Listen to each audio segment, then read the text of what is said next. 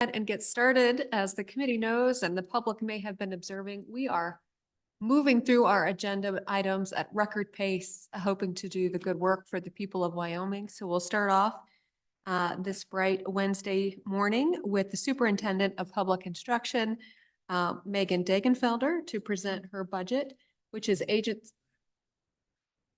Oh, my apologies.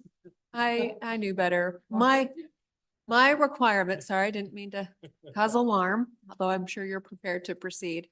We're going to go ahead, and there is a change to the agenda this morning for the governor's office to provide us an update on the available ARPA funds that may be, there may be a continued ability to appropriate. So with that, Ms. Lagerst.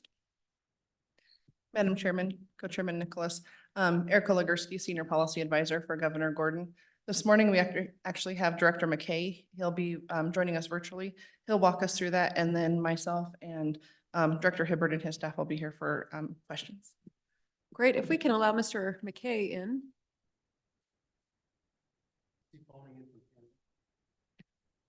He's phoning in from somewhere. Jealous that we're not. I think he's got the snow behind him. I think they are skiing. Good morning. Thank you very much. Madam Chairwoman, this is Rennie McKay, Governor Mark Gordon's Policy Director, and I take it you can hear me. So I will just jump right in. Yeah, we can hear you fine. Good morning. Good morning. Thank you. Great. Well, I just wanted to provide you a little context for the letter that was sent to Joint Appropriations last week, and that was to provide you an update on the American Rescue Plan Act funds, and specifically, there are hundreds of programs that were created by the American Rescue Plan Act, and one of them is the most relevant, and that is the State and Local Fiscal Recovery Funds program, which provided dollars to states, counties, cities, and tribes. Wyoming received over $1 billion from that program, and if you'll recall, 584 million of that was available for revenue replacement, and that was used to prevent cuts in the previous biennium and this biennium. So the additional funds were allocated through two pieces of legislation that you all passed, Senate File 66 and House Bill 195. So really the letter that was provided to you was to update you on those funds. If you'll also keep in mind, there was the Capital Projects Fund money, and that was for broadband expansion, for community facilities, and for better access to internet services, were the three main components of that program. So that's a different part of the American Rescue Plan Act. But so the letter that came up to you, and hopefully, I think there may have been some formatting issues, but the crux of that, I think that we want to go over is the table that is provided there. And the why this is all relevant is that under the American Rescue Plan Act, states, counties, tribes, cities all have until the end of 2024 to obligate funds. And if those funds are not obligated, they will revert to the federal government. And the U.S. Treasury is using a term that's slightly different than what we use for obligation. And what they mean is much closer to what we call encumbering. So it does not do, it is not enough to have just obligated the funds in statute to a certain agency and to a certain program. Those funds need to be obligated like that, and then also encumbered by the subrecipient or recipient of those funds under the obligation. So that's why this is so relevant and so important, because without a special session, this the 2024 session would be the last opportunity you have to obligate funds and also to deal with Section 5 of the House Bill 195, House Enrolled Act 91, because that currently sends unobligated and unexpended funds to capital construction projects at health and human services facilities or to local governments. And there is a pretty significant challenge with that, and that is that the contracting involved in the process involved is not quick. And so we could also risk losing more funds under that scenario. So the governor is asking if you would update Section 5 to deal with that differently, because the other factor is that there is a scenario where funds could become unobligated during the year of 2024 if a program has received them under an obligation in statute under Wyoming state law, and then they become reverted back because an entity cannot secure a contract or it's deemed that it's not an eligible project under the American Rescue Plan Act. So that's kind of a quick update on the scenario. And Madam Chairwoman, are there any questions or anything in particular you all want me to go into with that preamble? Questions for Mr. McKay? Representative Stitt? Madam Chairman, Mr. McKay, in the governor's budget, there was $25 million proposed for water projects, essentially, through the Office of State Lands and Investments. There's a pretty well-developed list of such projects that are more or less shovel-ready. Would it be possible to just take some of these ARPA funds and direct ARPA and just use them for those water projects, free up the $25 million otherwise in the budget? Mr. McKay? Madam Chairwoman, thank you. Great question. Thank you so much for asking. So the $25 million in the governor's budget to the Office of State Lands and Investment is for matching funds for a different federal act. That's the Infrastructure Investment and Jobs Act, the IIJA, also known as the Bill Bipartisan Infrastructure Law. So that federal act over the next, I believe it's 5 years, could be 6 years, has allocated funds through the State Revolving Fund, Clean Water and Drinking Water Fund project to states, if states are able to match at $1 to $4. So that $25 million makes us eligible for that additional more than $100 million in IIJA money. It is not the same situation, and we would lose out on the IIJA SRF funds and making those available to locals if you do not fund the $25 million. Correct. There's definitely a scenario where there are plenty of projects that are have put in, and there's certainly an enormous demand for especially drinking water, water and sewer projects across the state. That's just for existing infrastructure, and I think we all know examples from Sheridan to Laramie and Cheyenne, where there's also demand to create new housing projects with arterial infrastructure. So definitely a couple of different scenarios at play here. But the challenge, Madam Chairwoman, related to water and sewer projects is that because of the tight deadline in ARPA currently, and I will be frank, I have heard scenario discussions out of Washington, D.C. about an extension, and we all, I think, love how those have gone over the last couple of years on extensions for these different programs. But as of today, if those dollars are not encumbered and under contract by the end of 24, they would revert. And we are seeing scenarios where local communities cannot get those dollars under contract because of supply chain issues and contractor issues. There's just a lot of money out there on the street. And so if you put these ARPA dollars towards those, there's a scenario where we'll have reversions late in 2024, and those without maximum flexibility would be reverted to the federal government. Follow-up, Representative? Madam Chairman, so Mr. McKay, thank you. I appreciate the clarification on the Infrastructure Act.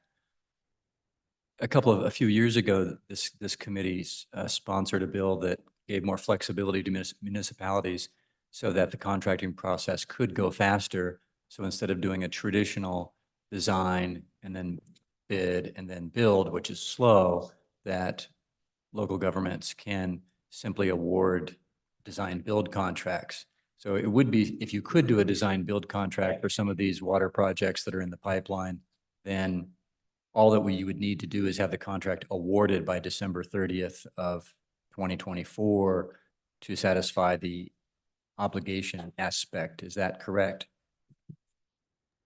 Mr. McKay? Madam Chairwoman, thank you. I believe that is correct. The scenario, I guess, that we're also worried about is that those funds are awarded under a contract like that, and then the contractor notifies of either inflationary concerns or supply chain issues, and needs to change or alter the contract. And so there's just, I would just say that as we read this, there is risk in going to construction projects with these remaining dollars because of that. Our recommendation at this point is to keep especially those enormous construction projects. We're talking about multi-million-dollar construction projects at a minimum. Senator Anderson? Madam Chairman, Rennie, I'm looking at the innovation line. It looks like there was 5 million appropriated for it, and yet there's 1,872,000,000 remaining. How can that be? Or unobligated? Madam Chairwoman? Yes, Mr. McKay. Correct. So in one column there in that letter, you're definitely looking at the right place. So under those two different bills, there is the obligation or allocation amount under the bill, and then the amount that's unobligated or unspent or unencumbered. And we, generally speaking, do not view that these will be spent, but there are some scenarios where they could be. So what's definitely happened in some programs is we've run into challenges because essentially we're having to run a program through two filters, both the state law and the federal law. So with the innovation program, what we discovered was something the governor asked for. He's definitely supported this concept. But the challenge was that we're tacking on innovation on top of a COVID response, which is what the federal government requires. And a lot of the applicants were not eligible in both scenarios. So, and then you had to run it through a 16.6 analysis as well. And so, yes, on that table, those are the amounts in the second column that we believe will have challenges to be spent. There are definitely a few different cases here. I'll point to innovation's a good one. But I think at this point, the governor is ready to reallocate those funds or make those available somewhere else. The most noteworthy. Mr. McKay? Yes. Thank you. We're going to go to Ms. Legarski to answer the question. I think specifically, she has that letter right in front of her and is able to identify, I think, line 48 with that disparity in the numbers. Madam Chairman, just wanted, Director McKay is right in the narrative that he said. The table does look a little strange as there's 0.32, so it's 32 cents that are on there. So if you look quickly, it does look like it's a large amount, but it is 1,872,777. Oh, sorry. You're just talking about math, not law. Okay. I apologize, Madam Chairwoman. All right, any additional questions for Ms. Legarski, Mr. McKay on this topic, Governor's office? Senator Guru? Yes, thank you, Madam Chairman. Director McKay, I'm reading your letter in the last paragraph on page 5, and it says, for these reasons, I asked to change section 5 of House Enrolled Act 91 and ask that you give my office more flexibility to allow funds to be redistributed quickly for qualifying expenditures. And the next line says, I propose that my office, the budget department, and members of JAC work together before the session starts in February to agree on modifications to the current restrictions on allocating and obligating unobligated ARPA funds.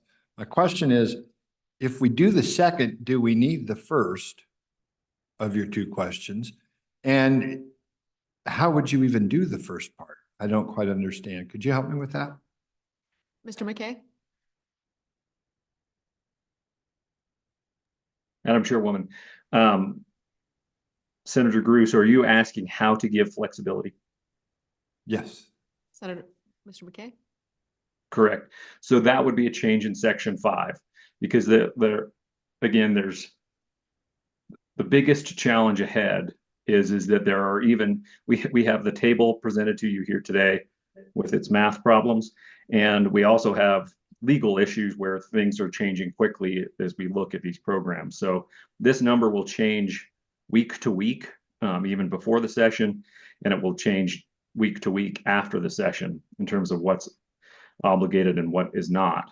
And so there's two scenarios. One is that you provide some parameters in section 5 of the updating that legislation, House Enrolled Act 91, and just provide all flexibility, or you provide flexibility with parameters. And if you, what the governor is proposing is that we would work together to see if there are any set definitions that you want to add back in. But the main thing that the governor would ask for is flexibility through the year of 2024. And that would change section 5.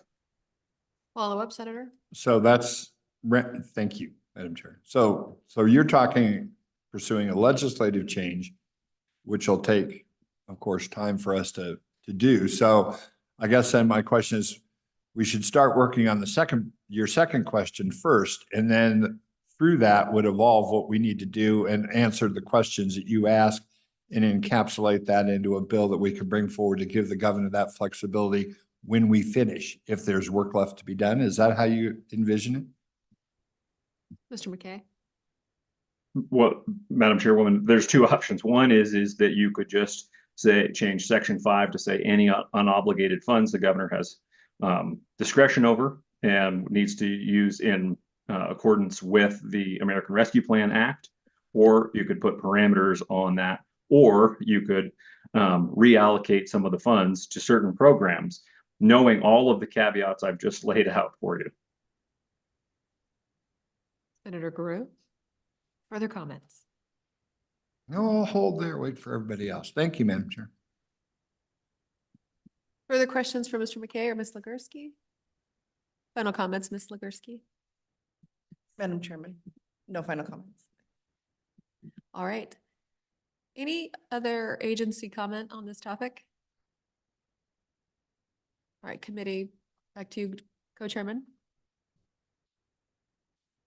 So committee, I think that's the issue in a nutshell is, do we as the Appropriations Committee want to reallocate $52 million to projects that we think we should fund and direct the executive department to fund them at the levels that we choose?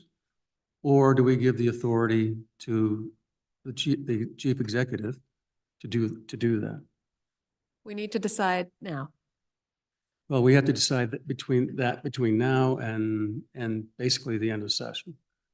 But for us to make those decisions, we have to educate ourselves again on how and where we can allocate, what the options are, what's been, and what has been allocated so far, and what has been successful or not. And these are all political decisions, and we have a short window to do it because we're not here every day. And so thus Rennie's presentation to us to say, okay, what do we want to do? And we don't have to decide today. We can't decide today, but we have a couple of different options. We can set aside half a day in January where we actually walk through each one of these allocated subjects and pick and choose, literally, and direct Kevin, this is what we want, and this is how we want it allocated, and then we push that through the legislature as part of our budget. Or, and if we can't do that, then we have to lay the foundation of how that's going to happen. So that's the whole point of Rennie's presentation to us, is to know what our responsibilities are or not, and how we choose to proceed. I agree with that, Mr. Co-Chairman. And of course, it's all just style, but it's always my preference to make a decision rather than keeping it in limbo for at least another month. And then again, until the end of session, recognizing Mr. McKay's comments are correct that number will change as time continues to progress. So it is a dynamic analysis, but I think it would be prudent to the people of Wyoming, and it is only a matter of weeks and big decisions won't be made over the holiday, but in fairness to the governor's office and people anticipating these projects, to understand whether or not the decision will be ours or the governor's. And I think we need to have that discussion here today to signal to the state those intentions, rather than continuing maybe the mystery behind the unique challenge of this circumstance and the request of the governor just to have spending authority, which of course we know we like to have full control over. But I do think it would be wise for us to at least strongly signal today our desires about that. So discussion from the committee regarding that. Representative Larson?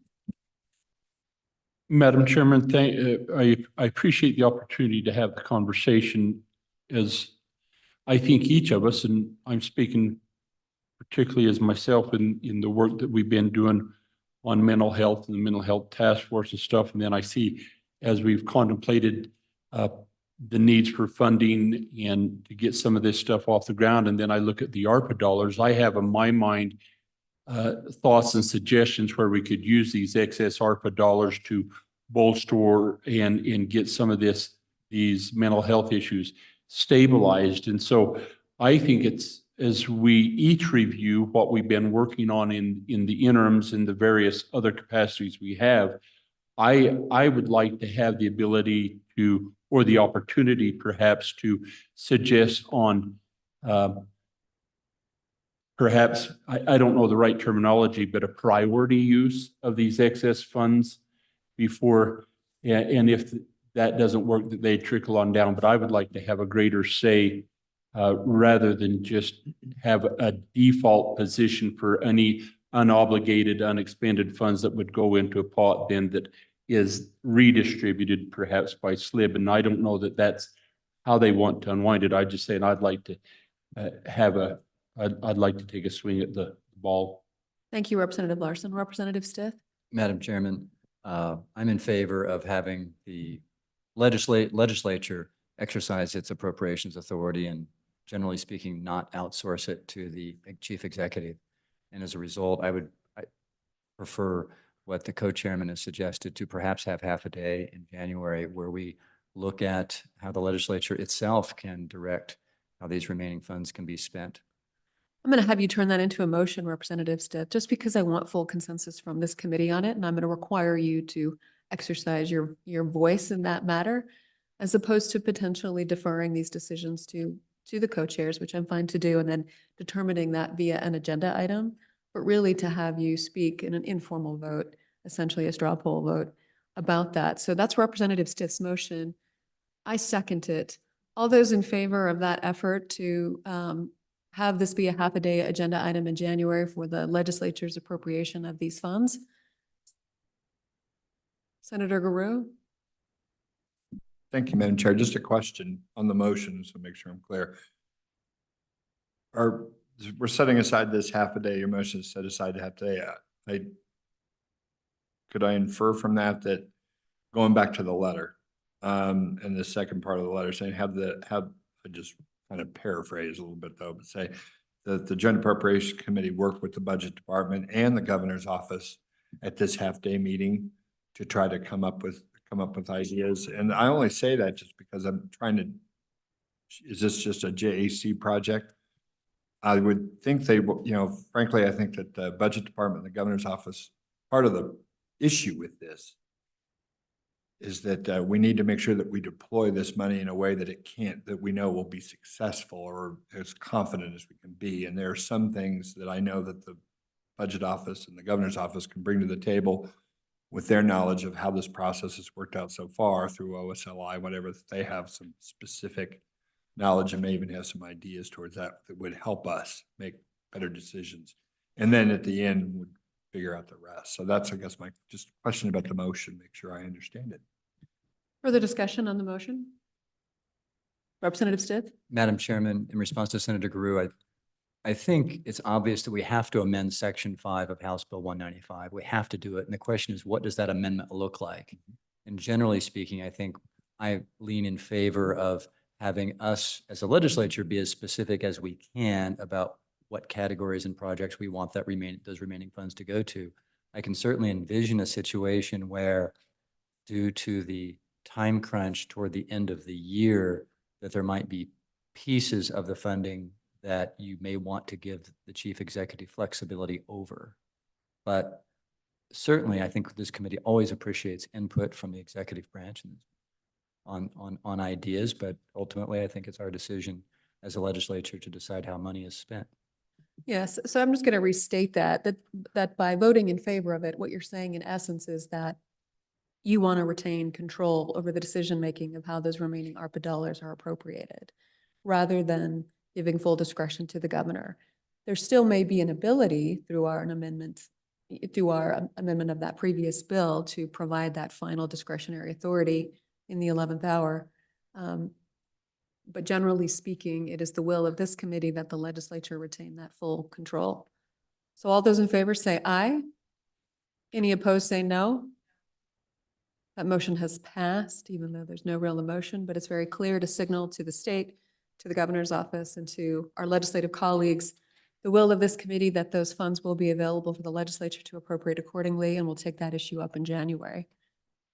All right, with that, we will move on to the Superintendent of Public Instruction. Ms. Degenfelder, please come forward.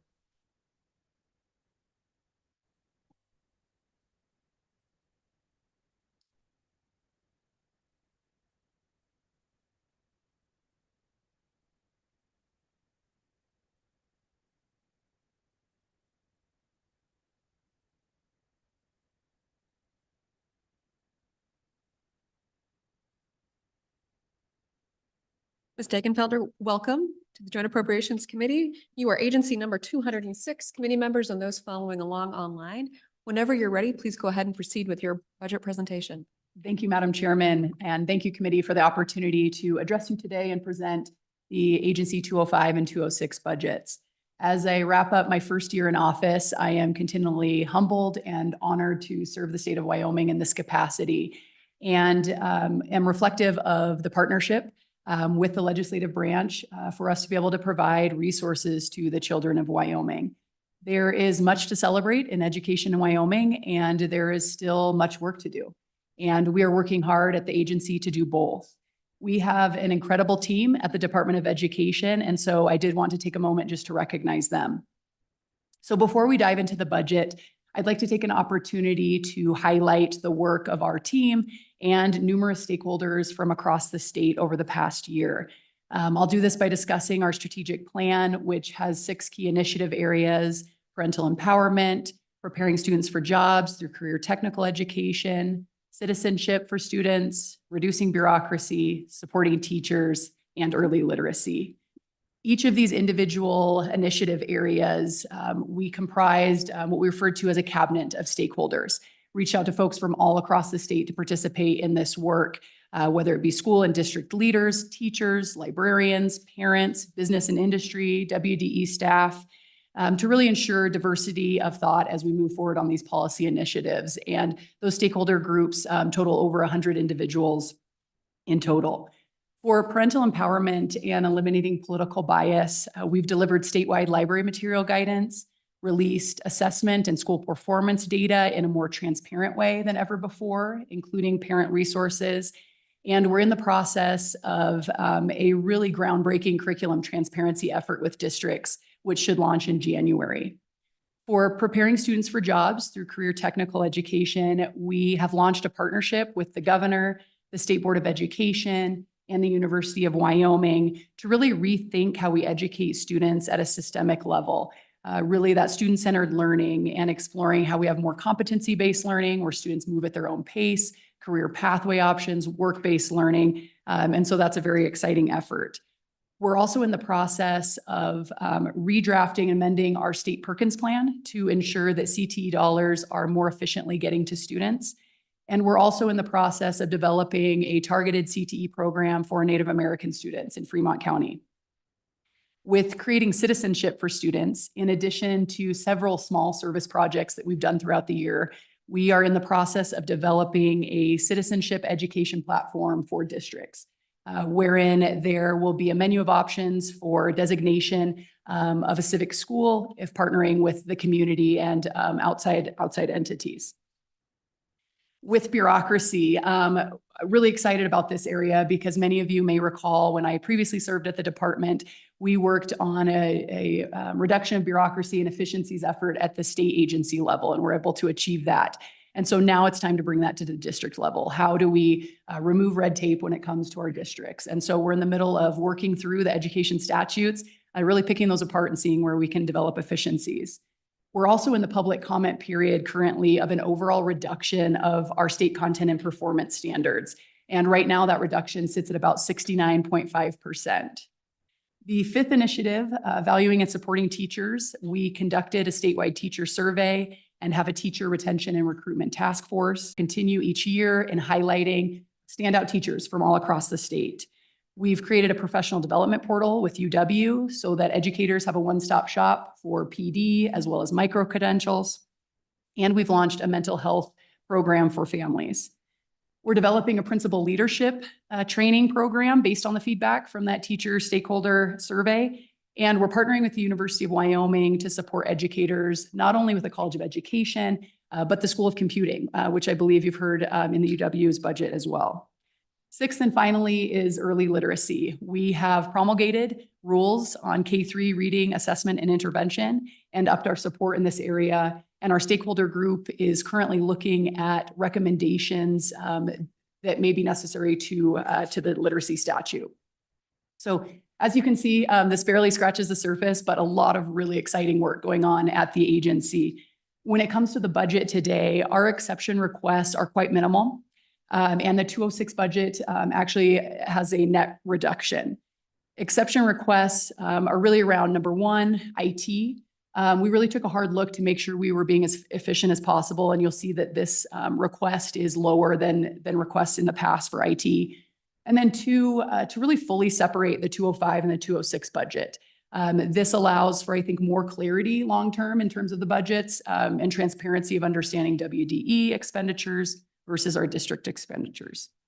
An additional request that was included in the governor's inflation letter was for additional funding for career technical student organizations by $450,000. These additional funds would allow for our CTSOs to receive a flat $60,000, but also up to an additional $75,000 based on incentives, which will be based on student participation. This would be the first increase for career technical student organizations in 23 years. And these organizations, which include FFA, Skills USA, FBLA, FCCLA, are all so integral to CTE as well as to preparing kids for jobs. I will now pass off to our Chief Operations Officer, Trent Carroll, and Chief of Staff, Dickie Shaner, to really walk through the specifics of the budget. We have several others from the agency here today, including Dustin Brown, who can speak to you more about all of our mental health efforts, as well as Wanda Maloney, who can speak to the career technical education and that Perkins Plan rewrite that I discussed. Want to conclude by thanking you all for your service to the state and on this committee. It is not lost to me the amount of time that you all spend on appropriations.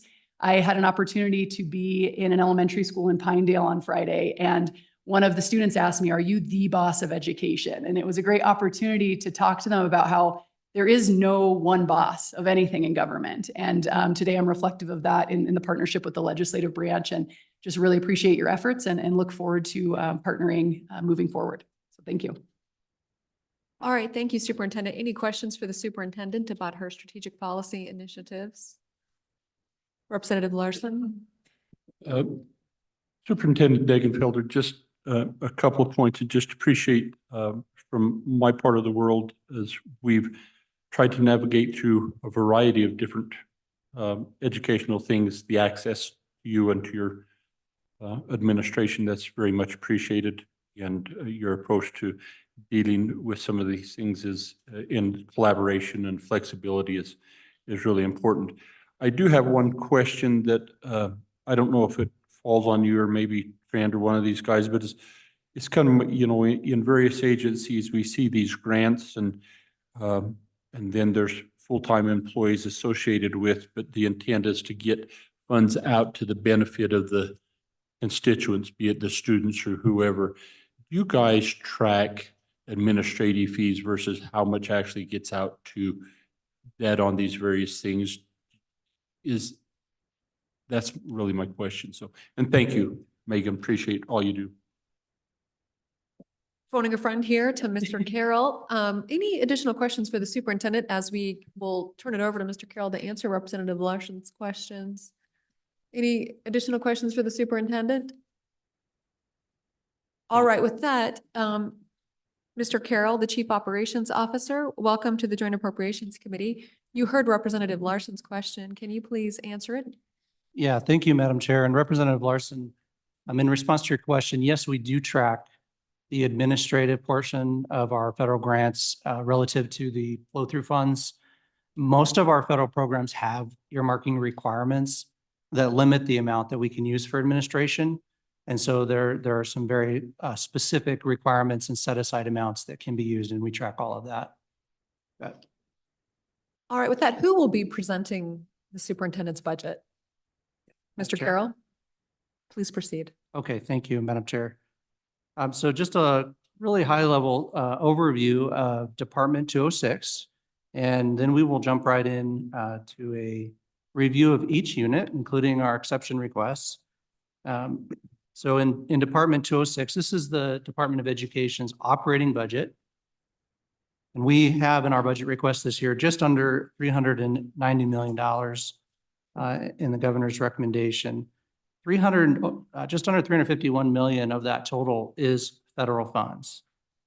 We have just over 14 million in general fund, and then a combination of special revenue, school foundation program dollars, and other funds make up 24.7 million of the total. We have 128 positions authorized in our budget, 111 full-time positions, 2 part-time positions, and 15 AWACS.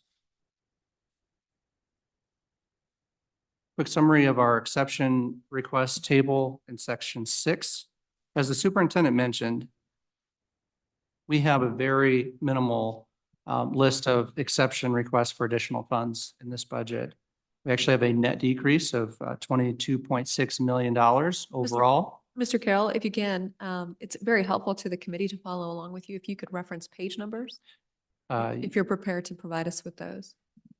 You bet, Madam Chair. Give me just 1 second. I seem to have hole punched my page number on section 6, but I can grab that for you here in just a minute. Look at the page before. Yeah, they're all hole punched on the exact spot of my page numbers.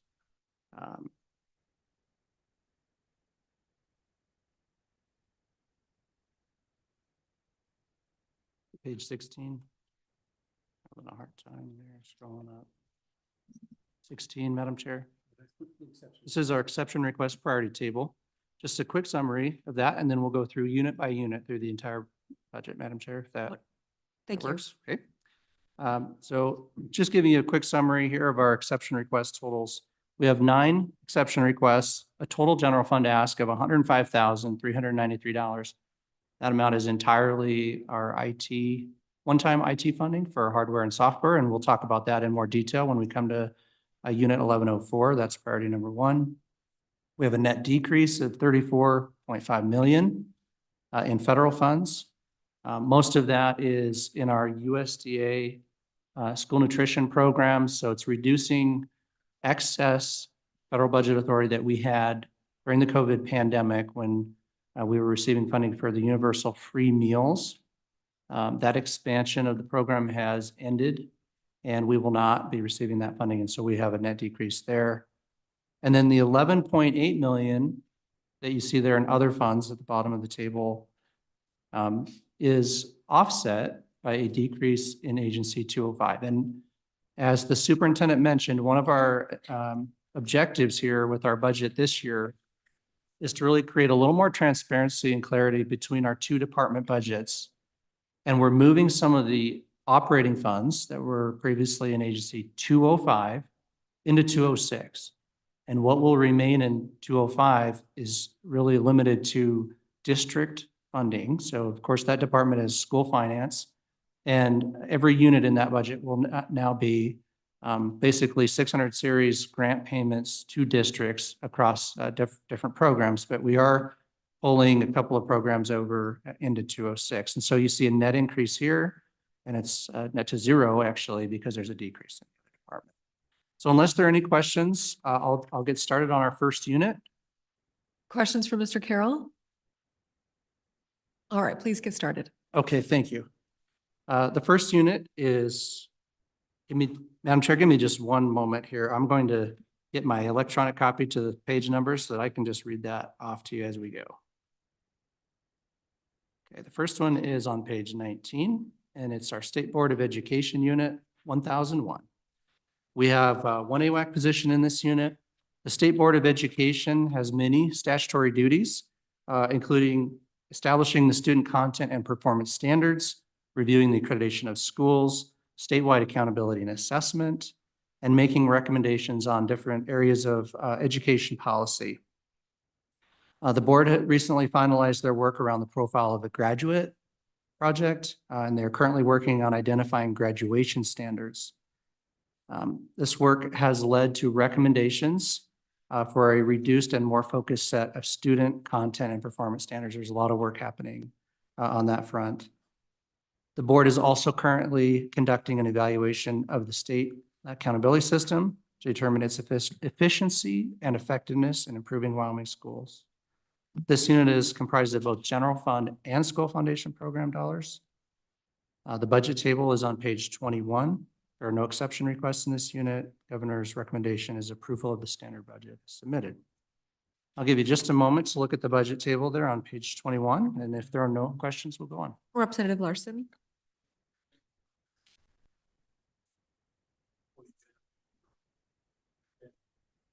Apologize, Madam Chairman, thought I'd push the button.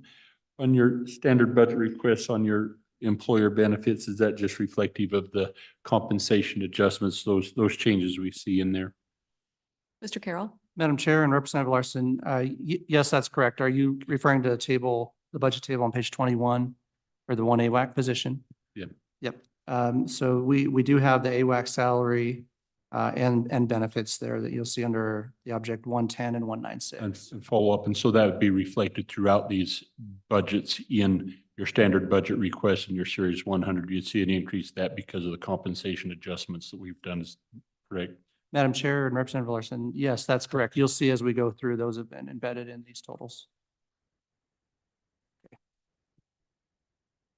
Madam Chair, the next unit is 1101.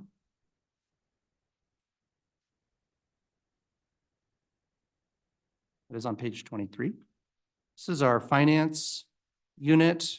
We have 11 full-time positions in this unit. They manage the school foundation program, state and federal grants, educational costs for our court order placement program, our biennial budget request, school district technical assistance around the funding model, internal audits. We track school district audits and then audits for other entities, and maintain internal controls over our departmental accounting and finance. This one is 100% general fund. We have no exception requests in this unit. Governor's recommendation is approval of the standard budget.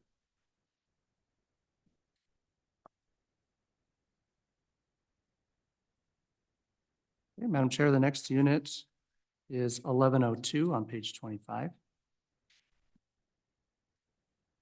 This is our communications unit. You'll see there is no standard budget listed here on page 25. This is a net to zero transfer from our 1200 division. It's an existing unit in that division, 1203. For purposes of alignment with our org chart, we have moved this unit into the 1100 division. Our communications chief reports directly to our chief of staff. And so it just makes more sense for us to have this unit in our 1100. So you'll see that we do have priority number 3. And real quick, this is our first priority. I'm going to mention something. The superintendent talked about the CTE funding request that is in the governor's inflation letter. We originally had that in our budget request. In our priority table, it was priority number 1. After we had submitted everything, the decision was made to transfer that from our request into the governor's letter. And so there was a process of renumbering that needed to occur. And so you'll see that there are some inconsistencies in these exception request tables. If you just follow the priority number that's listed right under the section heading, that is the correct number. But if there are any references below that, they will all be off by one number because we took out number one and then everything that followed needed to be changed. So apologize for that. I hope it's not confusing. Just please refer to that first number. Representative? So Trent, I just want to ask you to clarify that for me. So I heard the superintendent say that, and it may not be connected, so that's why I need the clarification, that trying to enhance some CTE opportunities. Is that the same conversation that you're saying you were putting in your exception request, which would have been ongoing? And if that is, then it really isn't an inflation thing. You're just trying to enhance it.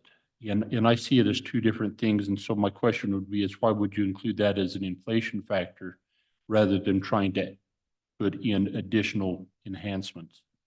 Madam Chair and Representative Larson, good question. We considered that to be an inflation adjustment because the base funding that has been provided for over 20 years to those organizations has remained unchanged since the original appropriation, basically $30,000 a year. And so what we did was we went back and we looked at what an inflation adjustment would be using the WCLI over that time frame, and it actually came out to just under 60,000. 59,700. And so we thought that it felt like an appropriate time to increase the funding. You know, we've heard some feedback from the directors and others involved in that work that they need some additional resources. And looking at the amount of time that's passed since their last increase, we felt it was appropriate to consider that an inflation adjustment. All right, please go on. Okay. Thank you, Madam Chair. The next unit is 1103. Give me just one. Page 28. And this is our conferences and training budget. This is special revenue. There are no positions in this budget. We use this budget authority to collect in registration fees and sponsorship funds for workshops, conferences, and other training events conducted by the WDE. Pretty straightforward request here, no exceptions. Representative? And I apologize, Trent. I'm just trying to understand the thought process on that. So going back to that CTE conversation, so is the intent there that you're just trying to make an inflation adjustment, or did you truly want to, in addition to the inflation, put additional funds in there for that use? Because if we had done it as an exception request, that would have been in your standard, then included in your standard budget, and the inflation adjustment would include that as well. So, Madam Chair and Representative Larson, and I may need to lean on the budget director a little bit here, but my understanding is that some of those items in that letter would become part of the standard budget going forward. Is that correct? well, Kevin, and I appreciate that. I'm just saying that you've got this standard budget request, and then we've got this inflation thing out there. And what do we base inflation on? Right now, you're basing it on this historic amount. But if you had done an exception request, boom, then that would go on to that historical amount, and inflation would then be enhanced based on that new amount. Mr. Carroll? Madam Chair and Representative Larson, we did originally have this in our Department 206 as an exception request. And like I said, through other conversations, you know, the decision was made to pull that out. Yep. Thank you. Madam Chair. Senator Guru? Thank you, Madam Chair. I guess my questions are a step behind, as I usually am behind Representative Larson. He's a little ahead of me, always is. But I'm looking, and I just need some help to try to connect the budget request and the narrative. So, and when I'm speaking of in specific, if I go back to page 7, and I say key initiative number 1,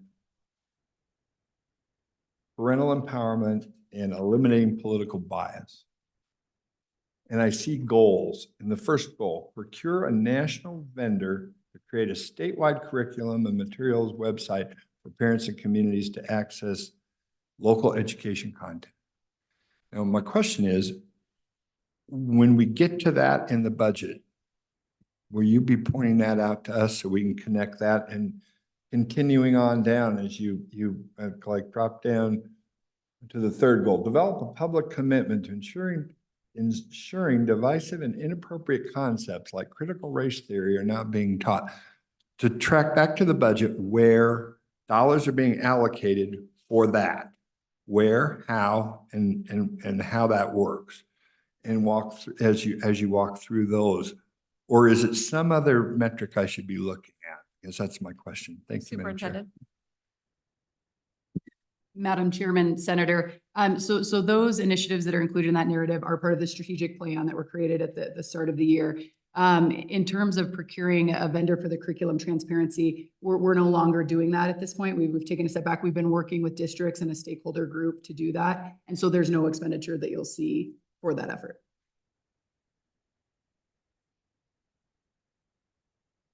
Representative Henderson? Thank you, Madam Chairman. So I'm looking at page 28, section 2. And my question is, I mean, get that the asterisk shows that the ones that are estimates, but I'm wondering, I mean, 21, 22 is actual, right? We know what happened. And so why would we budget the same amount each period, given all the other factors that we're aware of? Do you do the same number of events? If you do, well, then it seems the inflation would cause them to change period over period. Just trying to clarify that. Thank you. Mr. Carroll? Yeah, Madam Chair and Representative Henderson, thanks for the question. You know, this is an estimate each biennium of how much we will need to collect. And it does ebb and flow. Sometimes it's less than 200,000. This biennium, we're actually pacing a little bit above that. But it really depends on several factors. You know, how many events do we host? Are we charging registration fees, or do we have federal funds or other funds available to cover those costs? And so we've just budgeted that 200,000 for the last few budget requests, and it's been an adequate amount. But this is all special revenue, so it's just giving us the authority to collect outside funds into our budget and manage those funds. Follow up. Follow-up? Thank you, Madam Chairman. So given that, then 21, 22 is actually, we know what happened then. So I guess what I'm asking is, what was the actual amount, number of events and so on, 21, 22? Mr. Carroll? Madam Chair and Representative, I don't have those with me right now, but I'd be happy to follow up and get back to you on that. Mr. Carroll, why would those not be in the budget book? Madam Chair, we haven't historically listed the exact number of events that we've had in a prior biennium in our budget narrative. Well, not necessarily the specific events, but the actual numbers, the actual amounts. Yeah, Madam Chair, we do have the total amounts on the next page in section 3. We just don't have the number of specific conferences or events listed there, but you'll see for each biennium, we have the total expenditures and the total revenue listed there in section 3. That's what we use for the special revenue fund history in these units with special revenue. So does that help? Representative Larson, or follow-up, Representative Henderson? So just to put it into that, so the authority allows you to, when in this case, 21, 22 turned out to be a little more than budgeted. So you had the authority to at least break even? Madam Chair and Representative Henderson, that's correct. We only expend funds that we've collected.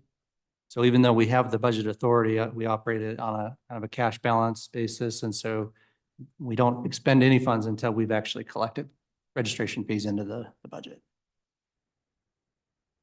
Madam Chair and Representative, happy to provide that. So help me understand how this applies to your current balance of $473,000.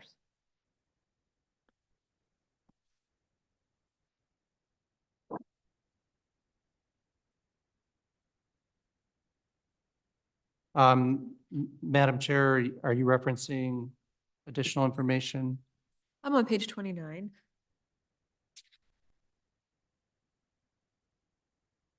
And under the table there, it says current balance as of June 30th, 2023, that you have $473,000 in that account.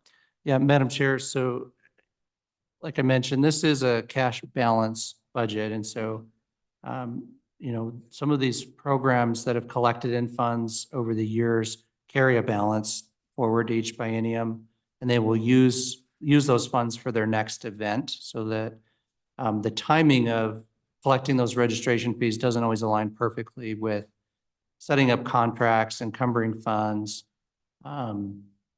coordinating all of that on the front end. And so we typically carry a balance that will be expended the following year and collect funds for the subsequent event. A lot of these conferences are annual summer training events for teachers and other educators. Native American Education Conference is an event that we've held for several years now in Fremont County. So we have events like that do carry a balance. The budget authority that we need, we use, through the biennium, and if we need to increase that, we would do so through a B11 process. But we haven't found that necessary over the last few years to increase that. Representative Larson. All right, go ahead. Okay, thank you, Madam Chair. Next unit is 1104 on page 31. This is our Information Management Division unit. This program has 15 full-time positions that are responsible for data collection, data processing, and validation, statistical analysis, and reporting requirements for the U.S. Department of Education and, of course, our state reporting requirements.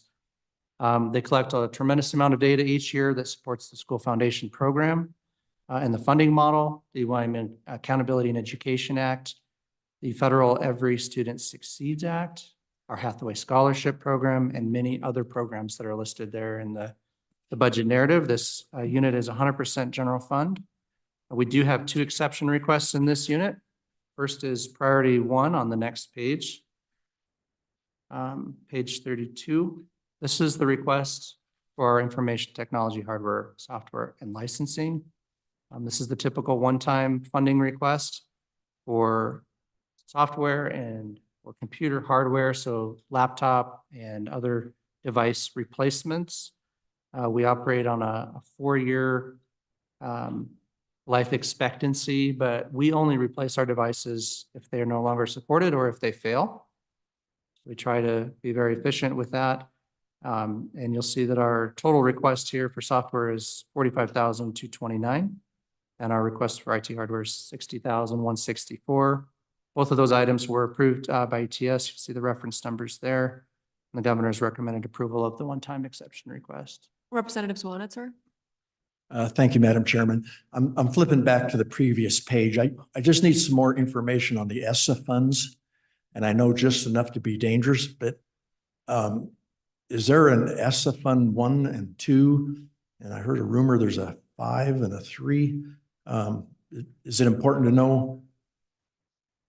They're different grants, I suppose. And could you just explain those funds a little more so I understand it? Because they are relevant through the rest of the book and I just cannot connect the dots. Or is there just one fund? And Mr. Carroll. Madam Chair. Mr. Yeah, Shaner. Dickey Shaner, Department of Ed. Madam Chair, through you, Representative Swanitzer, I believe what you're referring to are all of the federal title programs that are part of the ESSA, the Federal Act, Every Student Succeeds Act. And we will go through those in our 1300 division, one by one. Each program, Title I, Title II, Title III, that's what you're referring to. Mr. Richards. Madam Chairman, Representative Swanitzer, just for the benefit of the agency as well, I think there's some confusion between ESSA and ESSER and those multiple tranches of the ESSER as well. Thank you.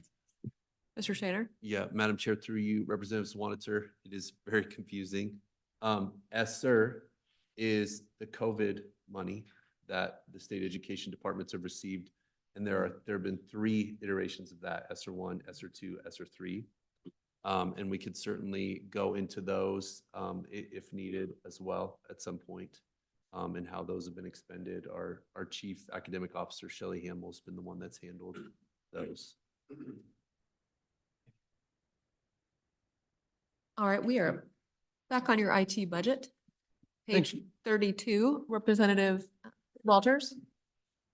Sherwood. Thank you, Madam Chair. Yes, I'm back on page 32 and just curious about Does this policy of only replacing equipment when it fails or is no longer supported in alignment with ETS's policy? Thank you.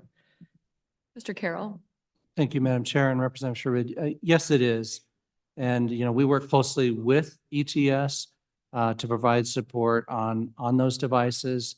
But, we coordinate everything through them, including all of our purchase requests and even the budget request is routed through them for review. That decision by the department is in violation of ETS's policy recommendation for full replacement, correct? Madam Chair, I'm not aware if that's in conflict or not. I might have to follow up on that. But, I can tell you that we are in constant communication with them. And so if that is an issue, something that I guess we should discuss with them. Perhaps. And how many computers will you be purchasing? Madam Chair, this budget request includes 52 items at an amount of $1,157. It's the preference of some members of this committee for that specificity to be included. You're not the only agency for us to make that inquiry of. Okay. Thank you. Please proceed.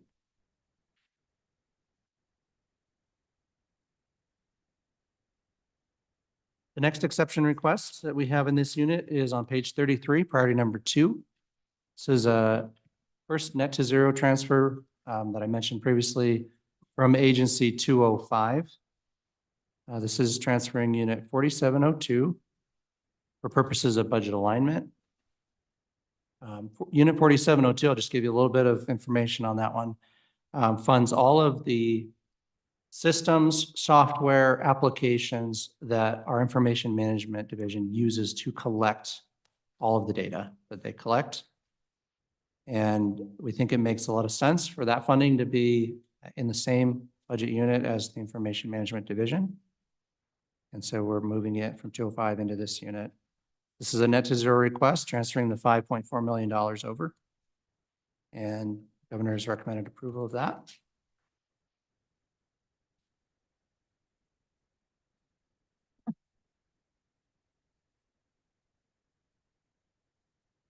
Madam Chairman. Representative Walters. Thank you, Madam Chairman, and I will reference page 16 for my question, but it involves the transfer you're discussing here on page 33. And I just might be doing my math wrong, but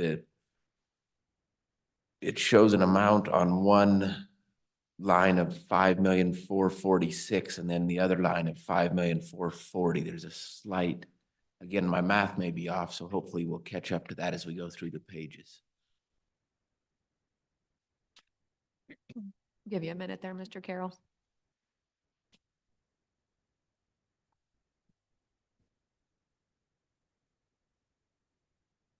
We can catch it later if necessary. Thank you. Madam Chair and Representative Walters, are you referring to line 2 in our section 6 priority table? Representative. Yes, line 2 and line 4, are those not the same swaps that are occurring, or is it just coincidence that they're very similar dollar figures?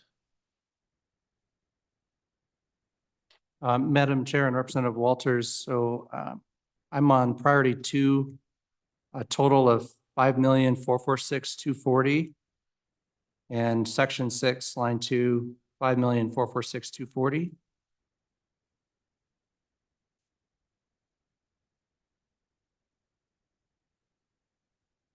Mr. Chairman, Madam Chairman, Director Hibbard. there are two separate requests. The second request is exactly as the table suggests, and it's on page 80. It's in unit 1252. Those are not, there's no relationship. Those are separate requests.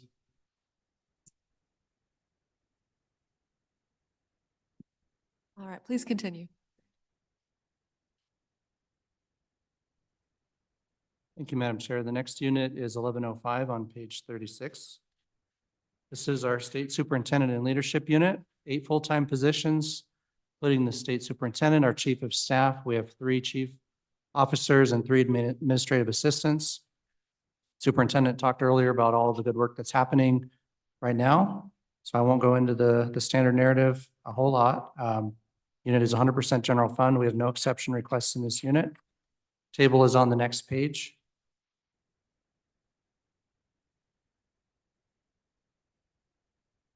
If there are no questions, I'll just keep right on moving here to unit 1106. This is a new unit in the 25-26 budget request in response to legislation that was passed last session for the School Activity Eligibility Commission. 5 members appointed by the Wyoming High School Activities Association. This funding is only, I guess, triggered if there's an injunction or some kind of legal action that occurs pursuant to Wyoming Statute 21-25-203, but we do have the funding available if that event occurs. 100% general fund, $200,000 for the biennium, no exception requests.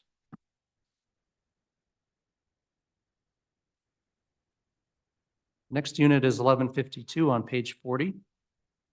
This is our National Center for Education Statistics funding. NCES provides coordination of federal data collection requirements at the state level. You'll notice this is a relatively small budget request, federal fund, 100% federal funds. It's used to cover the travel costs for agency staff to attend required training events. There's one specific conference annually in Washington, D.C. that several of our staff attend. No exception request. Budget tables are on the next page. That concludes our 1100 budget division. Unless there are any questions, we'll jump right into our 1200 budget division and unit 1203 on page 45.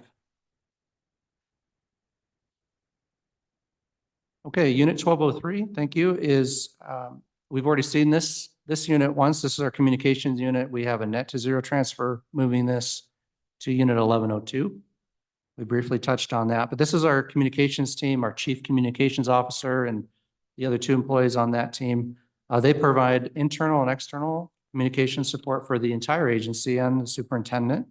The services they provide include web design, graphic design, video production, print materials. They help with event AV, assistance, all of our social media, branding, marketing, PR, all of that good work. We do have the exception request that transfers the unit 1203 to 1102. No other exception requests. So this budget is zeroed out through this exception request. Next time you'll see it in 1102. Okay. The next unit is 1207 on page 48. This is our school safety and security unit.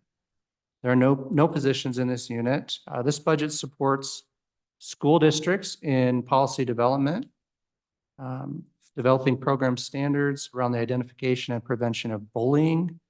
And the budget is also used to provide necessary training and technical assistance to school districts as required under the Safe School Climate Act in Wyoming law. The unit has both general fund and school foundation program fund revenue.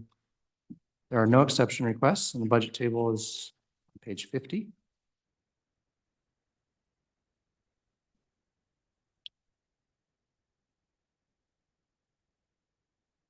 Superintendent, are there any schools that are considered persistently dangerous pursuant to federal law?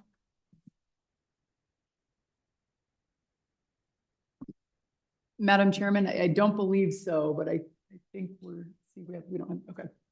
Just double check on the data. No, thank you. And have there been any schools reported for, looks like gun incidents? Madam Chairman, I believe that there have been some threats and situations like that have occurred. I would defer to any other staff if there's any specifics they want to share, but it's primarily been threats at this time. It looks like there's an annual report. In that annual report, were any schools identified in that report that was provided to the federal government? We'll check on that and make sure we have the numbers for you. All right, thanks. Mr. Carroll, please proceed. Thank you, Madam Chair. We are on page 51 Unit 1210, the After School Alliance. There are no positions in this unit. This budget provides matching funds to the Wyoming After School Alliance initiative for their statewide network grant. This program has been around since 2007 and was created to promote quality after-school programs focused on improving positive outcomes, academic, social, and emotional, for youth and families throughout the state. The entire appropriation here, $150,000 in this request, flows to the Wyoming After School Alliance and provides a match of up to $75,000 annually to funding received through the Mott Foundation. Unit is 100% general fund. No exception requests. The next unit is on page 54.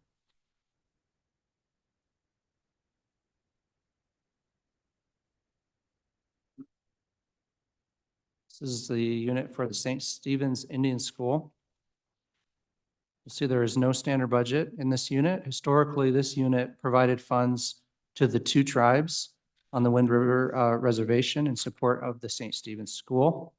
During the last session, the funds were transferred to the Department of Family Services to support their tribal program and services for child protection and other juvenile services. We did have a section 206 footnote that required us to bring an exception request back for purposes of discussion in this budget. However, you will see that the total there in our exception request is $0.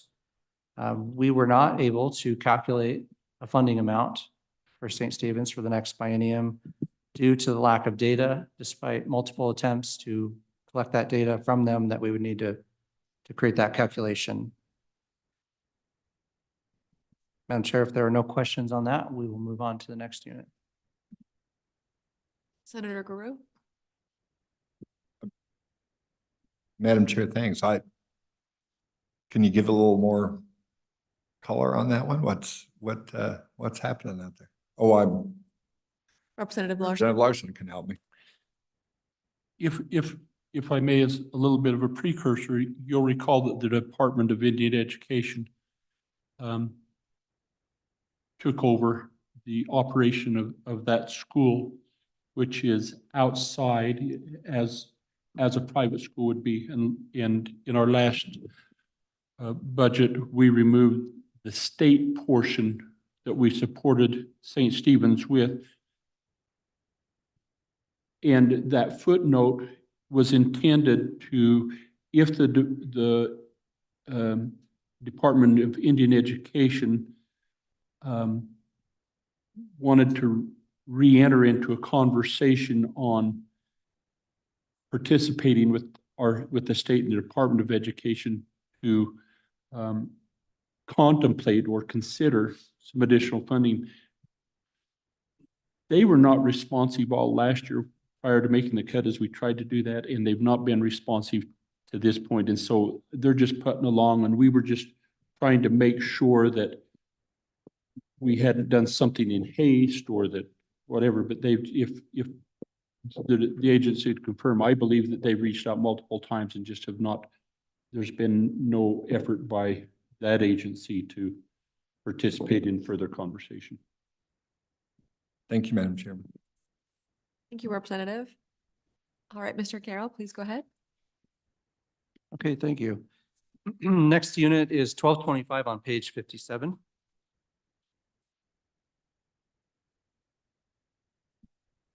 This is our state system of support unit.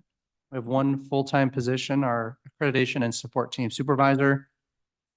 Statewide system of support is designed to support schools at all levels by matching the intensity of each school's needs with programs and resources, and really implementing effective practices resulting in improved student performance.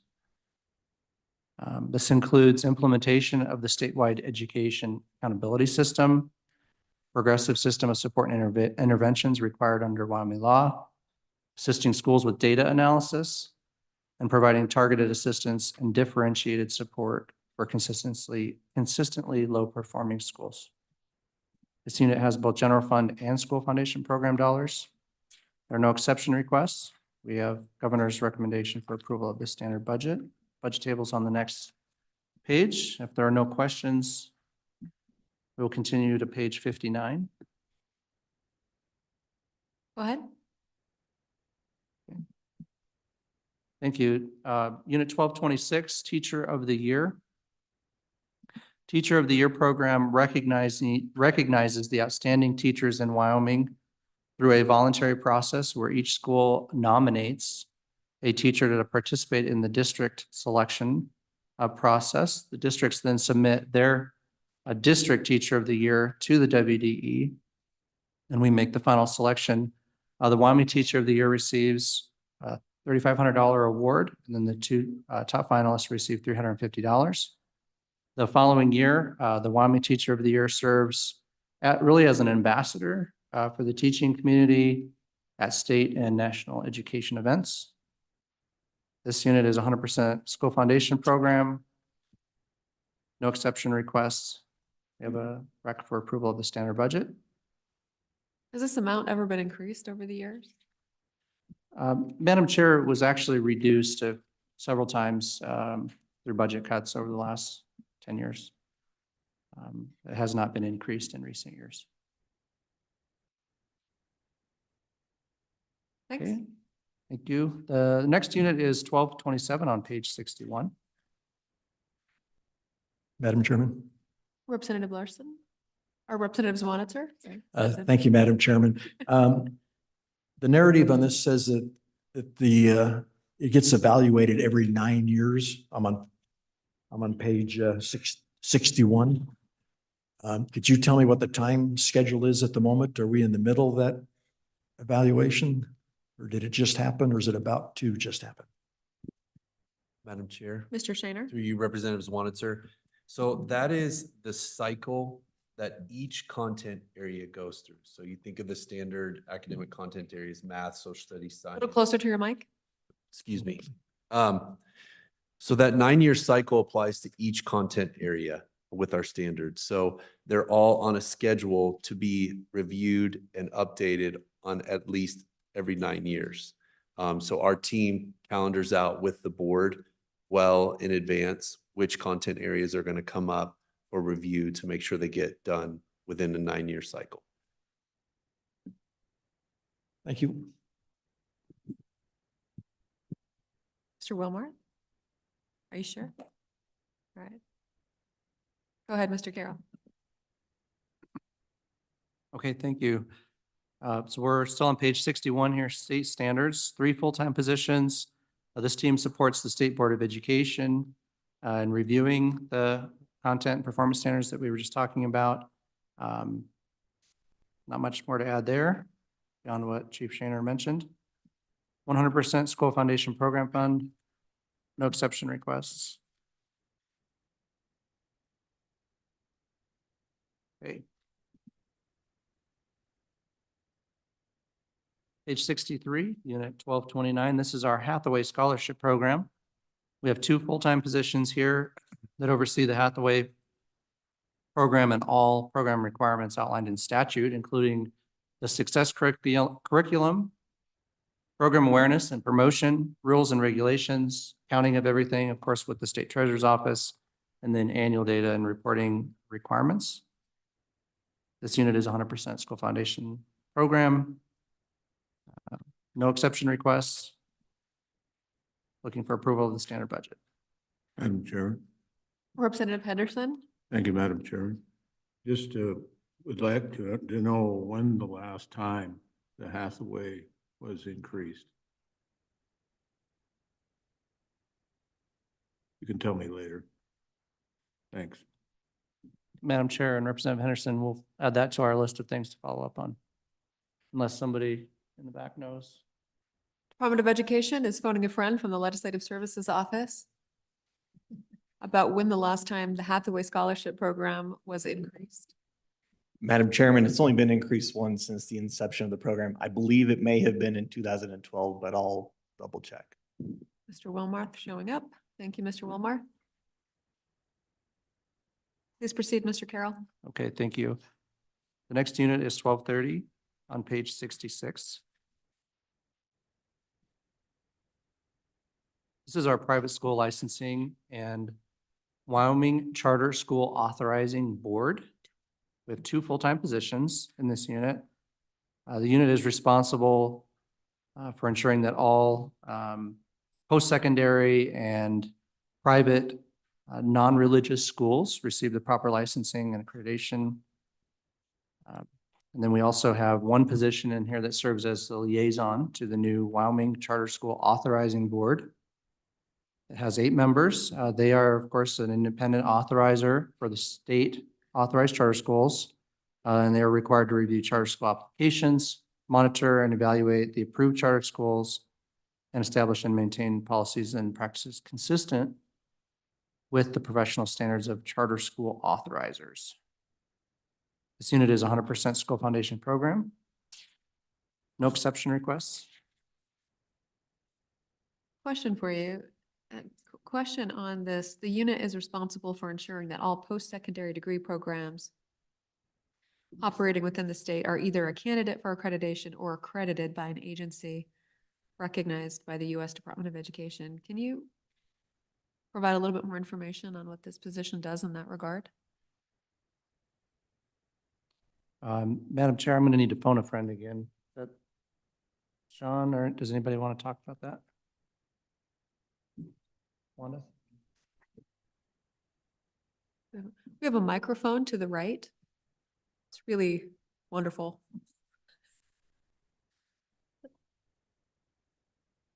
Good morning, Madam Chair. Sean McInerney, Division Director at the agency. And this position works with outside the regional accrediting agencies and makes sure that these type of schools are in compliance, and works with them to basically oversee paperwork, make sure everything is in alignment for the state and for meeting those credentials of the national accreditation agencies.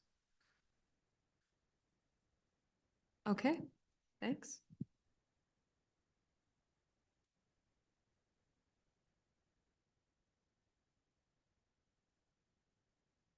Madam Chairman, if Mr. Wilmore? my memory failed me, it was 2014 was the increase of a 5% award amount to the Hathaway scholarships. All right, thank you. When was the last time we tried it? Okay, Mr. Carroll, go ahead. thank you. The next unit is 1231 on page 69, School Improvement and Accountability. This unit has 8 full-time positions that manage the accreditation of all districts and schools in state. In partnership with the State Board of Education, this program supports work related to the Wyoming Accountability and Education Act, the federal Every Student Succeeds Act, and team members also assist with specific data collections used in the accountability model and review the guidance and policy materials developed for both state and federal accountability.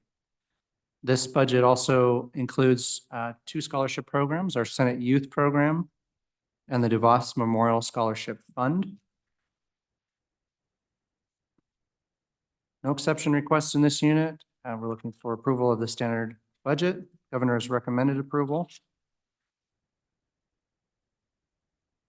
Budget table is on page 71. There are no questions. That will move to unit 1232 on page 73.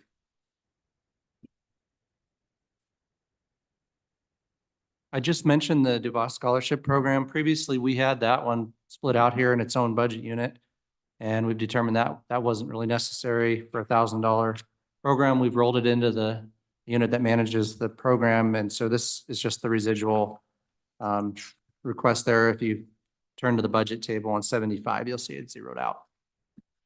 As we go through this, we've tried to find a couple of opportunities for some efficiencies to roll some of these smaller things into other division units. And I already have a list started for the next budget request to do a little bit more. So unless there are any questions on that, we'll go to unit 1251.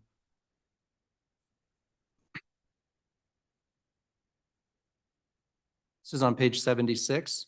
Can I just take a minute here? This is something I may not fully appreciate. based on my previous question concerning the Department of Education's role in confirming the accreditation of post-secondary institutions in this state. And then this regarding the disposition of scholarships to those same institutions. What is the role with the Department of Education and the Community College Commission and the University of Wyoming? What type of oversight does the department have over higher education in the state? Madam Chairman, to the question with the higher ed institutions and the accreditation, my understanding is that responsibility came to the department when several years back, there were some issues with some diploma mills that came under quite a bit of scrutiny. And that was an attempt to have the department try to prevent that from happening again. The Duvas scholarship, we've tried to look into how that ended up at the Department of Ed instead of, say, the Community College Commission or UW.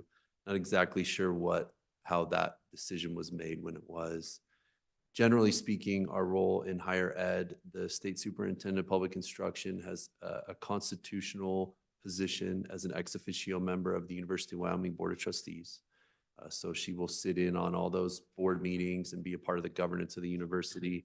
In addition, we collaborate with the College of Education daily on numerous initiatives. The State Superintendent of Public Instruction also has a position on the Wyoming Community College Commission Board, which we participate in that process as well and do a lot of work with that agency and partner with individual community colleges on different initiatives. In terms of overlap, there are certain programs where we'll communicate regularly with the community colleges in UW, some called Gear Up, which is in our budget, which we'll get to. Hathaway Scholarship, of course, requires quite a bit of collaboration. So other than those formal roles on the governance structures, it would be program specific. All right, thank you.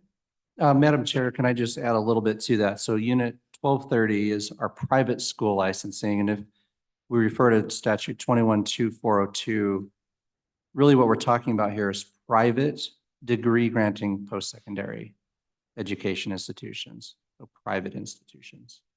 I don't believe the university or the community colleges would be involved. So for example, are you approving the accreditation of the Catholic College in Lander? Madam Chair, I'll confirm whether or not we are, but I believe it's non-religious, so I'd have to look that one up. And I think I understand the history here in light of Mr. Shaner's explanation was the diploma mill concern.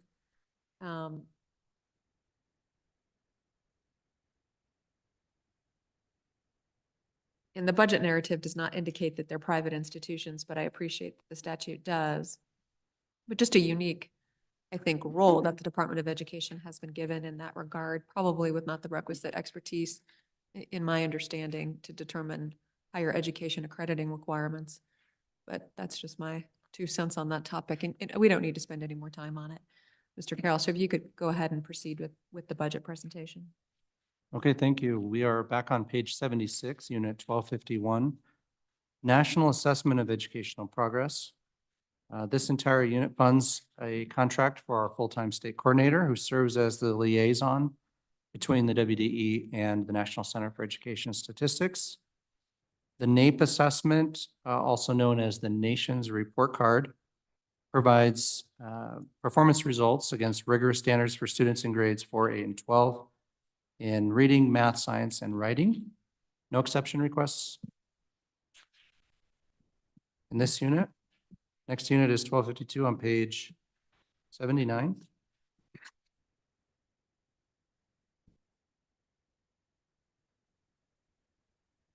This is our assessment and related activity unit. This budget has 9 full-time positions and 1 AWAC position. This program supports the development, refinement, and implementation of the statewide assessment system required under state and federal law.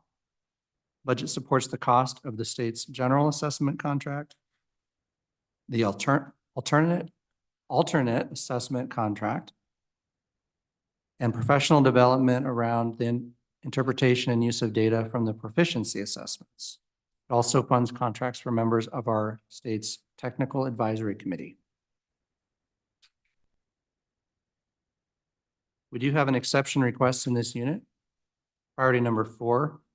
This is a net to zero transfer from agency 205, unit 4601, to pull our state funding for the assessment. And we're adding it into this unit with our federal assessment funds, so that all of our assessment dollars are together in one place.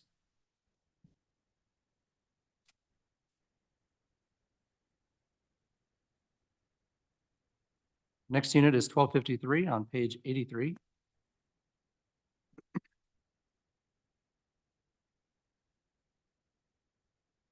.1253 is our Gear Up unit. Gear Up is gaining early awareness and readiness for undergraduate programs. This is a discretionary grant program that's designed to increase the number of low-income students who are prepared to enter and succeed in post-secondary education. We have an agreement with the University of Wyoming to support Gear Up and provide program resources to community colleges around the state. Standard budget request here. This is considered special revenue. It's federal funds to the University of Wyoming and special revenue funds to us. The next unit is 1257 on page 86.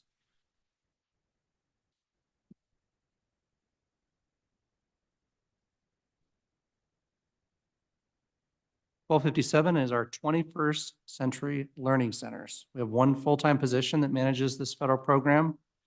21 CCLC is authorized under Title IV of the Elementary and Secondary Education Act. The purpose of this program is to create community learning centers that provide academic enrichment opportunities for children and a safe environment for students before and after school, as well as during periods when school is not in session. Representative Larson, this is an example of what we were talking about earlier this morning with the set aside. So we have 95% that flows through to the after school providers, and then we have a 5% allowance for administration and state level activities. There are even specific earmarking requirements within the 5%. Some of the institutions that receive this funding would be Boys and Girls, Big Brothers and Big Sisters of Wyoming. We have a UNABOCES and a handful of other school districts that receive funds. 100% federal funds, no exception requests. Governor has recommended approval of the standard budget. The next unit is 1259 on page 89.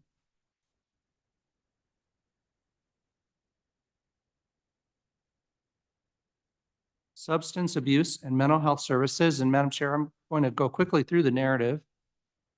And if there are no questions, I'd like to invite Dustin Brown, our program specialist, program lead, come up and share just a couple minutes of some of the exciting work that's happening on the ground around the state with the use of these funds. So the WD has been awarded multiple competitive grants. We actually have three in total. We received one this year, an additional award this year, but competitive grants that we've applied for under the Project Aware program offered through the U.S. Department of Health and Human Services. Program objectives are to increase the capacity in providing mental health services to school-aged youth. And these funds support local education agencies in meeting the following objectives: increase awareness of mental health issues among school-aged youth, training for school personnel and other adults who interact with school-aged youth to detect and respond to mental health issues. And 3, connect school-aged youth and families who may have behavioral health issues, serious emotional disturbance, or serious mental illness with needed services. So would you like that individual to come forward, Mr. Madam Chair, Brown? let's go ahead and do that at this time. Mr. Brown, please come forward. Yeah, welcome.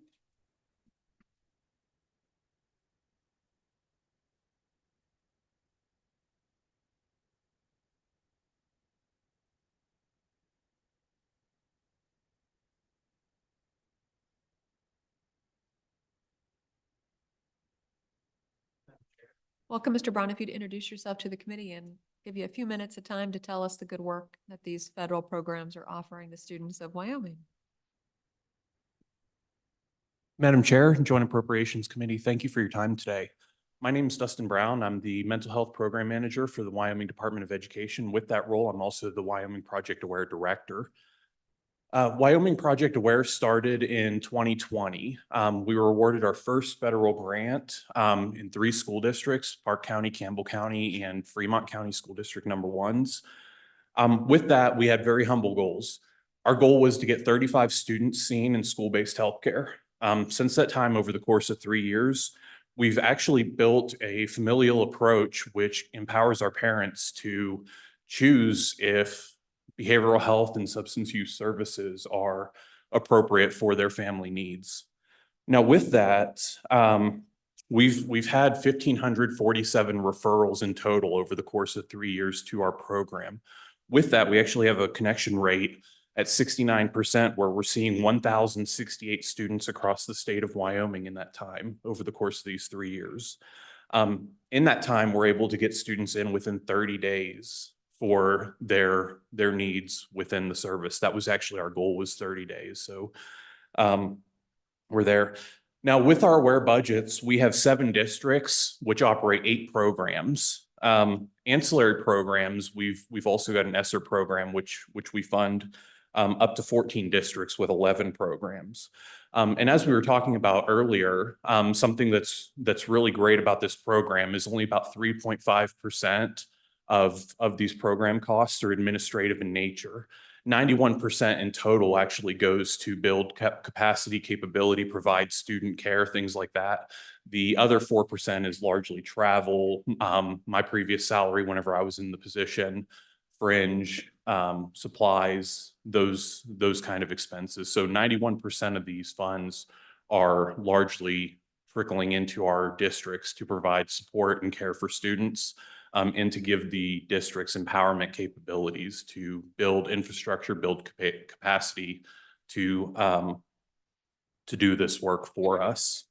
What I would lastly like to highlight is we have several outcomes that we've been measuring. We've got 138 points of 2 points of data, and with that 138 points of data, we have a specific instrument. I am able to cope when things go wrong. Our baseline for that measure specifically is 36% across the program. When we see the discharge data, that metric rises to 83.3%. We have several measures, and I'm prepared to provide that at any point desired. But that's what we're seeing across the program, is we're seeing these large gains of our students' capability, our youth's capability to enhance and respond to stress. Thank you for your time again, Madam Chair. Representative Larson? Thank you, and thanks for the work on this. As you reported to Mental Health Task Force, I think you've come to the conclusion, and we would agree with you, that this has been really a successful endeavor as we try to define the role of the schools and the state in providing mental health services. And as we've worked to try to come up with a recommendation back to the legislature on what is the role of the schools in providing mental health and the other providers. I'm curious what it takes, or it looks like we're expanding Project Aware out into a few more districts, but can you give us an idea of what it would take to expand that district or statewide in the districts to where do you have any numbers yet, or a feel of what that would take? And then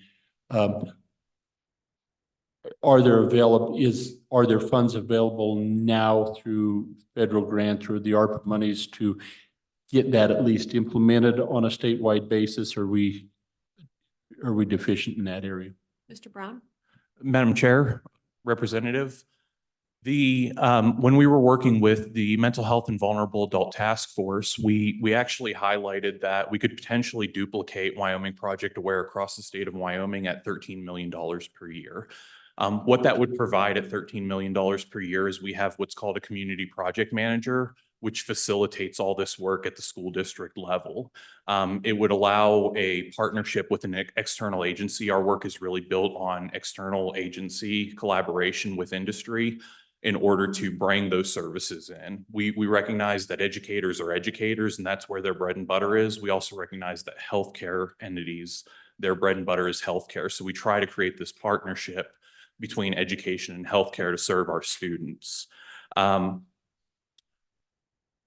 With that, that's ultimately where we landed, was $13 million per year. In terms of other federal opportunities, the way SAMHSA structures their grants, SAMHSA, National Institute of Health, and CDC are largely our federal funding opportunities for this work. There's nothing comparable that would allow us to launch statewide with the funding opportunities that are out there. Now, that said, I'm waiting for the launch in February for the 24 opportunities, and with the hope to potentially look at applying for further opportunities for us as well. Representative Sherwood. Thank you, Madam Chair. Just to piggyback on that, not being on the mental health task force, if you have a one pager on that, 13 million proposal and sort of what that would do, I'd love to see it. Thank you. Madam Chair, Representative, I'll get that provided to you. And Mr. Brown, what I'm seeing in the budget here is that, tell me if I don't understand this correctly. In 21-22, we had about 1.8 million in those federal grants for this programming. Through your work, you've able to increase that grant funding to about $7 million. And so in order to meet the requests of Representative Larson and understanding the statewide perhaps application of this program, you need an additional 5 million or 6 million? Madam Chair, yes. We could create efficiencies and effectiveness increases through a statewide program where essentially if we had a couple individuals at the state programmatically, we could launch that statewide at significantly reduced cost. For example, 1.8 million gets us 3 school districts with the SAMHSA funds under Project Aware.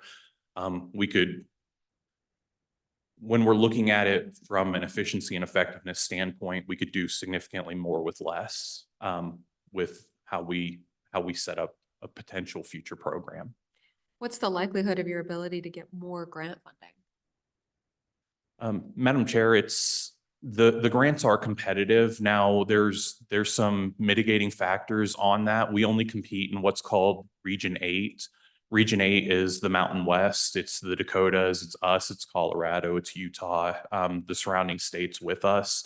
So it's largely dependent on the application. We've managed to get 3 grants in the last 3 years. We weren't eligible this last year to apply. I'm anticipating that we'll be eligible this year to apply. Why is that? If you're awarded the previous year, you can't apply the following year. That's actually a new requirement that they've placed into the grants in 23.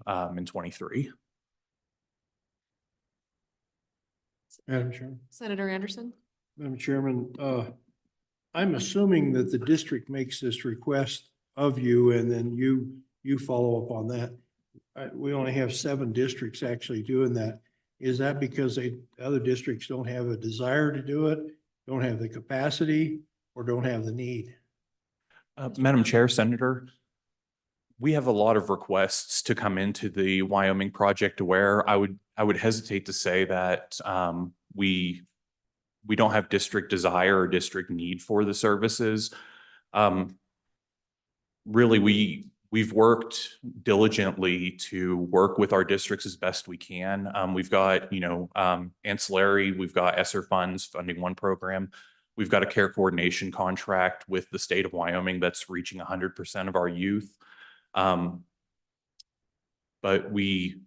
I could name about 10 districts that have expressed interest in being part of future cohorts with it. And I think it's just resounding the overall need with mental health for youth within the state of Wyoming. Thank you. Thank you. Mr. Brown, just briefly, how was originally Park, Campbell, and Fremont counties selected?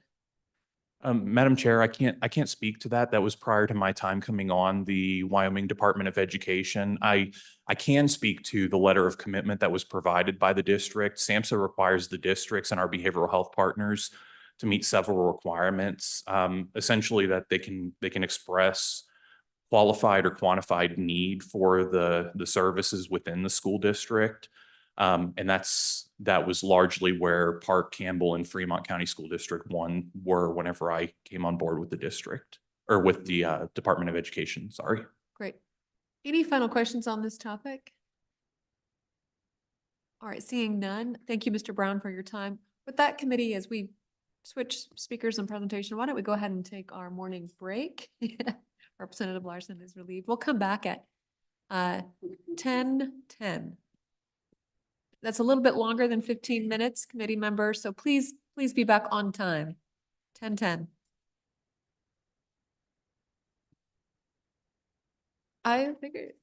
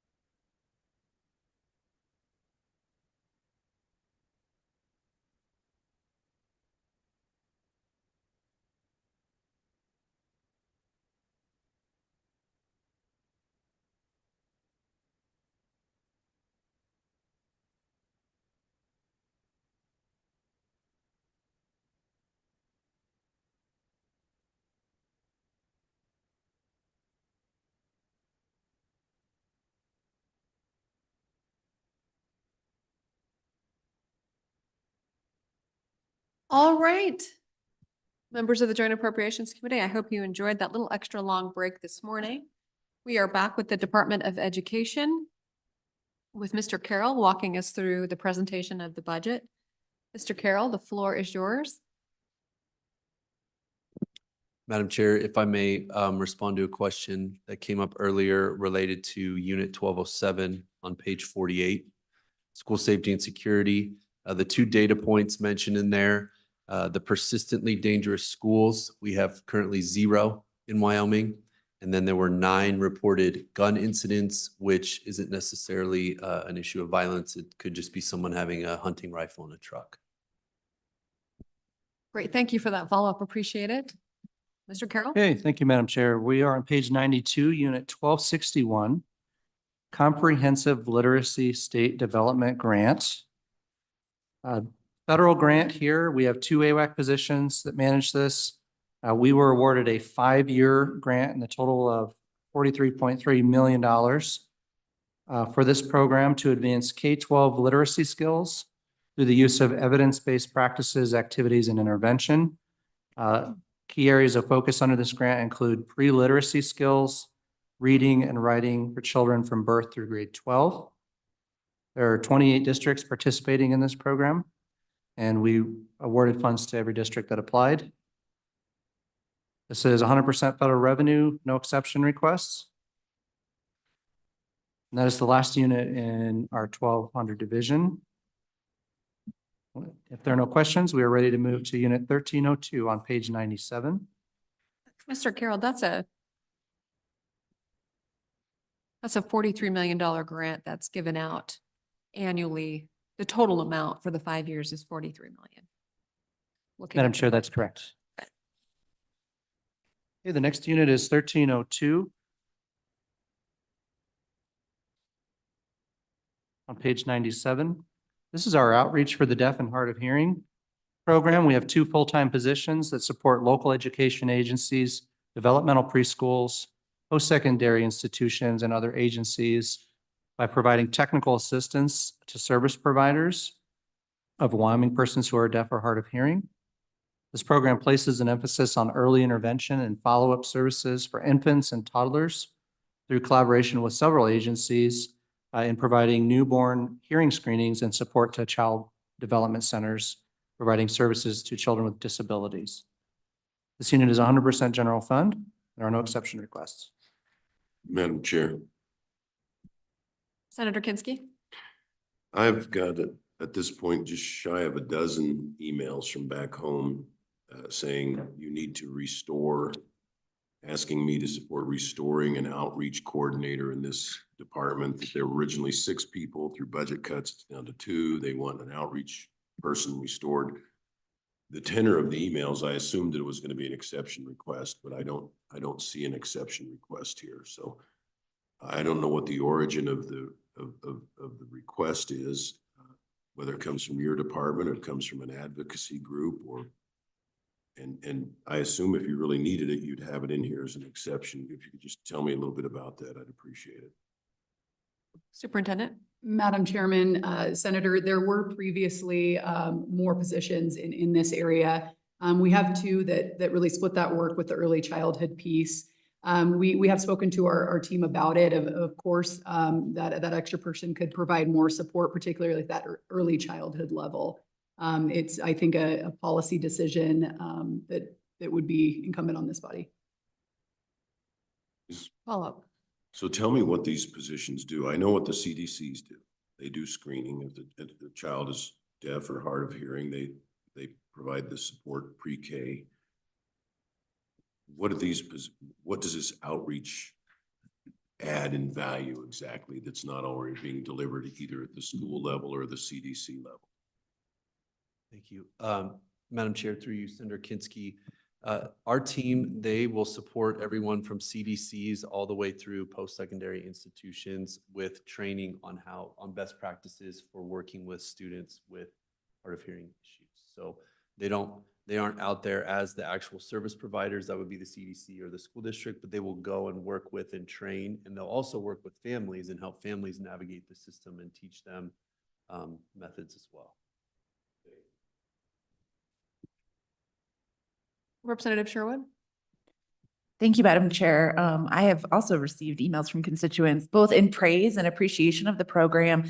And then I think maybe confused about the number of positions. So your report says 2. Are both of those positions currently filled, or is there a vacancy there? Thank you. Madam Chairman, Representative, they're both filled. All right, any final questions on this topic? All right, Mr. Carroll?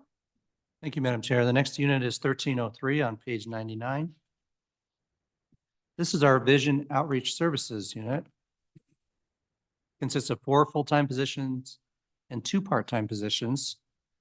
Vision Outreach Services provide services to people of all ages who are blind or have a visual impairment.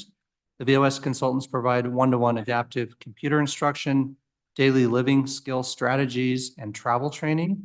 They also offer professional development and consultation to 48 school districts and 13 developmental preschools or early intervention programs. In addition, they are responsible for administering the National Library Service Talking Books program, the Montgomery Trust Fund for the Blind, the Wyoming Deaf Blind Project, the Next Step Diagnostic Clinics, and the American Printing House for the Blind program. As I mentioned, they manage the Montgomery Trust Fund, which it's been around for a long time, but we are designated as the custodian of the fund. The funds are used to provide equipment or training for citizens of Wyoming who have visual impairments. This is another area where we combine 2 units. The Montgomery Trust Fund unit was previously in Unit 1329. We'll see that in a few minutes. The net to zero of that unit. We've combined that with the other Vision Outreach Service funding right here in Unit 1303. There are no questions. The next unit is 1316 on page Madam 1. Chairman. Representative Zwanitzer? Thank you, Madam Chairman. I did have a question on the Montgomery Trust Fund. As I read through the fund description, it looked like it was mostly that we're managing property. And so if you could just clue me in on how we're receiving, how that makes funds or income for us. Madam Chair and Representative Zonitzer, we do have a trust fund that has a corpus that provides investment earnings to the operating account that we use for the annual distribution of equipment and services. Follow up then? Follow up? Thank you. So are you managing any property at all? Or- Madam Chair and Representative Zonitzer, we are not directly managing any property. The State Treasurer's Office manages the investment corpus that received all of the money from the estate of Roy Montgomery. Representative Zwanitzer, I'm not sure what you're referring to, but it sounds like you have some information that indicates that there's some type of physical property as opposed to money. Is that your understanding? Madam Chairman, I was just looking at Fund 615 and maybe I had misread the fund description, but I believe it says that the property received shall be cared for and may be sold and the proceeds invested for the benefit of the visually handicapped citizens. So that to me just indicated that there was some property that was being managed. But if that's not the case, I can look into it later. Thank you. Perhaps that property has been sold and turned into liquid assets. Would be my guess, Mr. Carroll. Yeah, Madam Chair, I believe Fund 615 is the corpus for the Montgomery Trust Fund. And then we use Fund 616 for the operating account that receives investment earnings. They're not sure about that, Representative Zwanitzer, but my suspicion is probably that they sold the physical assets a long time ago. Madam Chairman, Senator Anderson? tell me about this oil lease that you're getting $2,900 on oil and gas lease. It was $4,900. Now you're down to $2,900. Your page, Senator Anderson? Page 100.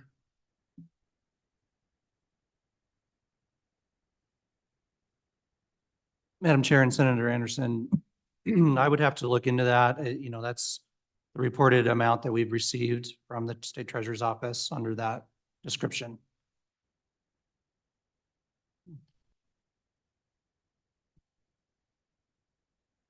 School section. Representative Larson.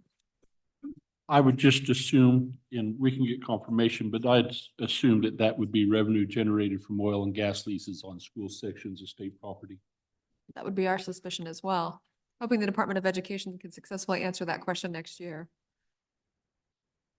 Madam Chair, we will do our best to answer that question and follow up to this meeting, and we'll be prepared to answer it next year as well. But it would be connected back to the Montgomery Trust Fund in some way. So I don't know if that fund holds some oil and gas leases of some sort, but we'll look into that. No doubt it does. Okay, moving on to Unit 1316.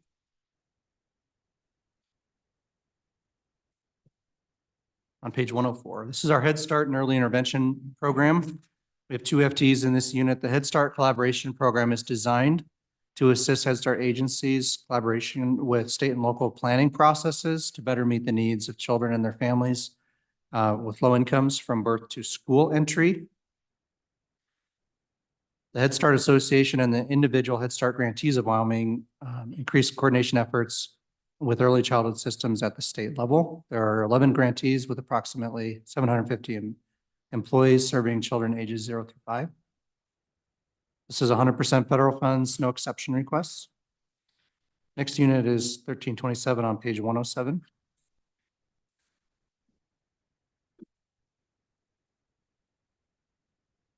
Pardon me.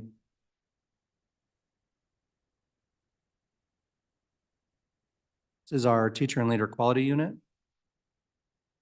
We have one full-time position. This program provides project management support for several projects related to teacher and leader quality, including the Level Up program, which was created to elevate Wyoming's education professionals by providing leadership development to an annual cohort. They engage in the Educator Leadership Rendezvous, where they learn leadership skills from the Wyoming Air National Guard, Army National Guard, and the Wyoming Air National Guard. The Teacher and Leader Evaluation System supports the State Board of Education in the review and approval of district-level superintendent, principal, and teacher evaluation systems. We do have an exception request in this unit, priority number 5. We are pulling in Unit 4608 from Agency 205. This is our innovations management team, and we're basically combining two budget units that had comprised one team on our org chart. They oversee virtual education, the SAMHSA grants that Mr. Brown talked about a little bit ago, the state school nurse, and our teacher and leader quality programs. So that is a net to zero transfer in priority number 5 from Agency 205 into Agency 206. Representative Larson. Thank you, Madam Chairman.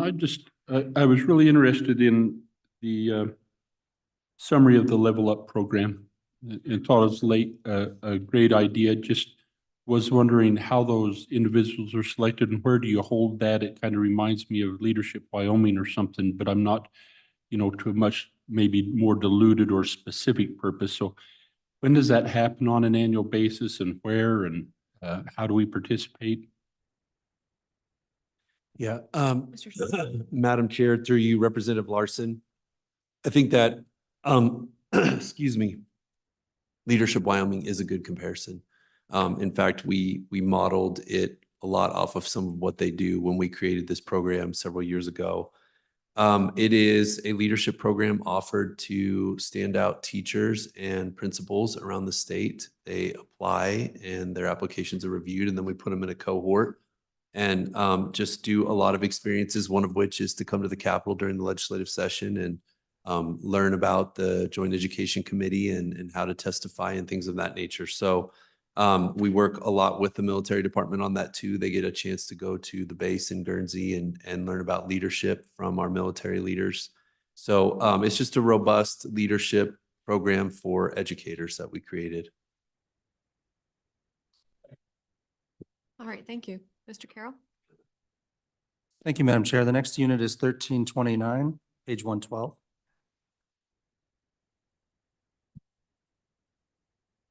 We're back to the Montgomery Trust Fund. This is where the unit used to live, and we've moved it into 1303. So this is zeroing out the prior unit. Next is unit 1333. On page 114, the Wyoming Education Trust Fund. The Wyoming Education Trust Fund for Innovation in Education awards annual grants to school districts for programs providing innovation or improvement to public education in areas such as curriculum development, operational initiatives, administrator and staff development, technology, applied science and technology, technical prep programs, evaluation programs, and more. Recently, the WD has prioritized grants that are focused on computer science education. This unit is 100% school foundation program. We do have an exception request. I believe this is the first request that is transferring a budget unit in the other direction from 206 to 205. This program is entirely school district funding, grant funding, and so we believe it should be in the 205 budget along with all of our other school finance funding. You'll see the decrease of 500,000 there in priority number 6, transferring in a new unit in 205, 4506, and we'll see that when we go over the 205 budget. Madam Chair, Mr. Hibbard? on page 117, when we make this transfer to 205, we do not want the statewide cost allocation of $1,374 to follow that. The governor's rec is right. 205 budget's correct. We just don't want that 1374 to follow this transfer.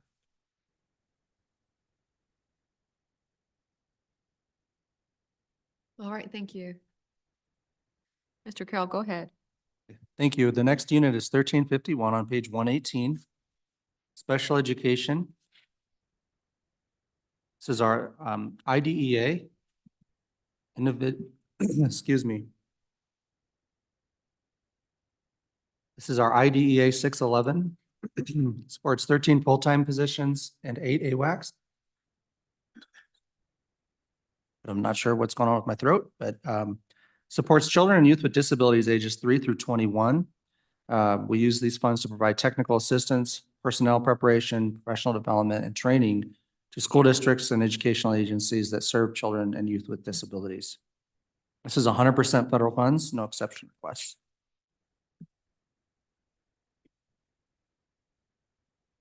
Next is unit 1352. Representative Henderson? Thank you, Madam Chairman. Excuse me. Just want to know, what's the trend relative to special education? Is it going up? Is it stable or is it declining? Madam Chair and Representative Henderson, are you asking with regard to the number of students in the state with? It's been pretty steady historically. I don't have the exact percentage in front of me right now, but it's usually around 13 to 14% of the statewide population. Thank you. All right, go ahead. Okay, thank you. The next unit is 1352 on page 122. This unit was previously our state education, state personnel development grant. This is a competitive grant program that we can apply for every few years. We haven't received funding for this in several budget requests, and so we are zeroing this unit out and removing that budget authority. We do plan to apply again the next time we have the opportunity, and we'll bring it back if we're successful in that, but we're going to go take it out for now. No exception requests other than just zeroing everything out. Next is unit 1353. Page 124. This is our deaf-blind grant, 100% federal funds. It's a grant that's awarded to states to support activities for children and students who are deaf and blind.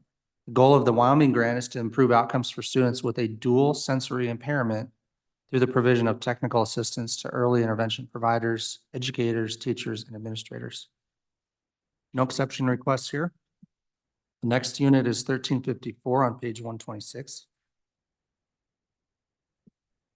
This is our special education 619. This portion of the IDEA funds supports children with disabilities ages 3 through 5. The bulk of these funds go to the Behavioral Health Division at the Department of Health, who oversees and regulates the child development centers. No exception requests. The next unit is 1355 on page 129.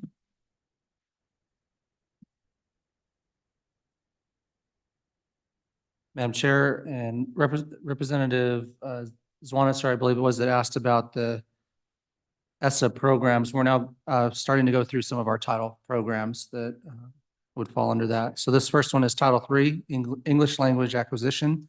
We have one full-time position. Purpose of this program is to ensure that children who are EL attain English proficiency and develop high-quality language instruction programs to ensure that limited English proficient children can enter all instruction settings. The funding is used to subgrant awards to districts and provide technical assistance and training around those grants and the program requirements. We are a small state minimum allocation of $500,000 per year based on a formula. There are no exception requests in this unit. The next unit is 1357 on page 132.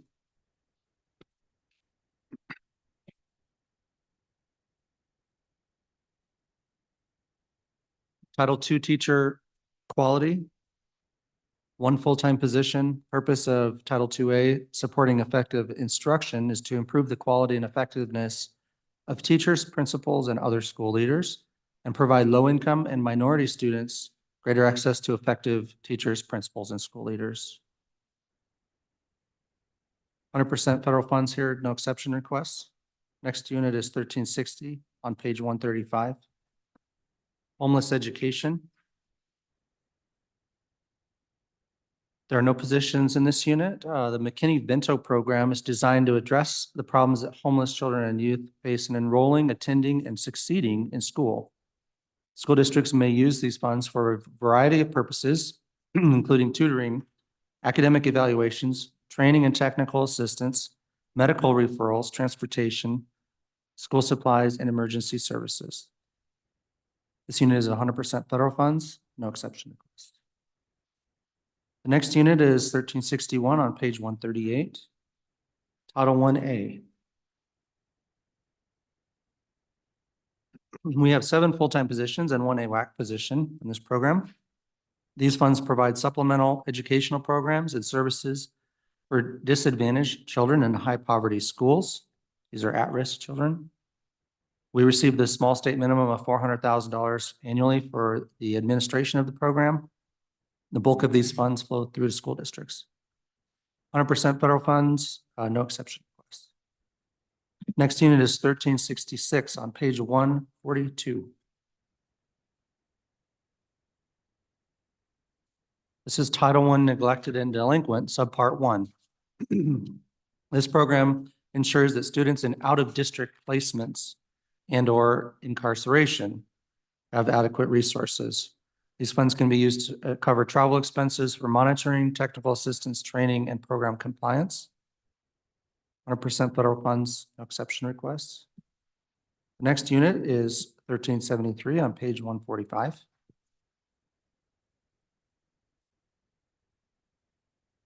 $1373 is our TANF program, Temporary Assistance for Needy Families. This program provides resources to support low-income families through increased access to childcare and early education opportunities. This funding supports childcare, pre-kindergarten, Head Start, and kindergarten programming for children aged 3 through 5 to low-income families. We receive this funding from the Department of Family Services through an agreement. It's a special revenue in our budget, and if there are no questions, we can move to Unit 1374 on page 149.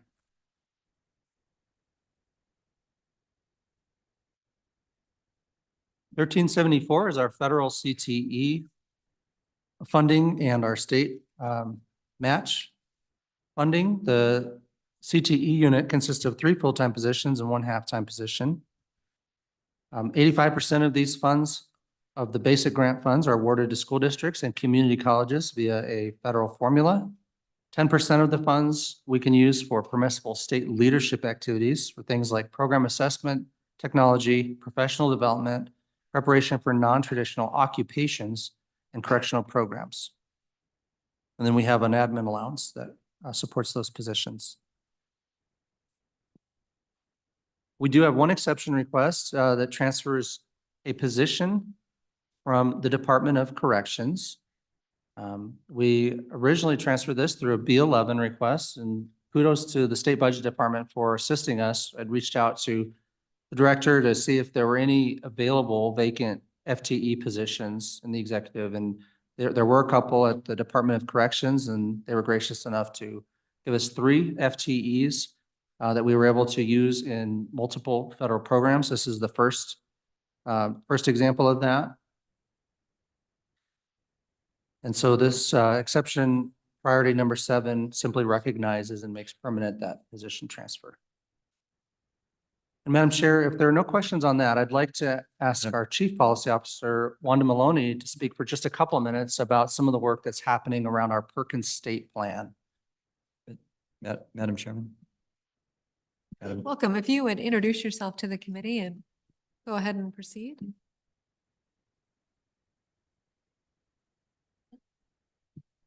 Representative Stitt. Madam Chairman, sorry to interrupt, but I did have a question for Mr. Carroll on this career and technical education item that we just went through. If I could, I take it that budget, the 3 full-time people who work doing that, they're administering the programs and assisting the school districts with their career and technical education efforts, I would imagine, right? So then my question is, where would I go to find out how much money the school districts themselves spend on career and technical education? Would that be on the Department of Ed's website somewhere?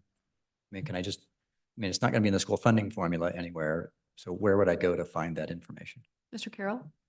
Madam Chair and Representative Sith, we do have information on our website under what we call the crew report, and that'll show you how districts are expending the model resources. And one of those areas is the CTE component, and I'd be happy to provide that to you separately. All right, welcome. Thank you, Madam Chair and members of the committee. My name is Wanda Maloney. I'm the Chief Policy Officer from the Department of Education. I'm here just to provide some additional information about the Carl D. Perkins grant that we received and the administration and next steps moving forward. This grant really is used to increase the academic knowledge of our students, also looking at the technical and employability skills that they'll need as they move out into the community. I want to just reference our superintendent's strategic plan as she talked about making sure that as we work on the Perkins 5-state plan, that we do reduce the administrative burden for our districts, and that we also look at most efficiently distributing those CTE funds moving forward. I would tell you too that we're also working very closely with our career and technical student organizations to gain participation and further support their efforts.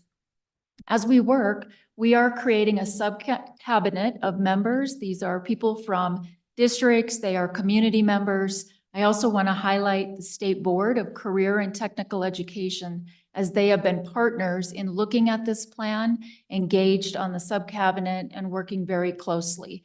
We will present a draft of that plan to them tomorrow, and they will make the decision on whether it goes out for public comment. With all of this and all of the recommendations that have come forward in the new Perkins 5-state plan, we don't want to forget some of the celebrations that we're seeing across the state.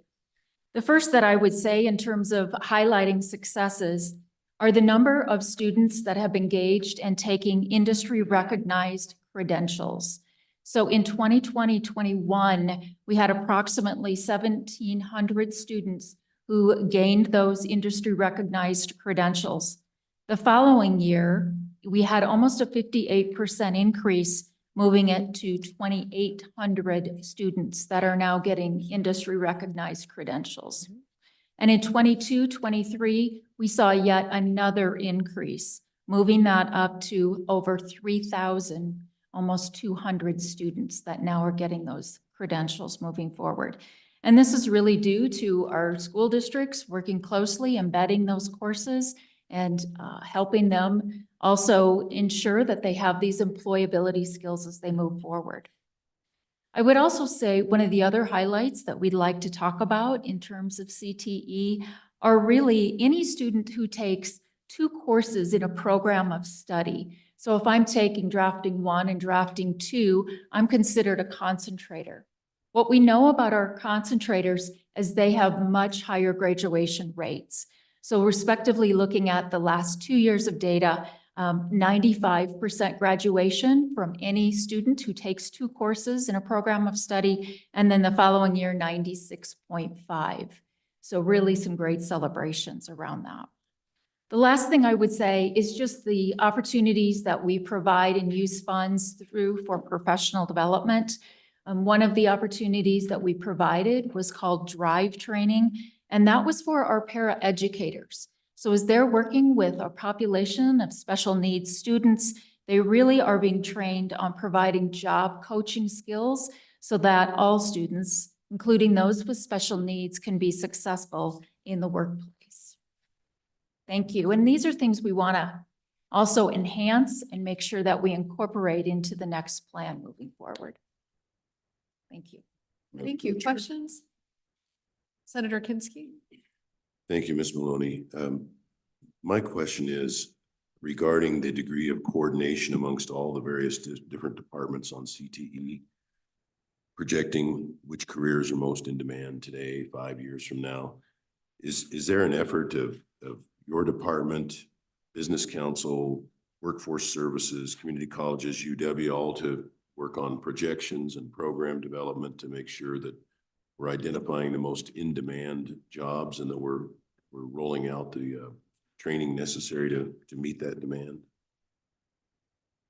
Ms. Maloney? Madam Chair and Senator Kinsky, thank you for that question. There definitely is coordination. And one of the things each of the Perkins sites are required to do is do a comprehensive local needs assessment. That assessment really looks at what's happening in their communities. And they also have to divide and make sure, not divide, they have to make sure that they align their programs of study to those comprehensive needs assessments. And follow on? Follow up? And so the group that does this coordination is called, I mean, there's always an acronym for some group that comes together in government. What is it called? Ms. Maloney? Madam Chair, Senator Kinsky, I don't know if I know the name of the group, but I do know that there is communication. I would turn to any of my colleagues if anyone would have a further name of a group that leads that work. Mr. Shaner? Yeah, Madam Chair, through you, Senator Kinsky. I think it's like the Wyoming Workforce Council, and it's required under a federal act called WIOA, which Workforce Services has probably talked to you about, WIOA. And it has the Department of Ed, Workforce Services, and Business Council collaborating on those very issues, identifying the high wage, high demand jobs now, what programs do the community colleges and the school districts have that are aligned to it, and what do we need to align to meet the jobs of the future. So If you could send me a link to some information on that, I'd appreciate it. Thank you. we'll do. All right, Mr. Carroll. Thank you.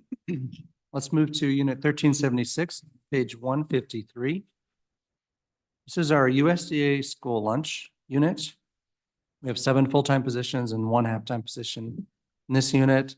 There are multiple USDA programs budgeted here: the National School Lunch Program, School Breakfast Program, After-School Care Program, Special Milk, USDA Food Distributions, Summer Food Service, Child and Adult Care Food Program, and the Fresh Fruit and Vegetable Program. We flip to the next page. Madam Co-Chair. Senator Kinsky? So I have a question specifically with regards to some legislation that directed that what we were trying to do is to get local beef, pork, so forth, meat donated to the schools, and then the WDE would help out with the processing cost. And one of my superintendents has been talking to somebody at the WDE who said, well, it's an unfunded mandate. We don't have any money, but we're going to put in an exception request this budget cycle to get some funding for it. Staff has not been able to find any such exception requests. Can you tell me, where have you been getting the money to fulfill that mandate, and where will you get the money if that mandate continues? Mr. Carroll? Madam Chair and Senator Kinsky. So, it started off, I believe you're referring to the protein enhancement was the name of the original legislation. Started off as an unfunded mandate from us. We did have a budget footnote that allowed us to basically find money wherever we could to provide grants to school districts for meat processing And we were able to do that. I believe subsequently there was general fund provided up to $25,000 per year. And that's what we've been operating with the grant program the last couple of years. We've had a few districts participating in that. Seems like every year we do initially award out the full amount, but then the claims that come in have been less than $25,000 per year. I believe in the neighborhood of $10,000 to $15,000. Follow on, and where in your budget would that $25,000 be found? Madam Chair and Senator Kinski, we actually have it here in this unit 1376. It would be part of that general fund line. If you turn over to page 156, toward the bottom there under the revenue general fund of 378,797, it would be part of that total in this unit. Okay, and then just to follow on, initially there's been some confusion because the protein enhancement program did not require participation in the USDA free and reduced lunch. The departmental regulation did require that. And so some districts that wanted to participate thought they couldn't because they were not part of the free and reduced lunch. So the 25,000 may or may not be adequate now that I believe that's been clarified, that you do not have to be part of the federal free and reduced lunch program to participate in this processing cost grant. So, Madam Chair and Senator Kinski, you are correct. That has been resolved. And this year we did award funds to 2 districts that are not participating in the National School Lunch program, and we plan to continue that in the future. and follow on, if the number of grant applicants, the dollar volume exceeds the 25,000, do you just cut it off, or will you find additional funding in the budget somewhere for that? Mr. Carroll. Madam Chair and Senator Kinski, we would certainly look at available funding that we have and then discuss an exception request in the future if the number of applications increases to a point where we don't have enough funding. It hasn't been an issue up to this point. Like I said, we've been actually dispersing less than the amount available each year, but if that changes, then we will have to look at that. And follow on, if you could give me just a listing of each year of the amount that you've been, number of applicants, average grant, some data on that, and get that to staff. Thank you. Madam Chair and Senator Kinski, happy to provide that. Representative Sherwood. Thank you, Madam Chair. Earlier this month, I got to participate in the We the People program, and the students from Wheatland High School were quite passionate about this topic. And I was blown away by their analysis. One of them being that they didn't feel like their hot school lunch program was meeting nutritional standards, and that they wanted more protein. So I would just make the request of the department, if you could pass along to one of the employees in this division, maybe to reach out to those students. They are eager to share those ideas and problem solve, and make sure that what they're getting to eat at the school is helping fuel their day and their learning experience. Thank you. Madam Chair and Representative Sherwood, we would love to have somebody reach out and do so. Thank you. More protein. All right, More Mr. protein. Carroll. We're looking for the same thing here. Beef it up a little bit. Let's move it along. All right. The next unit is 1377 on page 158. This is our USDA commodities and salvage. This provides authority for all the distribution that happens with our USDA programs, delivering food directly to schools or warehouses. It also has our salvage account that we need to maintain for damaged food, recalls, out of condition food, or in the worst case, mass feeding events. No exception requests here. Next unit is 1379. On page 162, rural and low income schools. Purpose of this program is to provide financial assistance to rural school districts to assist them in meeting the definition of adequate yearly progress.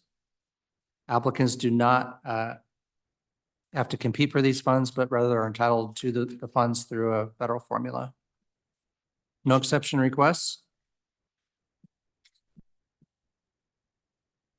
Representative Henderson. Thank you, Madam Chairman. Just for my information, how many of these schools do we have in the state? Madam Chair and Representative Henderson, I would have to look that up, the number that qualify changes each year based on that formula. But it's usually a small number of districts, and I'm not sure that every district that qualifies even participates in the program. Look for the information. Thank you. Okay, Madam Chair, the next unit is Unit 1380 on page 164, Title IV, Part A. This funding provides a well-rounded education to improve school conditions for student learning and improve the use of technology in the classroom in order to achieve the academic achievement and digital literacy of all students. 100% federal revenue. No exception requests. Madam Chair, that concludes Agency 206. All right, great job, Mr. Carroll. Madam Chairman. Representative Walters? Thank you, Madam Chairman.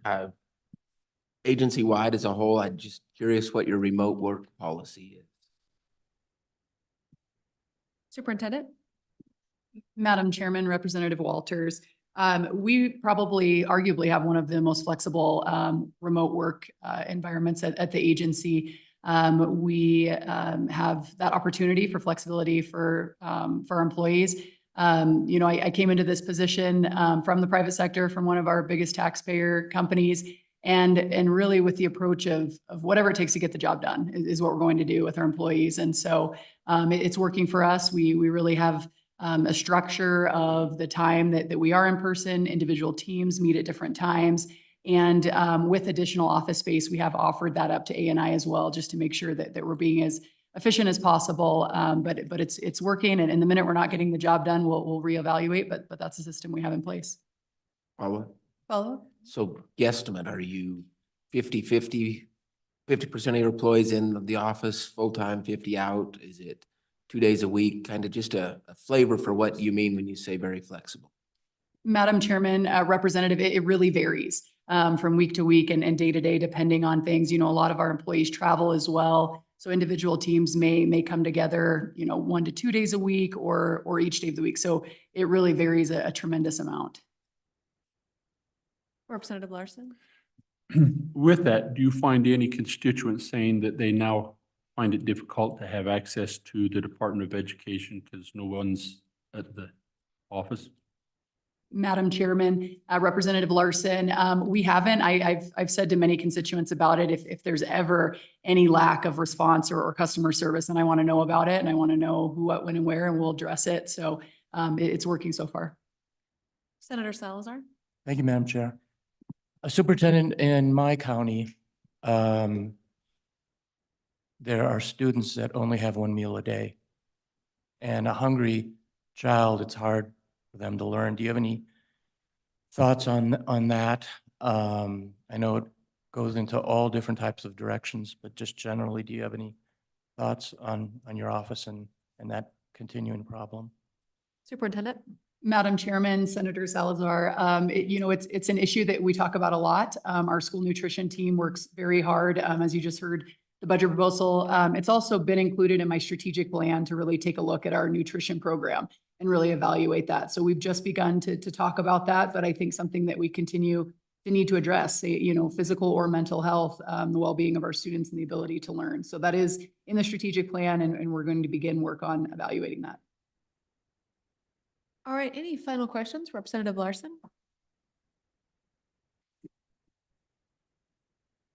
But with that, do you ever find the concern, or does it ever concern you of the ever increasing responsibilities that seem to be all in your lap, which was never designed to be part of the education component?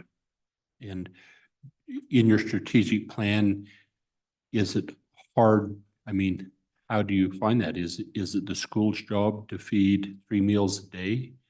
Is it the school's job to provide mental health services to children, parents, and distant cousins? What, you know, where do we draw the line, and what's your approach to those challenges? Superintendent? Madam Chairman, Representative Larson, it's a difficult balance, and I think we're continuing to evaluate that every day. For me, that is why parental empowerment was really the number one initiative on the strategic plan. How do we get more parents involved and active in these efforts? That's why I think that the Project Aware and our Cure Connect coordination effort for mental health is really key, because it requires parents to come to the table and be involved in that. But that is certainly a balance that we're evaluating every day. I think, number one, at the end of the day, our education system is responsible for job preparation and to be good citizens. And we can't forget that really, at the end of the day, is the fundamental purpose. Final questions before we move on to Agency 205? Same folks at the table? All right, with that, we will move to Agency 205, School Finance. Mr. Carroll. Thank you, Madam Chair. We'll start on page 12, our exception request priority table. You'll see that we have a total request of $126,302,403. The bulk of that is the external cost adjustment that you'll see listed as priority number at the bottom of the table. There are 136 million. We also have several units that are transferring out, and that's why the total number is less than the ECA, because we have 3 requests here that transfer units and funds to Agency 206. We've already reviewed the receiving units in that budget, so I think we'll just jump over to the first unit here, which is 4101, and that's on page 14. This is our foundation basic. This is the school foundation program budget that we use to request funding for all the entitlement payments, support the block grant and payments that go out to the 48 school districts and the charter schools. You'll see that we do have a recommendation from the governor there for the $136 million for the ECA. I might also point out that it's typical for us to revise our total budget request for this unit when we have the January CRAG. And we will work closely with LSO staff to update our total amount. And if we need to bring superintendent's letter in early January, we will do so. But there's just, we submit the budget in August, and then we have the October CRAG that changes our estimates, and then we have the January CRAG that changes it again. But we will true everything up again here in a couple of weeks. And unless there are any questions on that, we can move to the next unit, 4102. That's on page 16. This is our special education reimbursement unit. You might remember that we separated the special education funding from the model. During the last session, we now have a separate budget unit for that. Total amount is $566 million for the biennium. We project out on a 4% annual inflation based on our current total. There are no questions. On moving.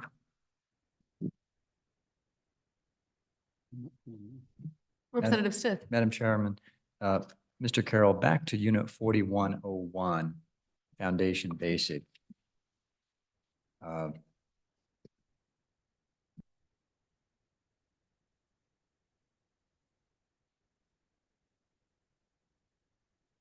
So I guess I have a big picture question. For the most part, what's going on in this whole agency, so to speak, 205 School Foundation Program, is most of the numbers are driven by our funding formula. And then you've got some exceptions like the external cost adjustment, for example. Okay, with respect to this particular unit, my question is, there's a pretty substantial difference between the base budget, column 2 on page 13, or I guess on page 15 is easier to see. Page 15, column 2 base budget, and then column 3 standard budget. There's a pretty substantial discrepancy between the two of what appears to be $600 million. And what's the big picture of why there's this difference between the base budget and the standard budget? Mr. Carroll. Madam Chair and Representative Stith, good question. And you've noticed something that we deal with on the budget side. Really, it's a product of how our funding model works. So we use a combination of local resources that are generated through mill levies at the local level and entitlement funding to bring each district to their guaranteed amount in the model.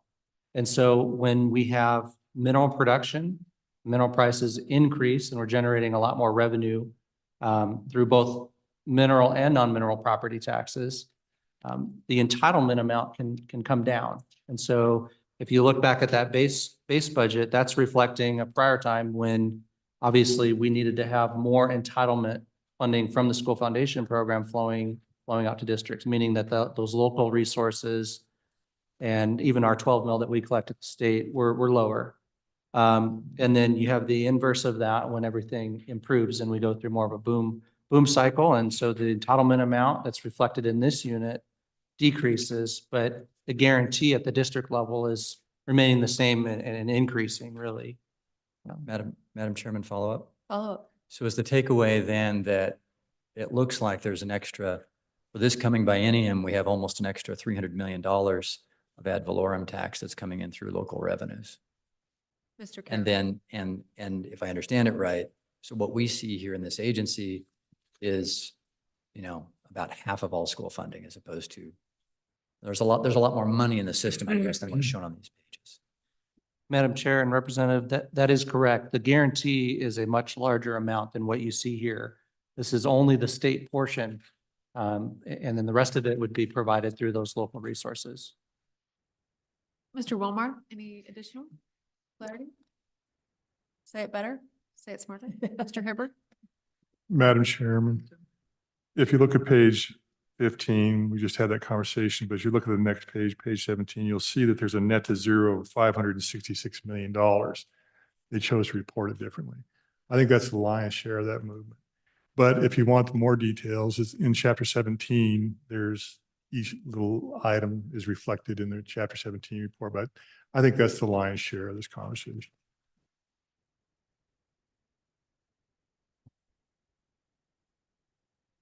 Okay, moving on.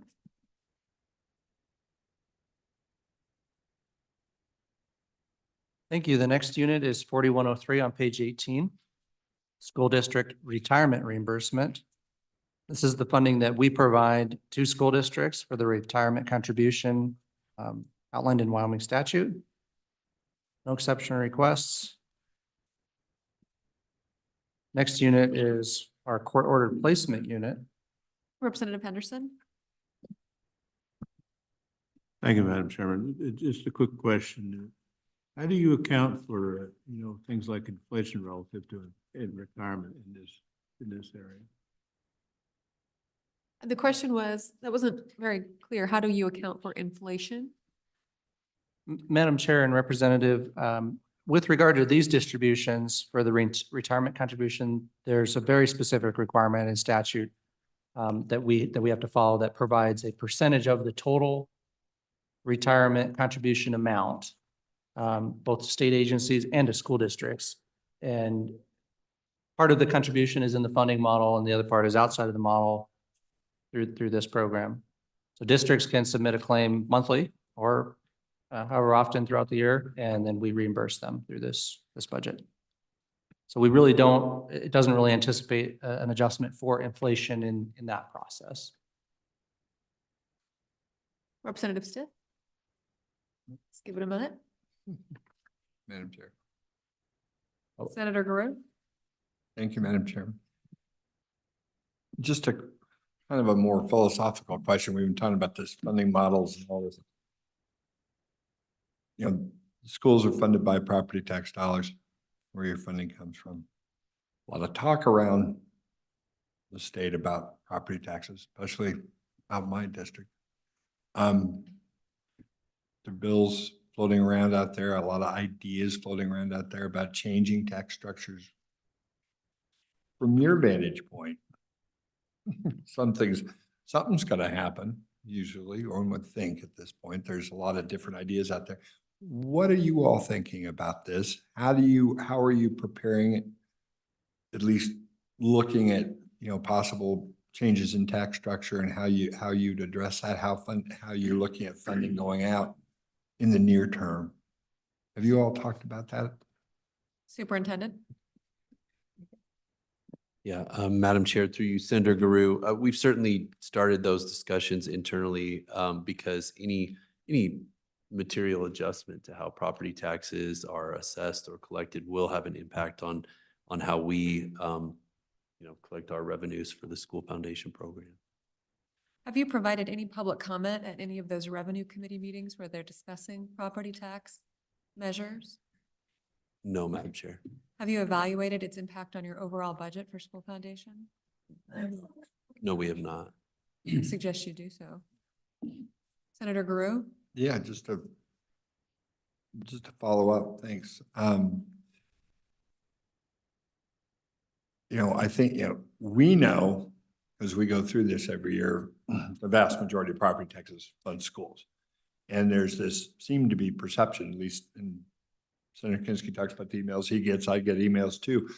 A lot of folks think that, they say their taxes go to a lot of different places that they actually don't go. Property taxes don't go to the state, for example, to our general fund. They go to you and they go to county. So it's local and it's schools. So how do we get that message out? How do we talk? Because there's a lot of talk out there. Like I say, there's a citizens initiative out there that's gathering petitions that would cripple, at least from my vantage point, what it is you do on a daily basis and how you and our whole entire funding model. How do you address that? How do we talk to our constituents about this? It appears that we're the ones talking about funding for schools, but where is the Department of Education on this conversation? Madam Chairman, Senator, I think you bring up a great point, and any change to our property taxes, to that structure, impacts schools. And the fact that I think, few understand is that we have to fund schools equitably for our Constitution. And so the implications of that we would have to determine where to find those elsewhere. And so I do think that it's probably a just exercise to go through exactly what that calculation would be based on different scenarios. But I think that this, lack of perhaps understanding of our tax structure and those implications has been going on for a very long time. And so that is not lost on me in the least. Follow up? Is there a way, and I'm asking, is there a way through this budget or as we go through this process next couple of months, that between your agency, your position and what we provide out there, that we can try to help educate our public to do that through your all's department or some other idea that you all might have? Superintendent? Mr. Chairman or Madam Chairman, Senator, we'd be happy to assist in any way. In my prior life, I was on the executive committee of the Wyoming Taxpayers Association, and so have been keeping track of some of their work in regards to how that is supported and where the money flows to. I think also just overall understanding of our education system and what those funds are necessary and how the basket of goods impacts what our consultants come in and deem the appropriate education and cost. And so just overall understanding of that as well, I think is key. You do have 3 full-time employees devoted to marketing and communications, correct? Madam Chairman, yes. All right, thank you. Representative Larson? Fred, if I could, and I apologize for going backwards, if we could go back to Unit 4102, which is the special education funding for biennial amount is 566, and you noted there's a 4% inflation factor on that. I note on there that there's really in a lot of our budget, there's generally a note on whether there's a maintenance of effort requirement here, and that's missing here. And so I just want to make sure that I understand this correctly. So if we go back into your agency 206 and go to your unit 1351 on page 116, which is the special education unit for the federal funds through IDEA. Those are attached to the special education funds that we fund through the state. Other states will use those IDEA funds to supplement the state funds to provide special education services. In Wyoming, we fund special education completely on 100% reimbursement. And so when we do it 100% reimbursement, that kind of shoves those aside because you can't supplant what your methodology is. And so there's a maintenance of effort. We have to maintain this state general fund funding of 233 million a year to secure the 38 million a year that we get from IDEA. And I understand there's some penalties, but is that an accurate statement? And then there's also the tie for the 611 IDEA funds that go over into our developmental preschools for that 3 to 5 component that are state general funded that require a maintenance of effort, that if we don't fund those as well, that can put the whole schmo out of there. So they're out of whack there. Schmo's an official term of the Joint Appropriations Committee, by the way. But We're gonna have to vote on that. yeah, schmo. But so there is an important correlation between those general funds, both in 206 and in the Department of Health in the DD preschools that attach to that IDEA funds. Am I understanding that accurately? Mr. Carroll? Madam Chair and Representative Larson, yes, you are. That was a very good summary of how everything works. We, like other states, we also use our IDEA funds to supplement our state funding.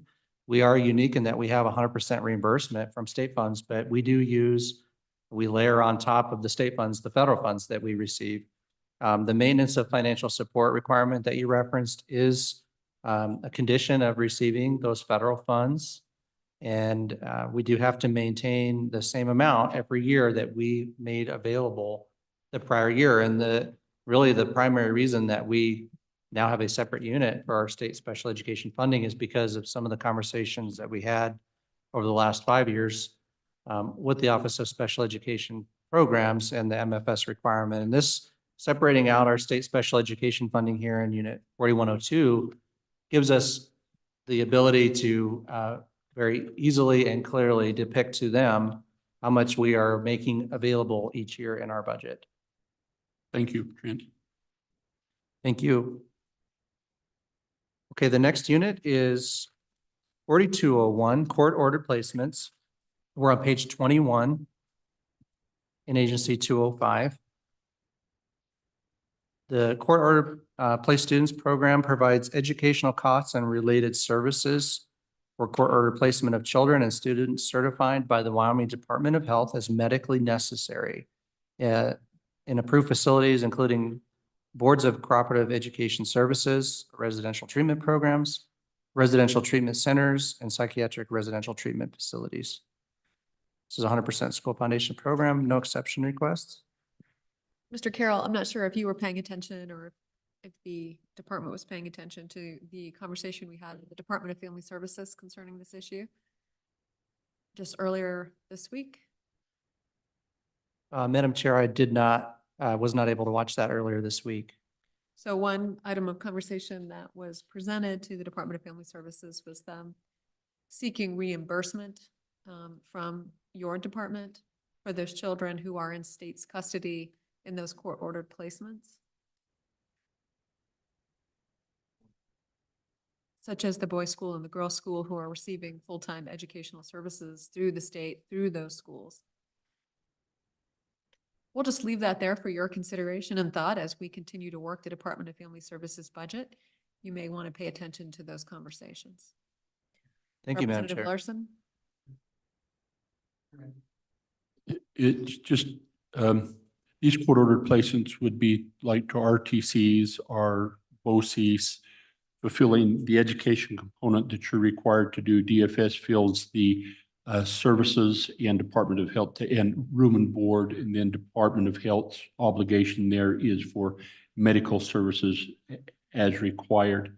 I think it's really important for this committee to note that they have a budget item for court-ordered placements in theirs, whereas Department of Family Services, which has always kind of been a struggle for them, is how do you anticipate what a judge is going to do and how much to do that. And so they've typically relied on that just out of their operational costs for the most part. This is well done. Department of Education probably really should be acknowledged in those other agencies as well. Thank you for that, Madam Chairman. All right, go ahead, Mr. Carroll. Thank you, Madam Chair. The next unit is 4503. This is on page 24. National Board Certification.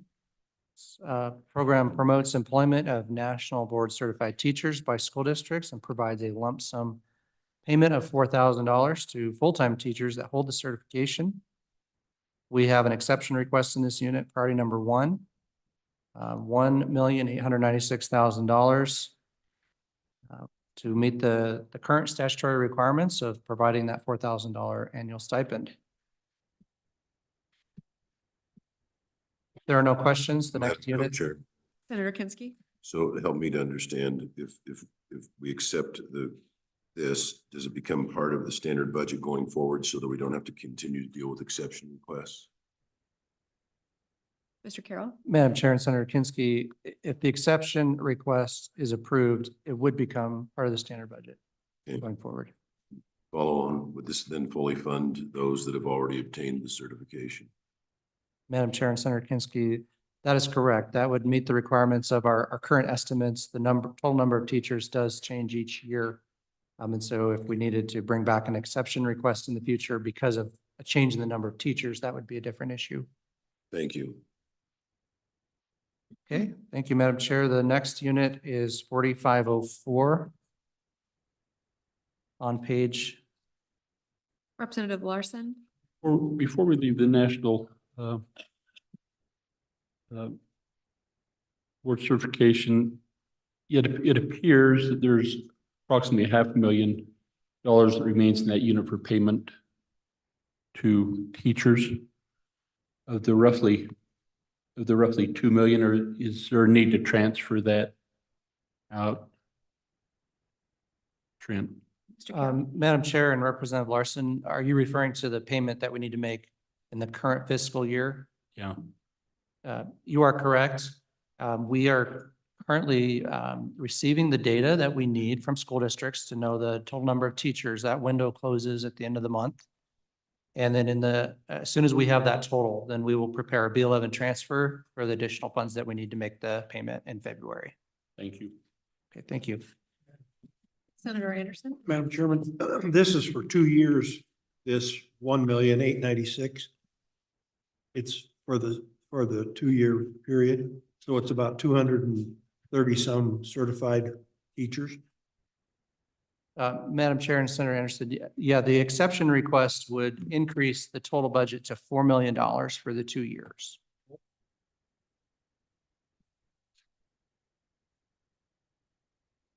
Representative Walters. Thank you, Madam Chairman. Following Representative Larson's question, I think the real question is there a need to make some of this funding effective immediate to cover the current needs? Madam Chair and Representative Walters, we don't believe so. We do have some available funds in another unit in our 205 budget in that quarter replace unit, actually, based on a lower number of students than was projected initially. And so those funds would typically just revert back to the school foundation program. But through the B11 process, we believe we could use those funds rather than asking for new money. Okay, the next unit is 4504 on page 27, CTE demonstration project grants. These are for career technical education, and they provide funding to create or expand existing CTE programs and demonstration sites. We support projects that include Wyoming community colleges, high schools, business and industry in career areas that meet Wyoming's economic and workforce needs. We also have a new grant program in this unit from 2023 legislation for CTE grants for districts, competitive process for the purchase of CTE supplies, materials, and equipment for new or existing CTE programs. These funds are awarded on a competitive basis, up to $50,000 per year. No exception requests in this unit. Next unit is. Madam Chair. Senator Kinsky. So I've got a question. If a district spends less on CTE than the model would indicate, they put those dollars elsewhere, are they eligible for this grant?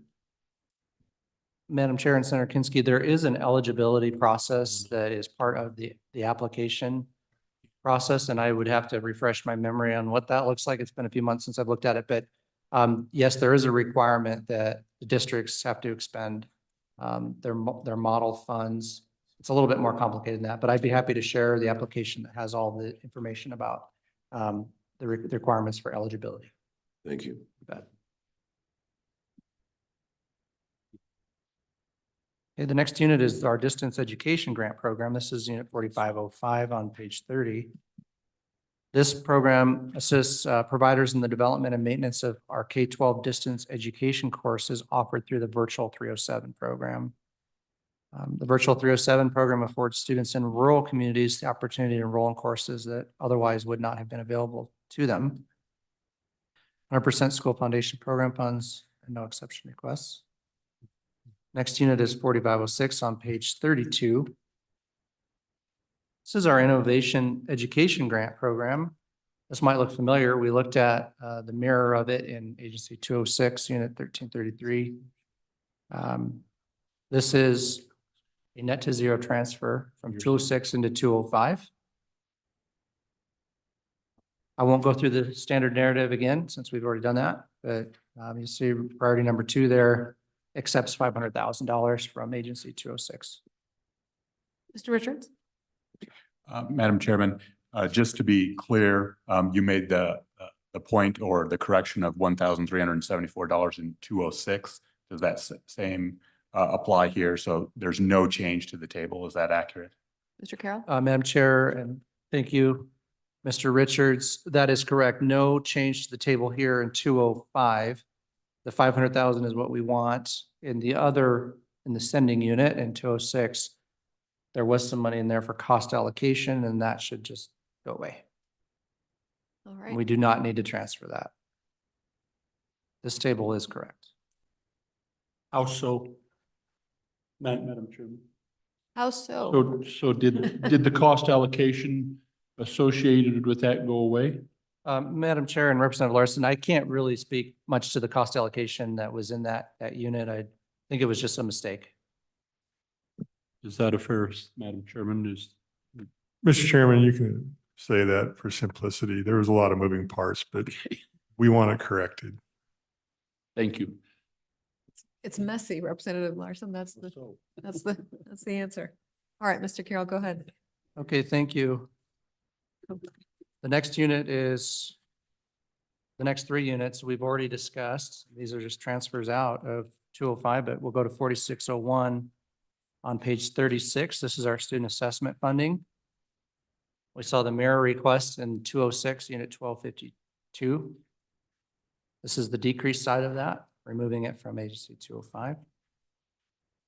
Same situation on the next one, which is unit 4608. Page 39. We saw the mirror increase in 206, unit 1327. This is the decrease, transferring it out of 205. And the last unit, 4702. On page 45, we see the decrease here of the 5.4 million.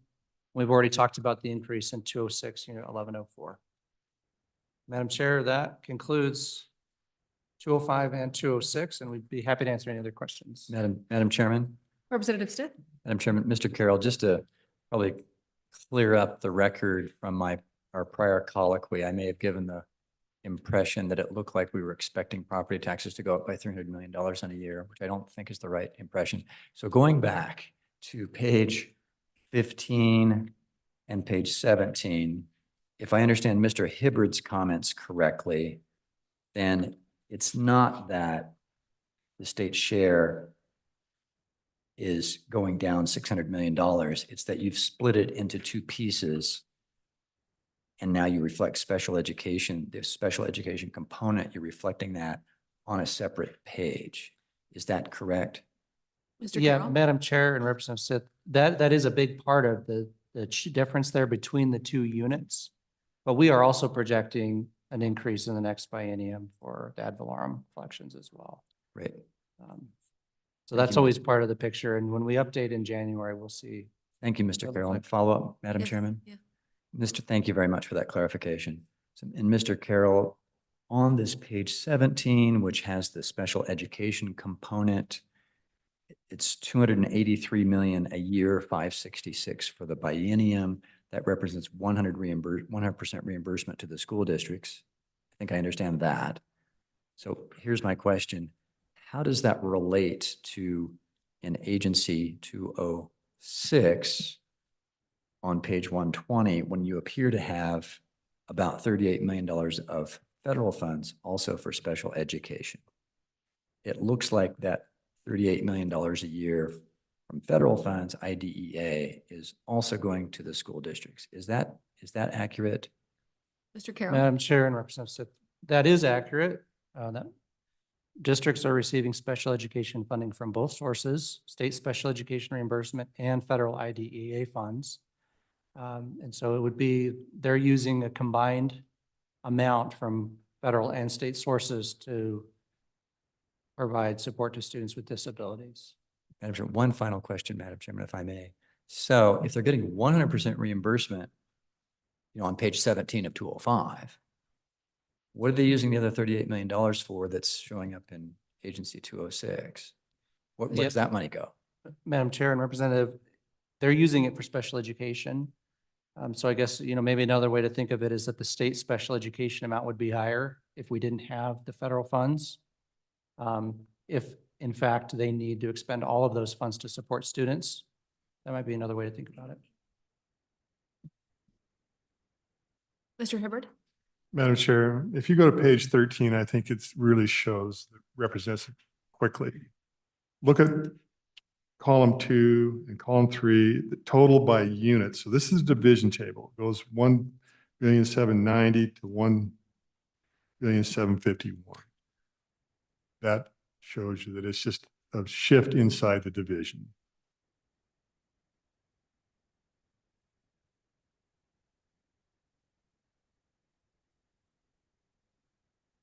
Further comments, Mr. Carroll?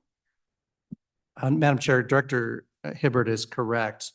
There are a lot of other adjustments that happen kind of outside of what you're seeing there, but the straight up differential is exactly as he described it. Thank you. Further questions from the committee? Going once, going twice. All right, seeing none, thank you. Thank you for your presentation, very timely and thorough. Appreciate seeing you. It's over. Enjoy your holiday. Do we have the State Construction Department available? Madam Chairman, they are waiting outside and ready to proceed. And I would just mention that the chair of the Select Committee on School Facilities, Representative Brown, is also available via Zoom. Wonderful. We'll take just a quick 5-minute break, allow for the transition. We'll then start with the State Construction Department, and I anticipate breaking at about noon for lunch. For a quick break. I know that we talked about just working through lunch, but we obviously will take a short break at that time as well. So we'll come back at 11:32.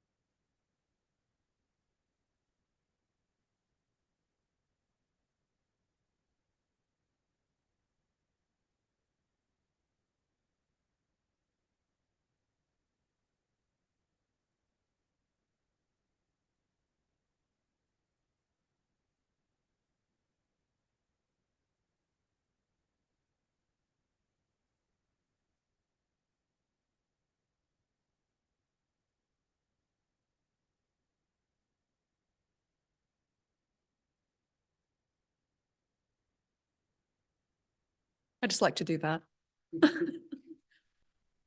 All right, welcome back. We do have a quorum. Kind of.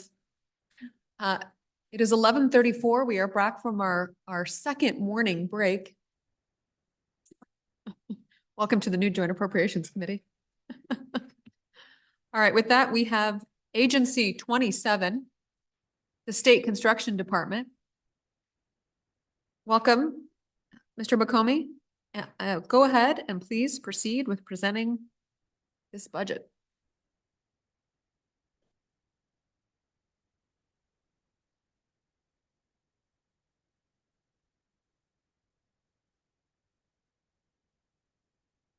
Thank you.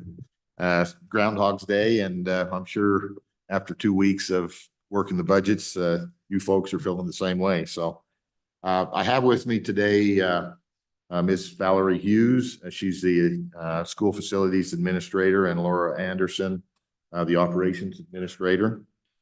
First, I'd like to note that the Select Committee's bill is very, very similar to the budget book that we'll be going through. And there are a couple of things that are different in that being that Unit 1501, the major maintenance, and Unit 1601, engineering technology. Both these units are not in the Select bill, and that's typical. And they'll be addressed outside the committee's bill.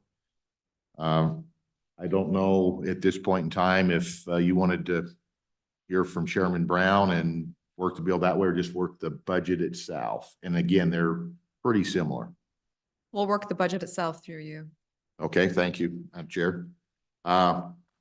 First item up can be found on page 33 of the budget, and that's Unit 1206, Planning.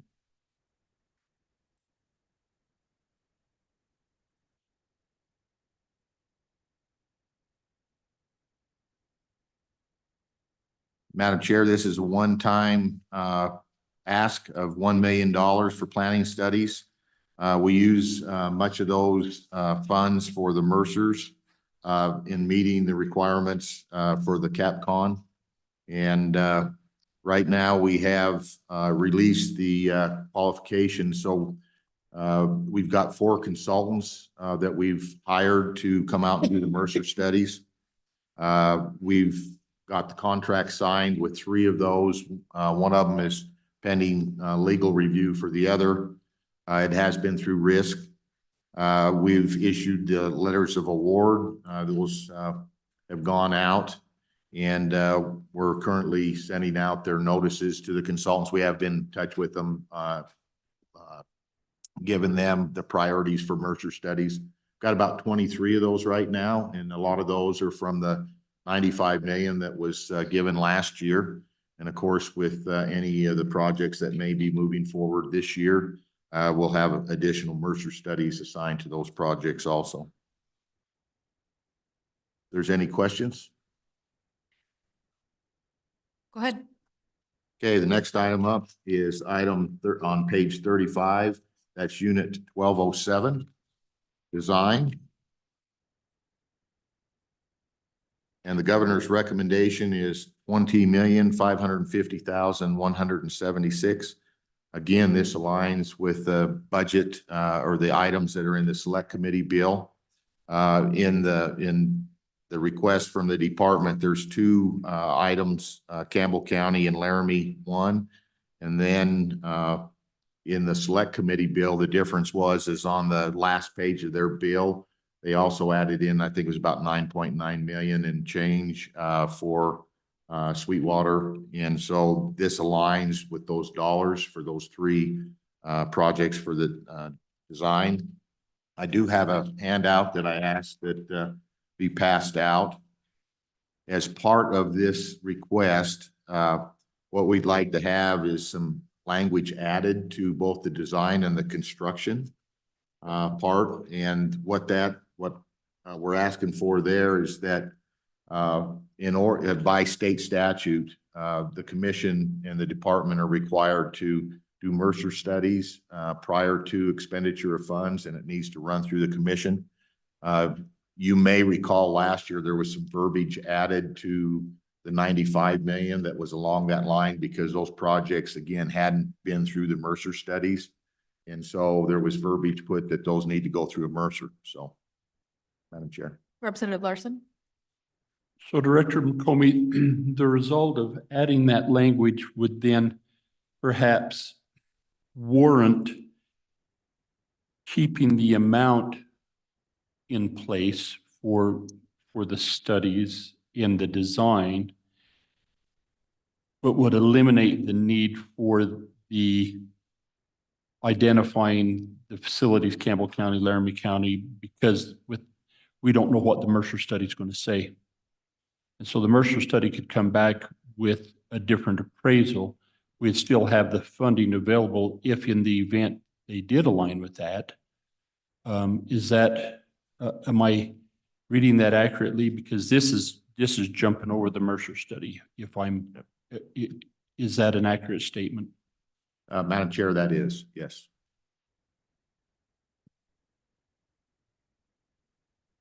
If there's any questions. Go ahead. Okay. Next item up is on page 38, Unit 1208. And that is construction. And I'm going to ask Administrator Hughes to address that. Thank you, Director McComey. Madam Chair, committee members, the total amount for construction identified. Madam Chair, if I can move back to one, I skipped over one. 1208, the first item up is priority 9. That's the Wyoming School of Deaf. And that one is a 3.5 million one-time request. It's actually will end up being a zero-sum game when it's all said and done. The Wyoming School for the Deaf has been caught up in kind of a legal issue on really who owns that or part of the building. It's actually contiguous with one of the elementary schools in Casper. And actually, before I became director last time, this was being worked on. And during the time I was there, I think we finally come to a good resolution. It is the portion of the school or of where the deaf is at is owned by the state. And the goal is to transfer ownership of that to Natrona County District 1. So the facility can be then incorporated into the district's major maintenance program. The $3.5 million would be given to the school district, and then that would turn around and they'd purchase the property from the state for the $3.5 million. So then that money would come back to the state with that purchase. And so at the end of the day, that money will come back to the state of Wyoming. Representative Larson. Thank you, Director McComey. It'd be nice to have that cleaned up, but there's a part of the explanation that I don't understand. It says that the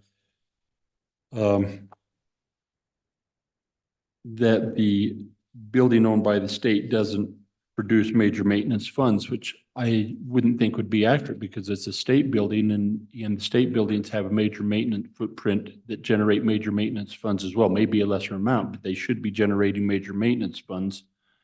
Am I wrong on that on this building? Madam Chair, generally that would occur, but the ownership was in question as to exactly who owned it. But I think through what we've found here in the last year or so is that it's actually the WDE. It's in their name, but I don't think they've ever known it was theirs. Okay. And so that was part of the problem is trying to maintain that building because it's gone back and forth.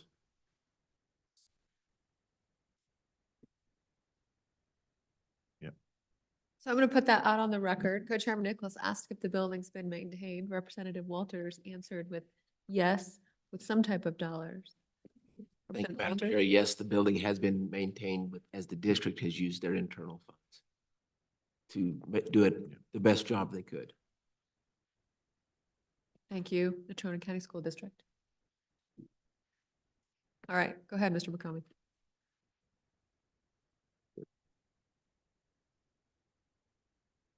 Madam Chair, committee members, Valerie Hughes, School Facilities Division Administrator. I'll begin on page 39 or continue on page 39, Unit 1208. This is a request for construction funds for the identified project. The governor's recommendation does align with what the department submitted, $69,574,013. As Director McComie pointed out, this is also the area that we are requesting the additional language that he mentioned during design that points to the Mercer studies, as they haven't been performed for these particular projects. And so going through that process would identify exactly what the remedy would be. So these numbers represent what might be kind of the highest cost remedy that we could potentially foresee. Are there any questions? Questions on this, committee? All right, go ahead. Okay. Madam Chair, the next item. Madam Chair, the next item is on page 41. That's Unit 1209, leases, charter schools. We have 3 leases out there that have been existing. One in Albany County, 2 Laramie County, Montessori Charter School, the Potter Academy, and PASS. The request is for $2.267,302. Good job. Whatever it is. I might request, I think when we were working the CM budget, we were just going to work with the 2.2s or whatever, because we were getting tongue tied, but I'll try and struggle through this. So anyway, the second request is modular leases, and that's for Saddle Ridge 1, Saddle Ridge 2, and then Sunrise. All 3 of those in Laramie County, Laramie 1 School District for $52,125. So the 2 requests together are $2,319,427. Is there any questions? Any questions? All right, go ahead. Okay, the next item is page 44, Unit 1406, unanticipated funds.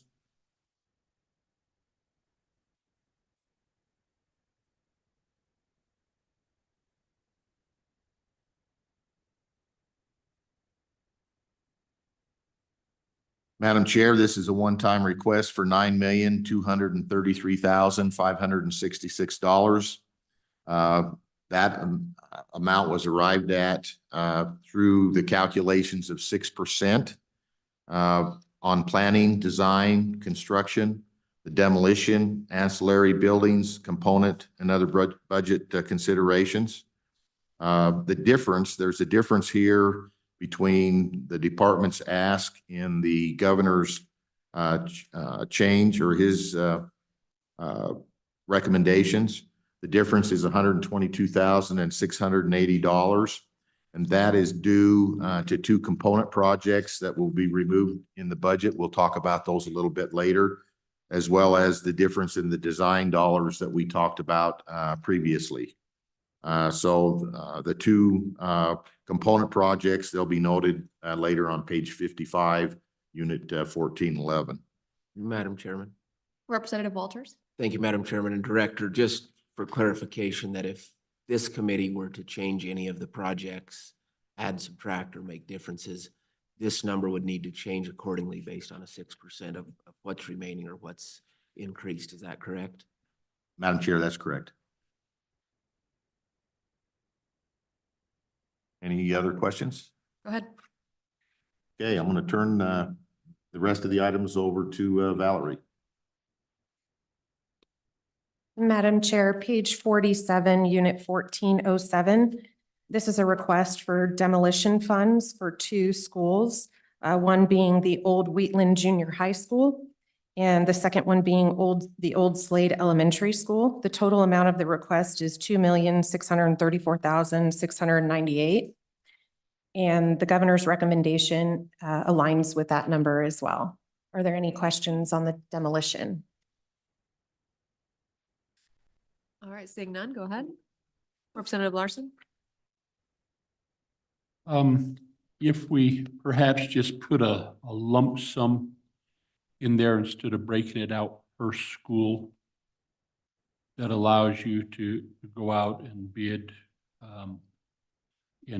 and do that, because you could have a variation. You could have one come in low and one come in a little high. And if we're specific about the projects, that could, I'm just trying to give you some flexibility there. Madam Chair, Representative Larson, yes, that's correct. That would give a little bit of latitude. Okay.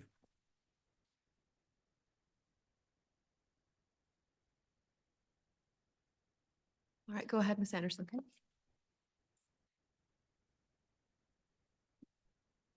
Representative Henderson?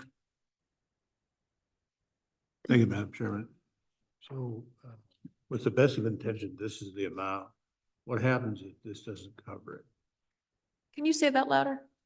With the best of intentions, this is the amount budgeted. What happens if this doesn't cover it? Madam Chair, Representative Henderson, demolition is also considered in that 6% unanticipated pot. So we do have some additional funds slated just in case they do come in over. Additionally, for these demolitions, there's no school that's going to be built or planned to be built right now on those particular sites. So there's actually not a urgency there for timing. So if for any reason these funds plus say the unanticipated didn't cover it, it is something that we could bring back here and wouldn't be held to kind of time constraints there. Thank you, Madam Chairman. Just a real quick follow-up on that, building on the other previous question is when you have additional dollars identified as the projects are completed, is there current process where those dollars can be rolled over to an account for that purpose for the next time, or is it has to go back through the whole process? Madam Chair, Representative Henderson, if it was a pot of money without the designation, like we've indicated here in our budget, and the schools weren't identified, it was just a pot of money to say, even if you wanted to identify with these two districts. If one came in lower and the other one was higher and it still was within the pot of money that you gave, we would be able to use it towards both. If in the appropriation, it's identified the way that we have it identified, we would not be able to move between projects. Representative Larson? Valerie, on that unanticipated funding or the inflation component that we talk about, just want to clarify that I understand that that's really available once contracts are signed. So a bid comes in, then you start working forward and you have unanticipated costs. This money is available to help address that. It's not really there in the event that the bids come in high. Am I seeing that wrong? Madam Chair, Representative Larson, I do believe that this pot has the latitude to be used a little bit towards something like that. In terms of us in consideration of putting this together of inflation factors, or say, if once we broke ground on a project, we needed there was foundation issues, needed deep foundation or turn lanes or things like that. But But I thought the intent more was to the latter. We put the project out for bid. We know that there's a certain amount of funds and we expect those bids to come in within those. If they don't, then we've got to figure out what we're going to do there, value engineer, or do some things to get, and you've already done a lot of that. Once that contract's signed with the contractor and we start moving forward, we find foundation problems or infrastructure foundations, unanticipated, not known. This inflation fund, I thought, was then to help address those unanticipated costs, not the fact that the bid comes in higher than we estimated. Ms. Anderson? Madam Chair, Representative Larson, I believe that both would be applicable, but certainly at the discretion if tied to the unanticipated appropriation was only for the use for after a contract's signed, after we began and broke ground, if you will. If it was that you didn't want us to have the latitude to essentially on these particular ones, kind of bring in some additional funds through that for something that was truly unanticipated. And I say that to say that when the contract came in, if for any reason there was a higher number that was in there for asbestos abatement, is that, is that something that potentially could be unanticipated within this set of dollars? Yes. To say that if whoever was bidding on this thought that there was going to be a higher level of remediation needed there, then potentially.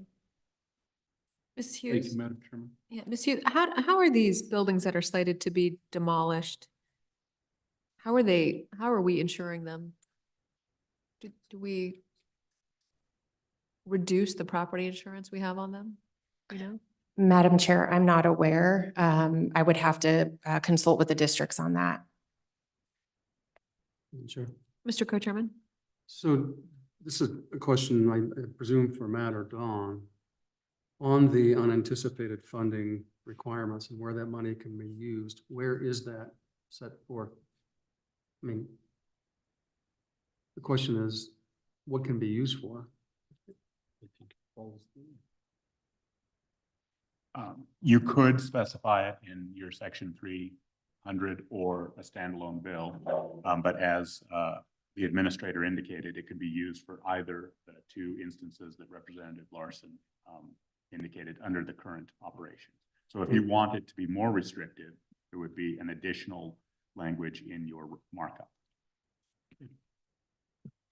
And so do you have are you just following a policy or for the dollars request? What has been the customary use of these funds? I mean, what else can you use it for?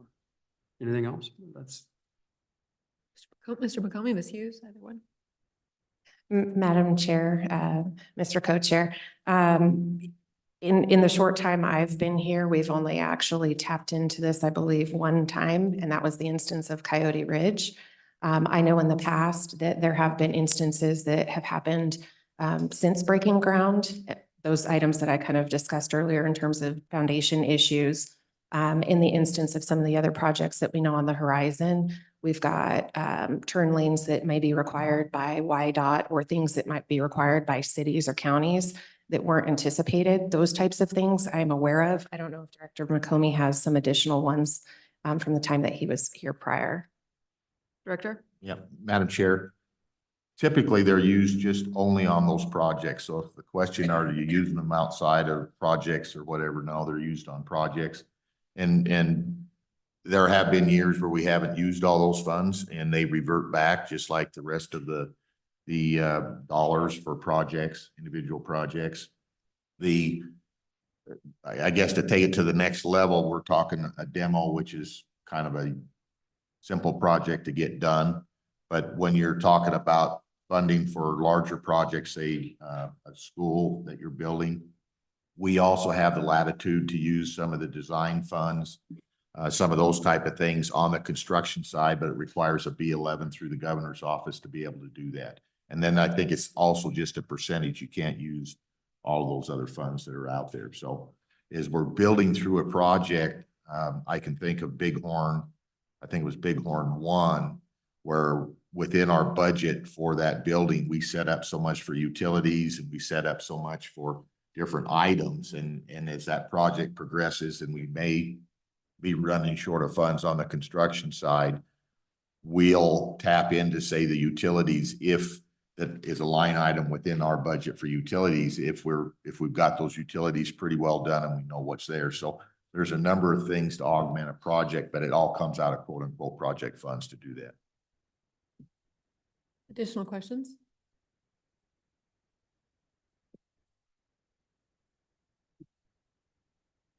All right, committee, it is noon. Do you want to take a quick break, run downstairs, and then come back up? That's what we're going to do.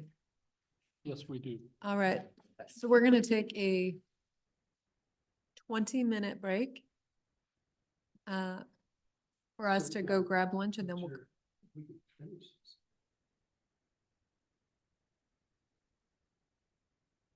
Can you finish in 20 minutes? And then I think there's a large bill that co-chairman or that Chairman Brown wants to present. Is that correct? And you want to be here for that presentation, correct? Madam Chair, that's correct. Yeah. Madam Co-Chair, I had a question. I think the bill just reflects everything that we've gone through in the 1100 series of the I think it does. I think Chairman Brown is waiting online and he'll walk us through that bill. I think that's what he's intending to do. Let's go ahead and just do that. So please complete your agency. We'll do lunch when we finish today. There'll be no lunch. Mr. McCombie, go ahead. Madam Chair, page 52, unit 1409. This is a list of ancillary buildings or non-educational buildings that we're putting forth a request for funds in the amount of $29,432,710.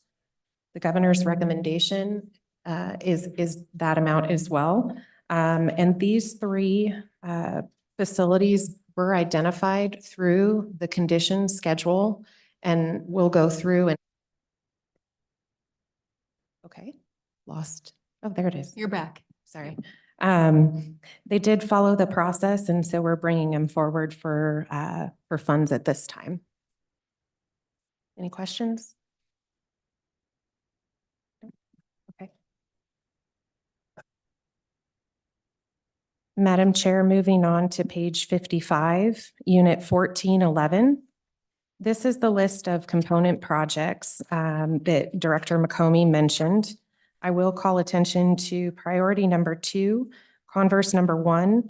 That was a department error in putting that amount in there. That actually has a previous appropriation to remedy that. So the removal that Director McComey mentioned in the unanticipated is that particular project.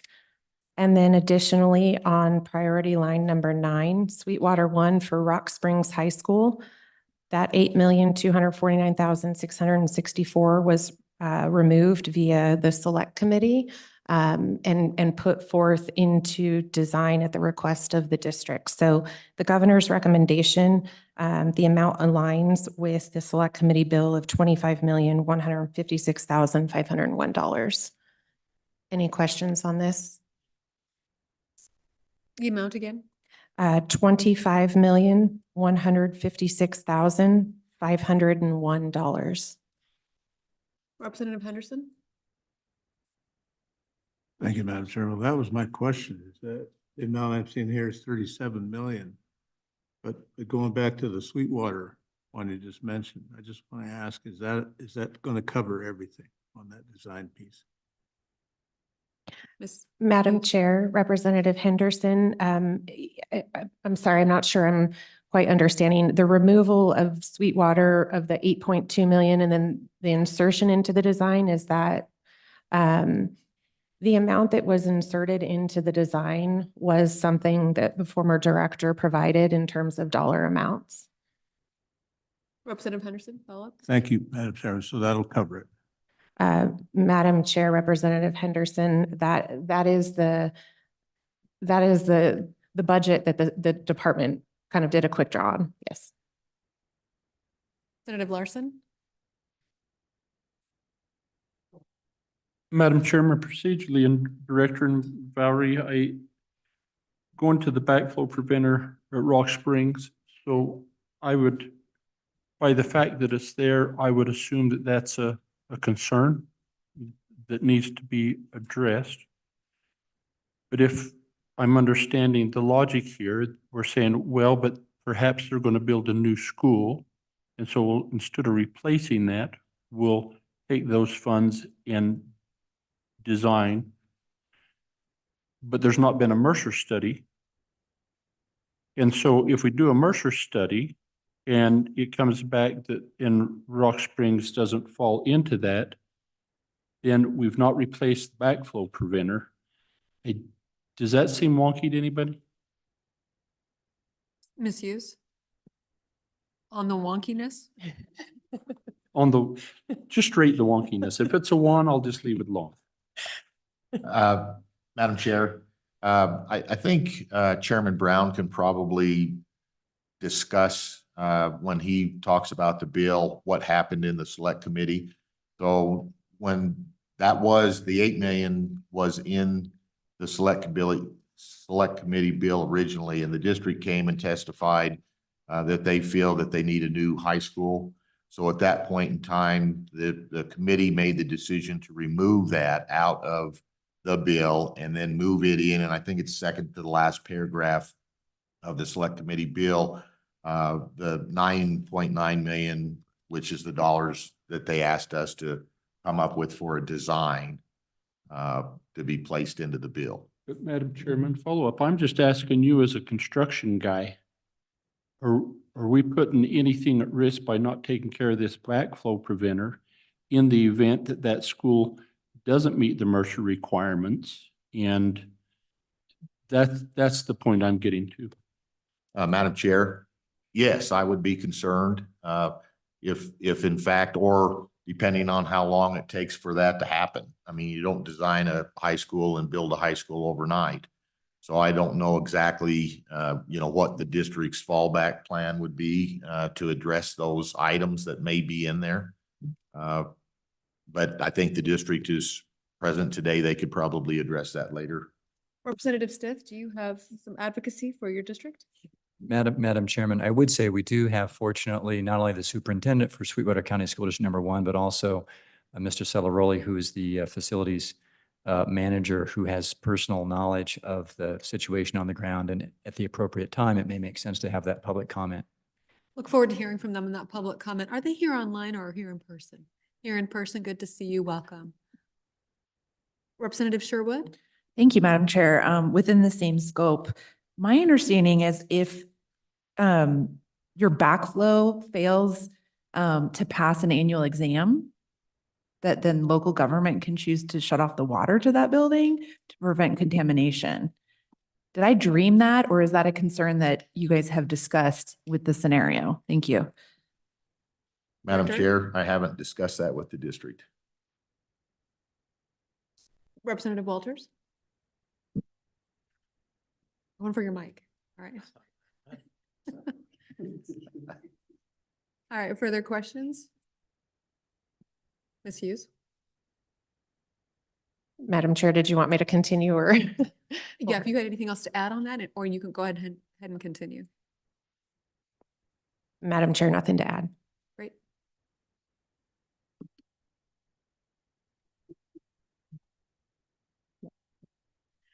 Go ahead. Madam Chair, page 59, unit 1501.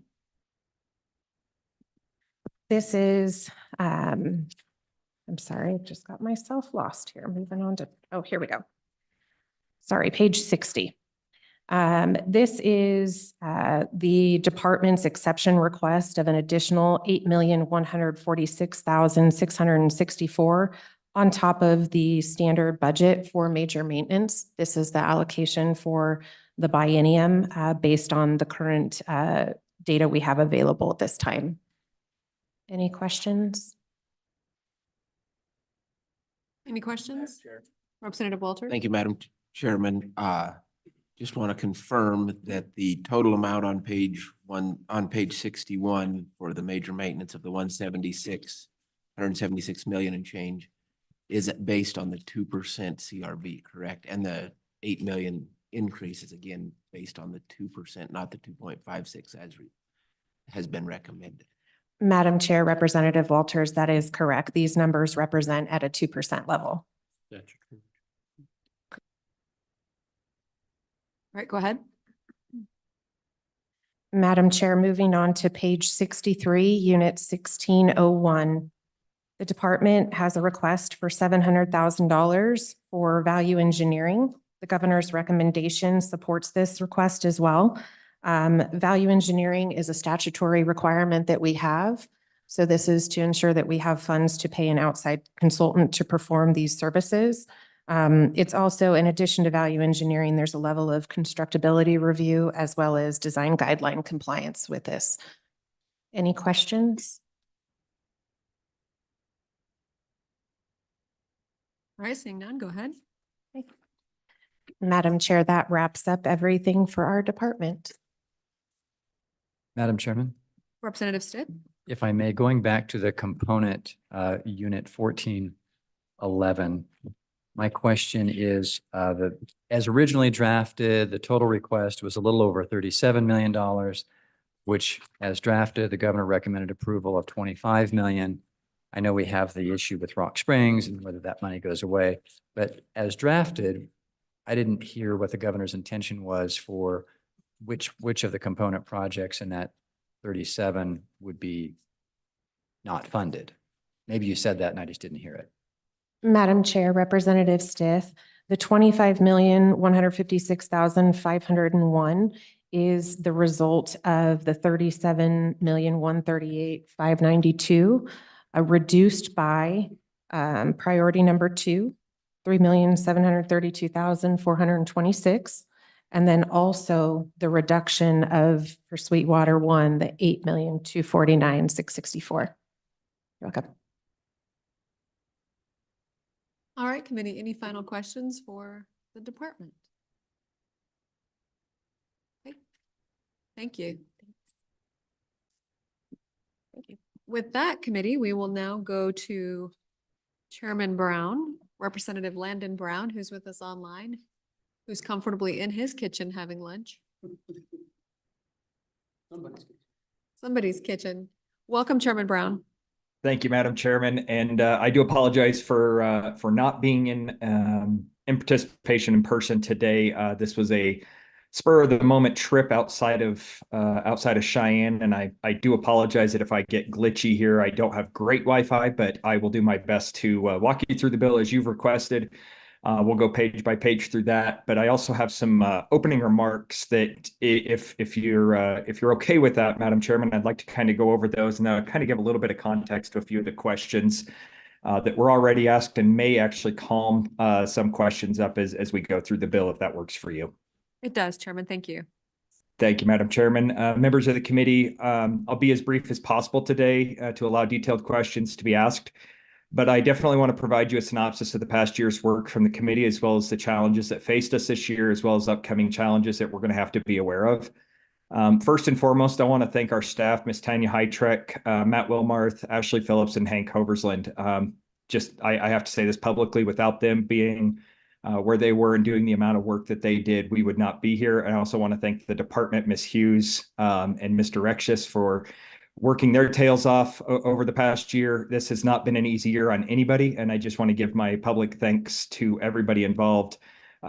Without them, we would not be able to have these types of conversations that we are having. But Madam Chairman, I'm aware that you've had that the co-chairman has had some conversations with our budget and potential changes that the co-chair may want to see as far as how the monies, and I believe we've already alluded to this with Representative Larson talking about making sure that we have a full amount of money as opposed to detailing each project, so that way that there's a little bit of a change in the way that we do our bidding processes. So I'll leave that out of the discussion. I believe that the co-chairman and Representative Larson have had that discussion with the director. I'll focus on what we do have in front of us today, Madam Chairman. And what you do have in front of you is basically the culmination of 2 years worth of work that is delayed or held back by the commission and or the department based on the previous actions of this legislative body. Yes. I'm going to slow you down a little bit and ask you to talk a little slower, as much as I Okay. appreciate fast talking, and go to my co-chairman and the comment about Representative Larson and co-chairman Nicholas having conversations with the budget department, if they'd like to share some of those conversations with the committee. Representative Larson. So, Madam Chairman, as I customarily do, before I come before this committee, I'll sit down with agencies. Representative Walters and I sit down with the Department of Construction. That's his committee, and I have the responsibility over CapCon.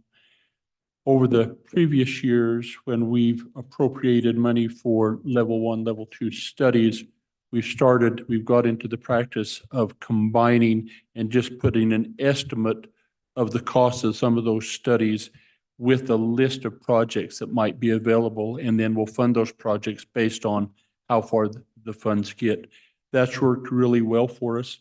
And in conversations with CapCon, state CapCon, and school CapCon, as it's listed in the agency's book, we questioned if that would not be a reasonable practice to adopt there as well, and which I think we have in years past. And so I would say that would be the conversation that we've had on these budgeting items, Madam Chairman.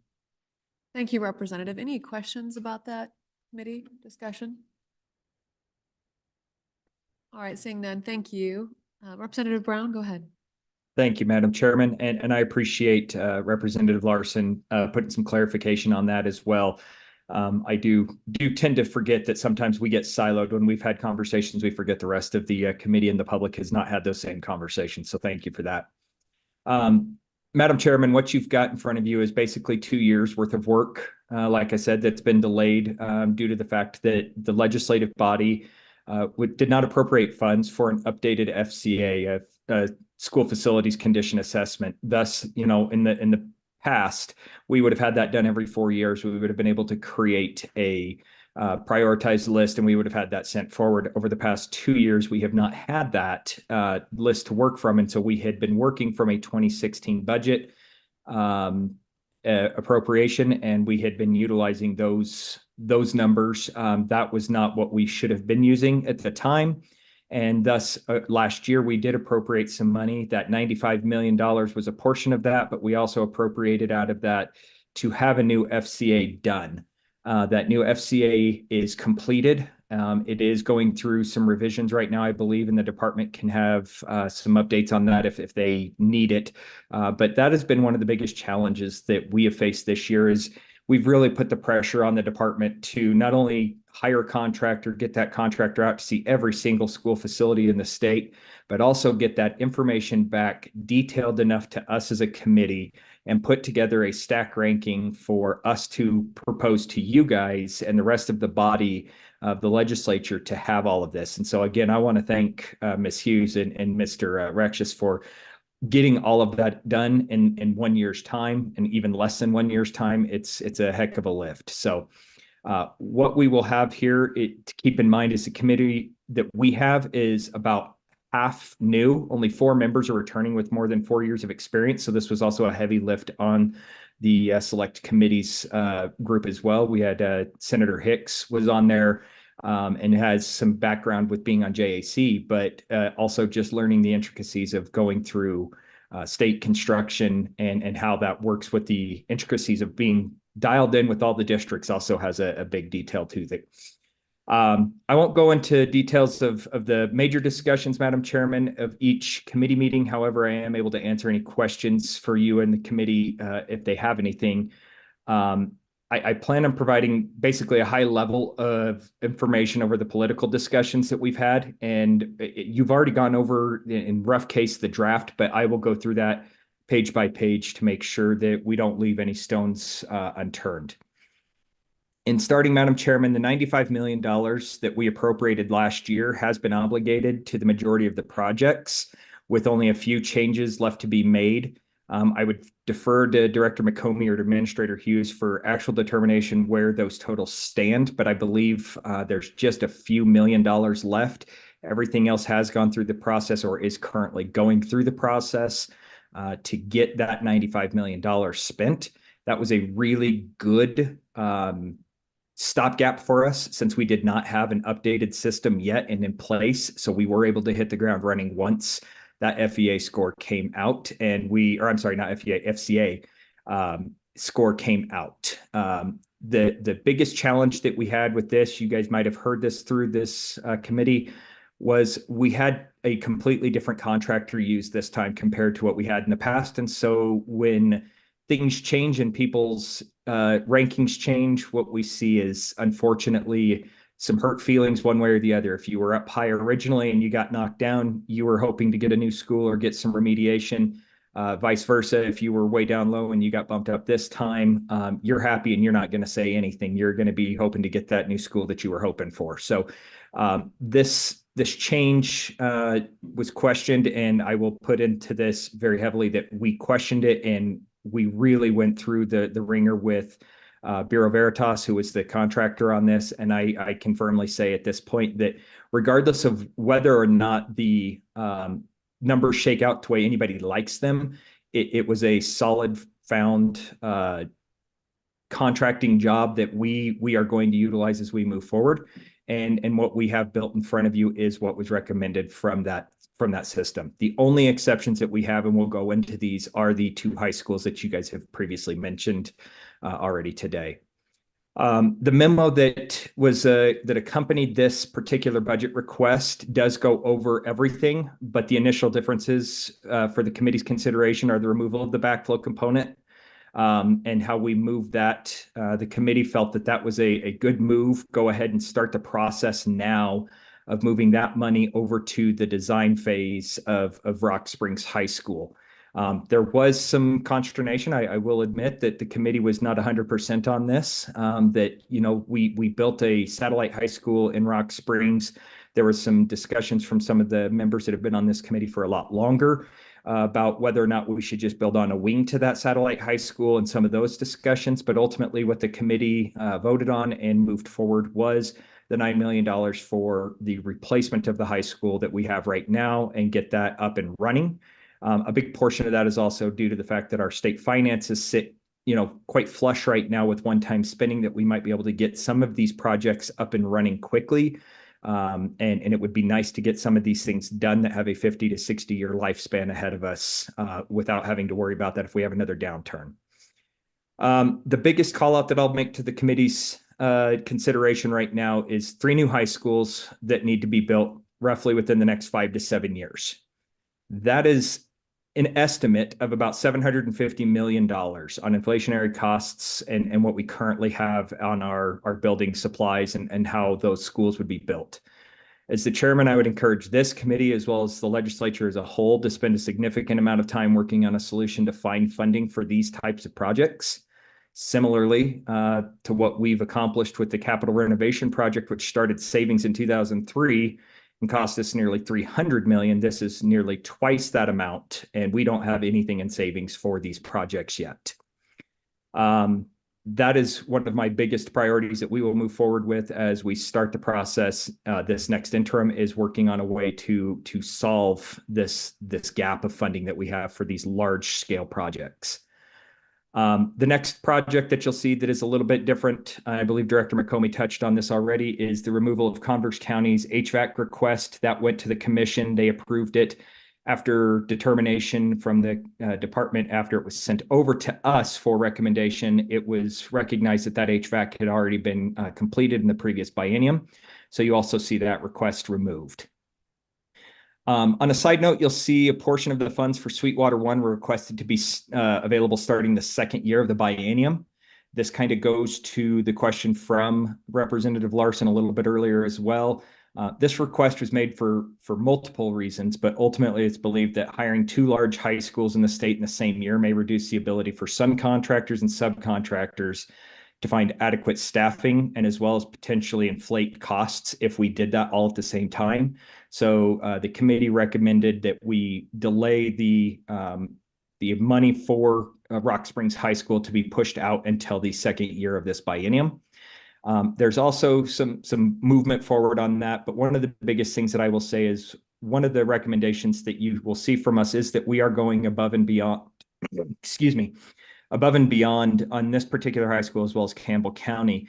Both of these schools ranked very high on the FEA previous conditions. And as the chairman and as the committee recommended moving forward, we see value in moving these types of projects forward, especially when we had pictures and on-site movement forward. And I would highly encourage anybody who is interested or may disagree with the movement of these projects forward to definitely take a site visit to either one of those 2 high schools.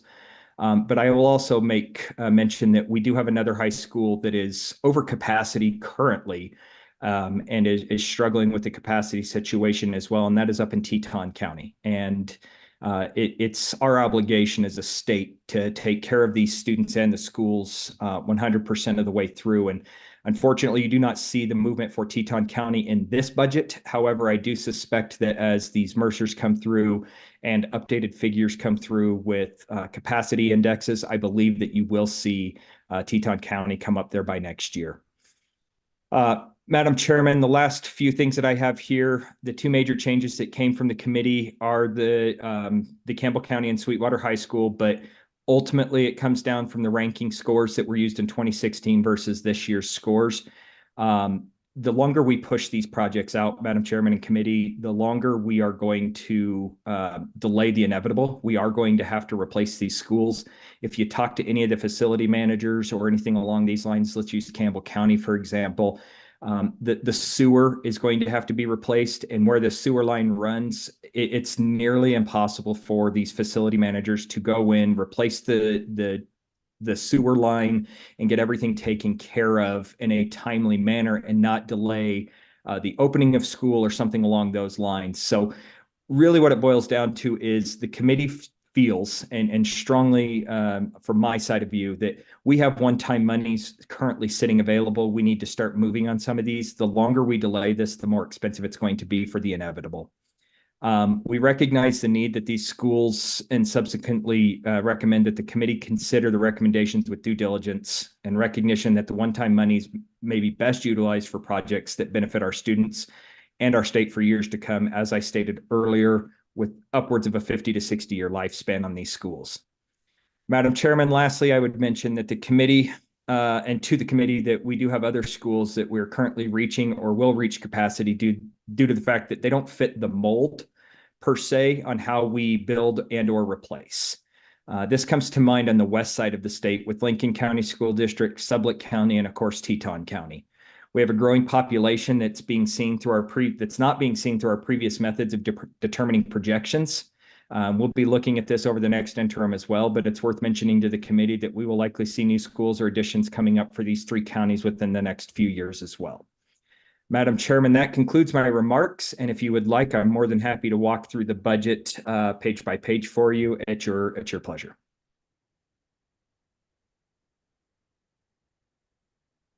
Please do so. Okay.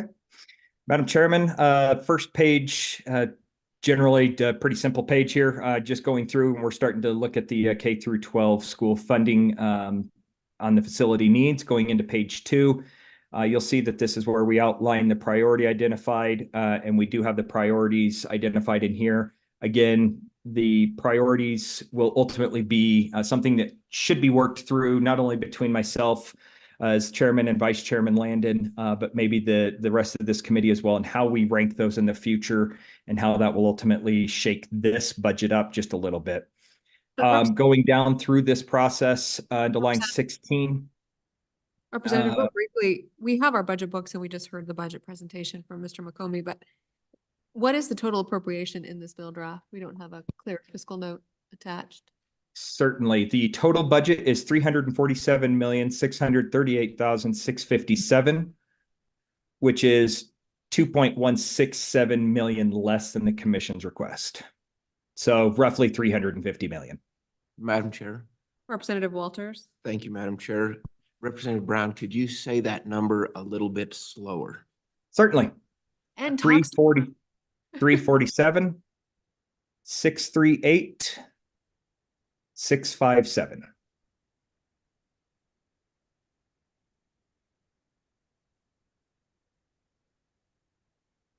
And Madam Chair. What was the vote on that in committee? Do you recall, Representative Chairman? For the actual total budget, I believe it was unanimous. Is a unanimous vote to support this $347 million expenditure? I believe so. If there was, there may have been one no vote, but I don't believe there was. I believe everybody supported this movement forward. Were all members present? Yes. Madam Chair. Wow. Representative Walters? Thank you, Madam Chair. And Representative Brown, in that 347, 638, does that include the 178 million for major maintenance? Representative? So the question, I just want to make sure I understand, the 347 number that I gave you, does that include the 178 for major maintenance? Is that correct? Just 78 for major maintenance. That's the question, yes. Yes. Yes, it does. Thank you. Mr. Wilmarth is shaking his head yes. Madam Chair, just to clarify, this bill, you don't see a fiscal note on it yet, but it contains $163,411. So $163,278,411. That's what this bill draft or bill contains. Okay, state that number one more time and louder. Madam Chairman, $163,278,411. That's just the bill.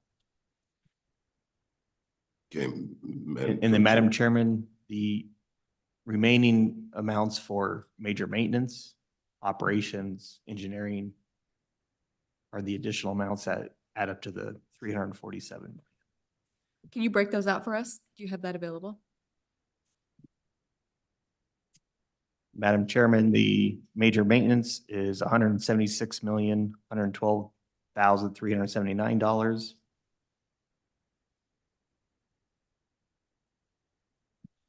$176,112,379. Operations is $7,547,867. And then engineering and technical is $1,922,753. Say that again? $1,922,753. And Madam Chairman, just traditionally how this has worked is Agency 27 in the budget bill contains operations, engineering and technical, major maintenance, and then another vehicle, whether it's Section 300 or another bill, will appropriate the remaining amounts for the construction projects. Thank you. Senator Kinski? No, thank you. I'm done. All right. Representative Brown, go ahead and continue, please.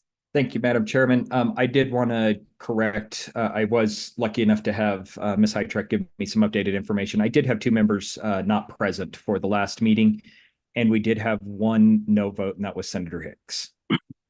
And if you would like, Madam Chairman, I can go ahead and move forward through the rest of the bill if you'd like.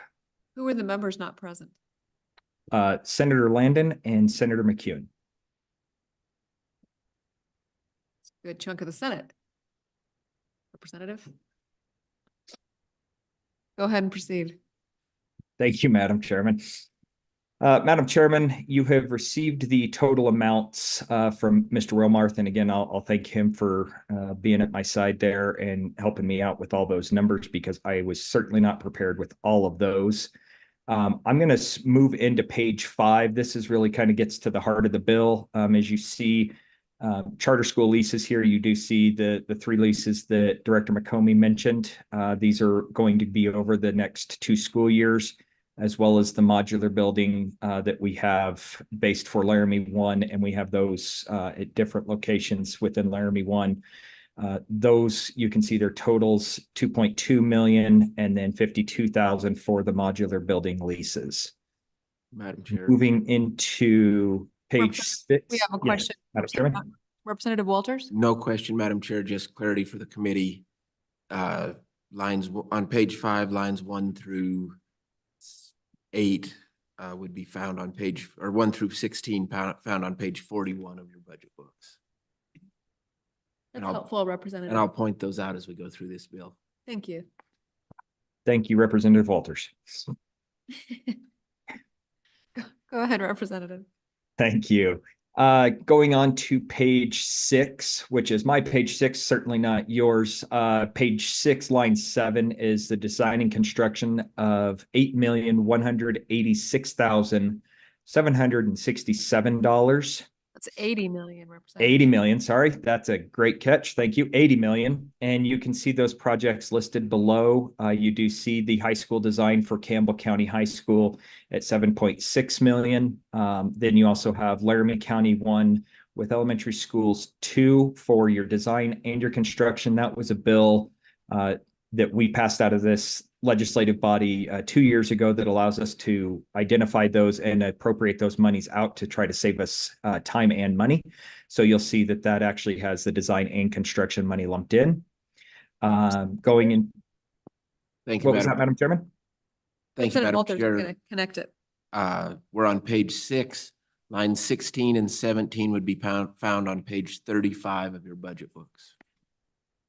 And while I have the mic, I'll just finish page 6, line 19 and 21 will be found on page 39 of your budget book.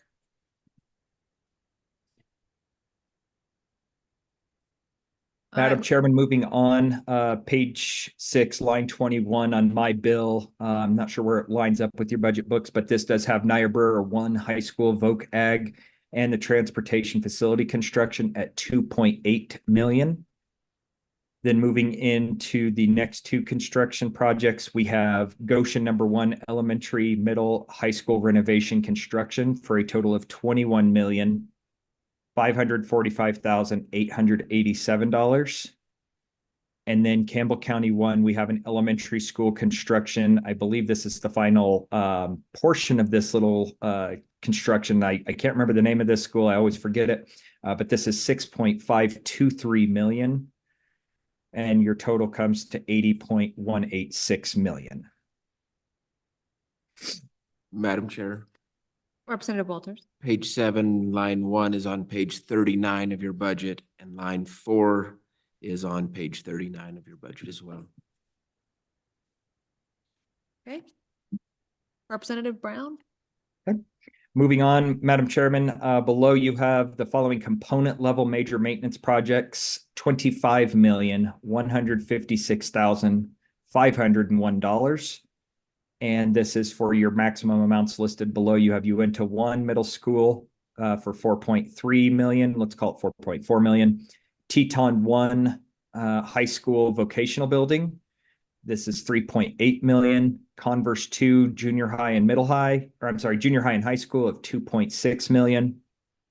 Carbon 2, we have a middle high school, 2.5 million. Hot Springs 1, we have a high school of 1.7 million. Fremont 38, we have an elementary, high school, and transportation facility that is equated to 2.2 million. And that takes me to the end of page 7. So if Representative Walters would like to catch the committee up on where that puts you with your budget book. Thank you, Madam Chair. All of the component projects will be found on page 55 and 56 of your budget book. And I would note that the governor's recommendation on page 57 of 25 million, 25 and change, is the same. The table is not, after we'll have those two projects removed from the governor's budget. That is correct, Madam Chairman. Thanks. Representative Larson. Chairman Brown, I've got a question on the component project list. We understand the intent of our schools is to perform major maintenance. All of these components would fall within major maintenance. The intent of a component is if their major maintenance dollars would be drawn down to such a level as they wouldn't be able to fund other major maintenance projects. But if they do have sufficient funds, it should have been funded with their major maintenance dollars. And I just want to know if you could provide us with what those major maintenance dollars in those respective districts were that then caused you to allow those to be component projects. Representative Brown. Madam Chairman, Representative Larson, so I can't speak to the individual districts per se. For me personally, to go in line by line and figure out where their major maintenance funds were is frankly, and to be honest with you, it's a bit of a stretch for me to be able to do as a citizen legislator. I do my best to try to watch this. I will turn to the department to see if they have any recommendations. But one thing that I can say from the legislative level is we certainly have been underfunding major maintenance for a very, very long time when it comes to our schools. And so some of our smaller school districts, let's use any of the smaller school districts in the state, you could have a roof that goes bad. And unfortunately, that could be from a hailstorm. And that hailstorm could end up being a situation where insurance covers it or doesn't cover it, whatever that case may be. But that major maintenance funding that we were setting aside, or that school district was setting aside, now has to be utilized for the roof replacement or whatever major boiler or something along those lines. And if they're not being funded at the correct amount, and I don't have that direct number, I can tell you that Senator Rothfuss has been working on this tirelessly I do believe that there's a calculation that he's moved forward a few different times to try to increase the level of major maintenance funding. Representative Larson? Chairman Brown, I appreciate it, and I think you're talking to other citizen legislators, and so we get that. But I would think it would be that committee's job, as you're appropriating that kind of money, with the understanding that you just expressed to us on funding of major maintenance, appropriating of major maintenance, small schools, big schools, that you would have asked those questions and determined what their major maintenance balance was before you made a determination that it would be a component eligible project. And my question is if that was part of the process, and if you could share with us what those amounts are. Madam Chairman, Senator or Representative Larson, I do not have those digits available to me, and I do appreciate where you're coming from. I truly do. I think that it is upon us, especially when we're looking at $80 million or $25 million, sorry, to make sure that we are making sure that our money is being spent properly. What I can tell you is I lean very heavily on my department, the department issuing these recommendations and the commission issuing these recommendations. I will say that I fall back onto their recommendations, that they have vetted this very heavily. And I will tell you point blank, I did not ask what each one of these school districts did and what their balances are. I would suspect, and I cannot confirm this without asking them, but I would suspect that these questions were asked by the department and there were recommendations made that maybe not in this bill, that these other school districts did not quite fit to exactly what you're saying, that they did not utilize the money that they had available. And so they were asked to go back and utilize that money. All right. Director McComey? Thank you, Madam Chair. We do have a list here of where the districts sit on their major maintenance balance. And when we put those projects together, there's actually a formula that we look at, and I'll have Administrator Hughes address that. But we look at the formula on how much they have left in their balance versus how much their needs are forecasted out into the future versus where they're sitting today. So I'll let Valerie discuss that in more detail. Ms. Hughes? Madam Chair, committee members. So in the instance of these component projects here, what was done is, as Director McComey alluded to, there was a calculation that the department did. First off, it started with what were the results of the assessment in terms of these items, these components, these large major components and systems of buildings. If they had a deficiency projected out into the future, which granted the data that we have looks forward from this year all the way forward 20 years, and essentially lines out what maintenance needs to be done over that time period. So taking a look at what that meant for each of the districts, and even taking into account what some of the highest cost components or systems were that they either needed repair or replacement of in the foreseeable future, and taking that in comparison to, number one, the amount of money that they do receive in major maintenance, and then number two, what their balance currently is. So it's a calculation and kind of looking at those factors to rank and say, these districts had collectively the most amount of maintenance that is needed in the foreseeable future in relation to their major maintenance, either what they receive or what their balances are. And therefore it was put forth for component funding, because they couldn't reasonably afford to do these projects in addition to taking care of all of their other buildings and everything else that is needed. Representative Stith? Madam Chairman, switching to a slightly different topic for Representative Brown.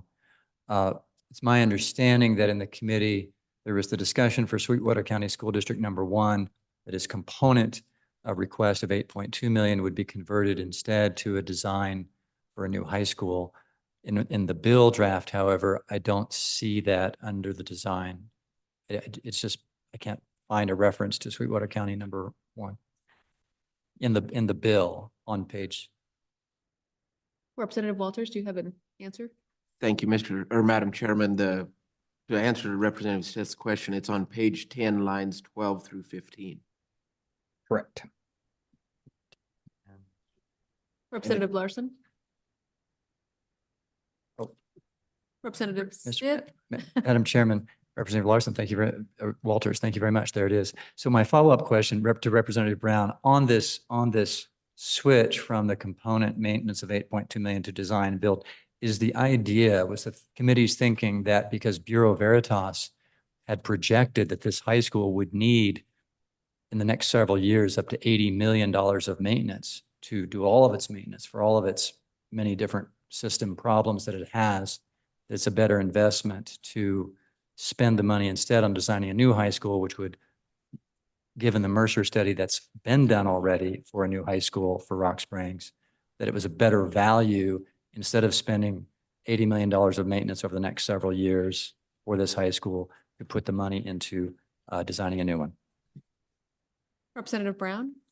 Madam Chairman, thank you, Representative Stith. So I think you hit the nail on the head there, Representative Stith, and I also think that there was some additional belief with the way that Bureau Veritas schedules out their replacements compared to the way the FEA did it. It gives us a little bit different look at how these schools will ultimately need to have their funds put forward. And this was the first time that we've really seen that, right? So the committee questioned this a lot and had a lot of discussions. 2 out of the 3 meetings were spent basically digging through this Bureau Veritas report and asking questions to try to understand it more coherently. And so to your point directly, yes, we do feel that instead of spending $80 million to keep a school up, and this also did not recognize the foundation that is basically, slipping away in Rock Springs. There's really no sense in continuing to put the money into something that you're going to eventually have to replace anyways. And so that's where the recommendation came from the entire committee to put forward this $9.9 million for design. And again, we also made sure that there was a lot of thought put into this as well. And I want to make sure that that's recognized by the committee as well, that we put this forward to say, hey, look, we know that we've got the design portion going on with Campbell County, and that one ranks up there. But we also are going to have another high school, and building 2 high schools in a state this size with qualified contractors and whatnot, it's going to be a little tough. So we put that out till 2025 as well. Representative Larson. So thank you, Madam Chairman. Valerie, your director. So when you take into consideration whether you allow that to be a component project or require it to be major maintenance, you referenced that you take a forward look then to ensure that they've got enough major maintenance for anticipated upcoming expenditures. How far? So 2 questions. How much is there a percent that you try to allow them to keep on? I'm just trying to get my head around that. And then how far forward do you look? Because the funding model can change a little bit. And how far out do you look? Ms. Hughes.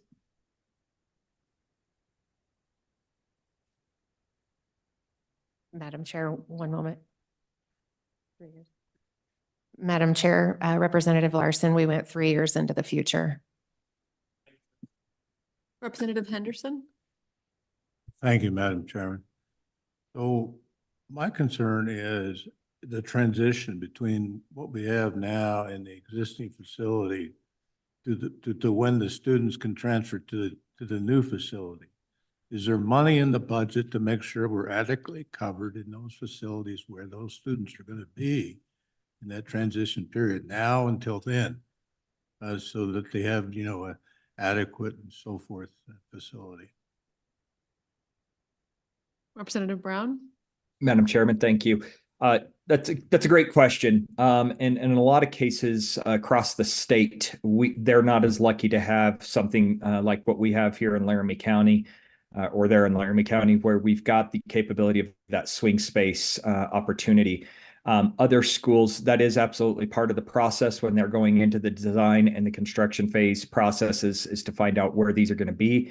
And I will say that does propose a massive conundrum for Campbell County High School right now. And I believe that the minds that are a lot smarter than I am, and it's a heck of a lot higher on the pay grade than where I'm at, we'll be working through that process to determine where they're going to put those 12 to 1,400 students in Campbell County while they're trying to rebuild a high school. Because at this point, the only clear logical way to do this is to either build offsite and go to a completely different location and build there and just continue to work through the problems that they have, or knock down this school and try to find a way to facilitate the education of those 1,400 students elsewhere. So to your question directly, Representative Henderson, is it contemplated in the figures here?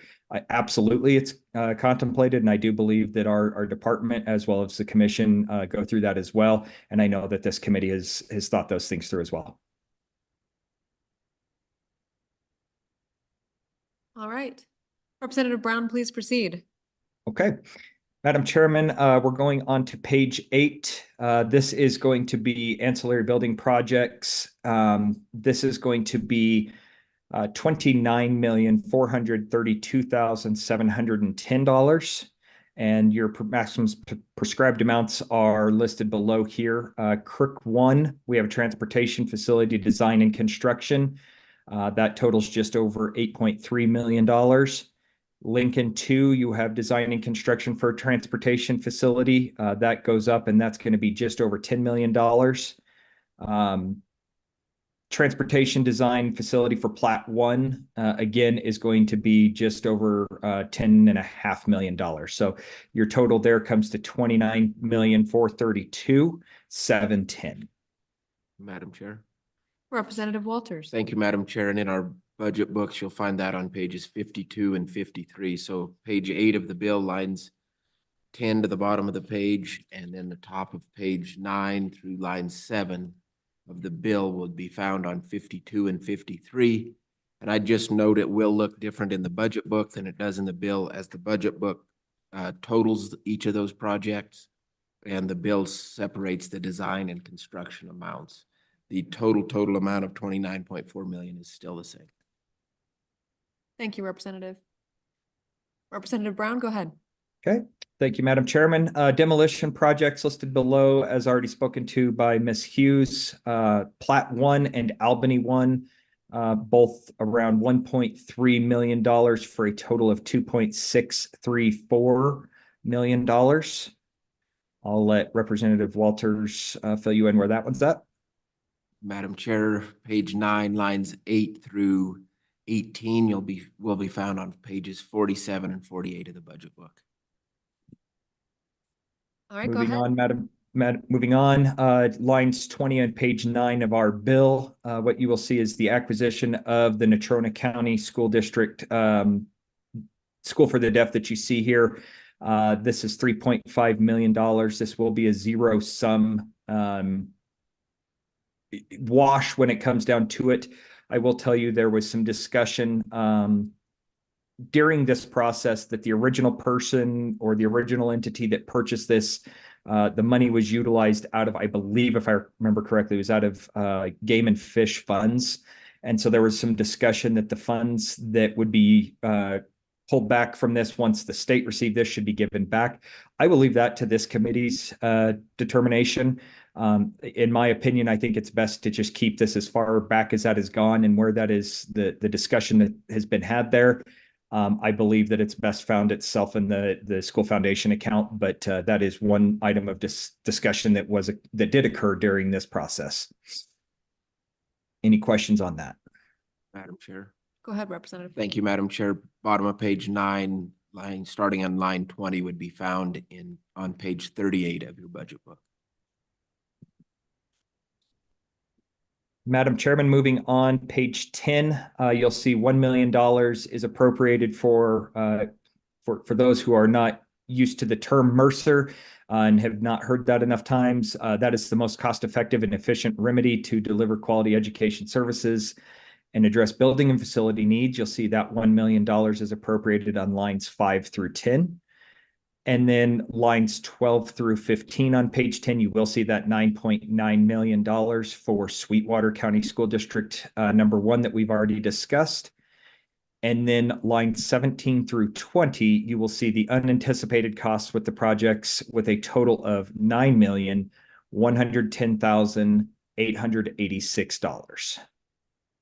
Madam Chair, Representative Walters. just for clarification, members, on page 10, lines 5 through 10 are found on page 33 of your budget book. Lines 12 through 15 are not included in the budget book. And lines 17 through 20 are pages 44 and 45 of the budget book.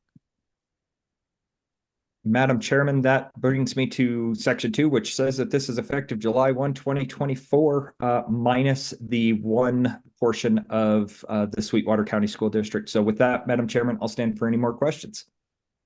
Great job, Chairman Brown. Any final questions for Representative Brown? Representative Henderson. Thank you, Madam Chairman. So the effective date is July of 24. Is that acceptable, or would there be some opportunity to conserve some costs by having it, immediate in some cases? Representative Brown.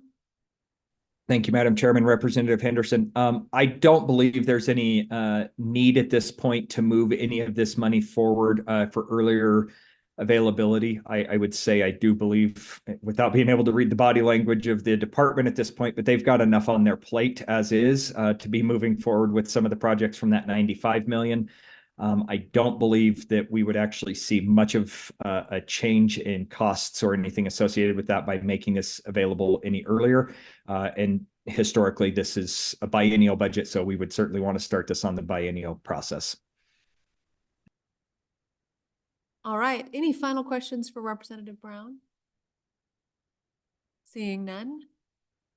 With that, any final comments from the department? Director McComey. No, Madam Chair. Questions for Director McComey? All right. Any other agencies that want to speak to this bill draft? I know that we have Sweetwater County School District here. So department, if you could take your seats in the audience, thank you, but stay close by. I think we'll probably need you. So we're ready for public comment. Whoever would like to take the lead on that, either together or individually, just let me know.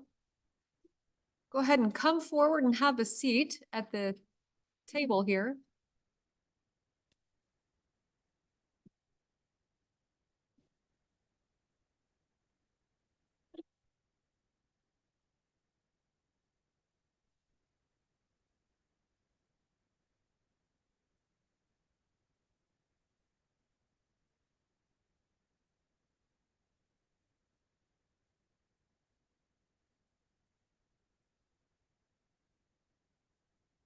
Welcome.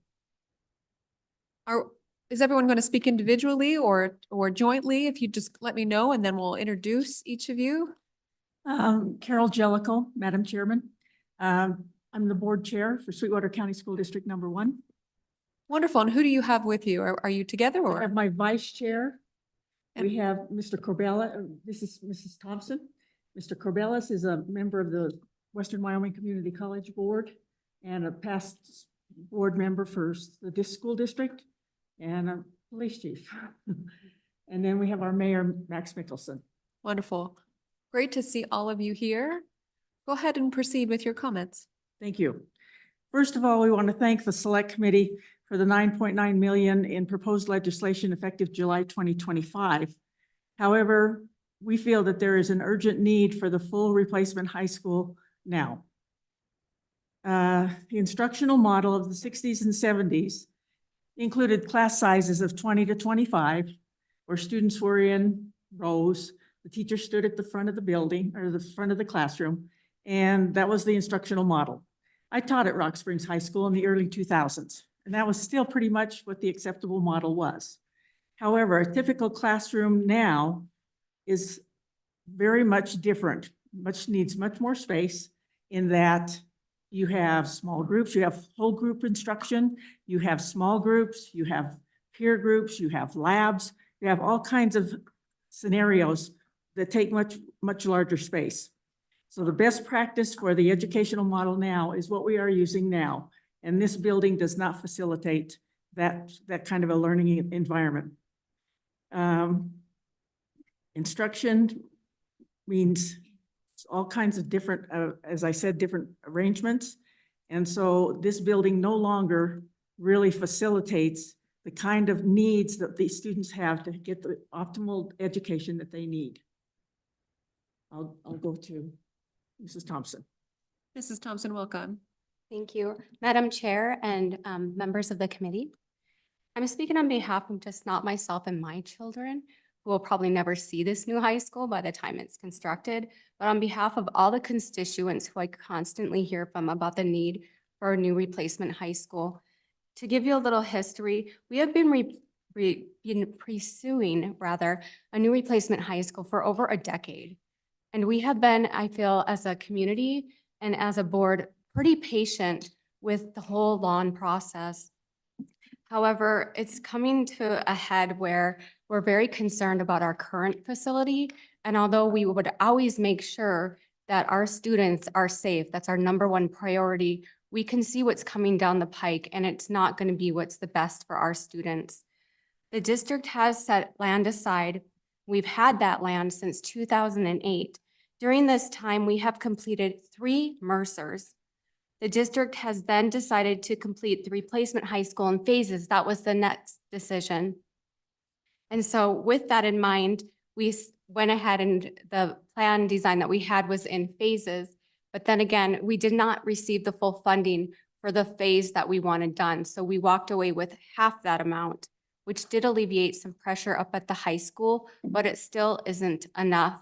So we would like to add on to that satellite high school, which would then become our new replacement high school, if that makes a little bit more sense. So we already have the location, we already have the building started, we just need the planning and money for the construction project. The project has been put on long enough. Like I said, we've been pursuing this for over a decade. It's in the best interest of my constituents and their children that we continue moving forward. With this in mind, I am asking that you please consider designated this funding for replacement high school to be moved to the 2024 budget. I know that the Facilities Commission has been, I appreciate all that they have done. They have worked very hard to get it into the budget, but I still feel that we're not going to meet the needs if we don't move quickly on this. For all the details, I'll leave all that up to our facilities manager. He is in those buildings along with our superintendent for all the detailed questions that you may have.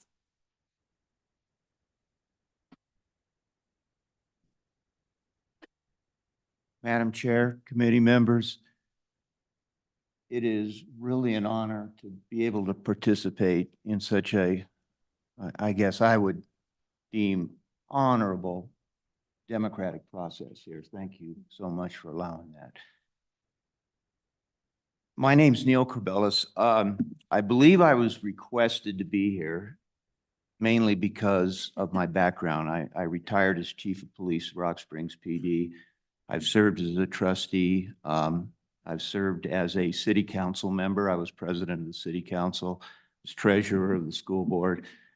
Currently, I'm on Western Wyoming Community College Board, and I was on their adjunct math faculty for approximately 15 years. I loved retirement so much from the city, I decided to get a second job so I could retire from it. It was a wonderful experience. But as an elected official, I'm really doing what you all are doing right now. I'm trying to best represent my constituency. And I'm here to speak to the urgency in directing funding for the design and build out of the new high school that basically has already been started. And I want to bring up maybe a different perspective. I want to bring up 3 safety issues that I've seen. Number 1 is the parking and traffic issues in the surrounding residential neighborhood. 2, the proximity to a major east-west rail line. And number 3, to the almost chaotic layout of the floor plan of the existing high school.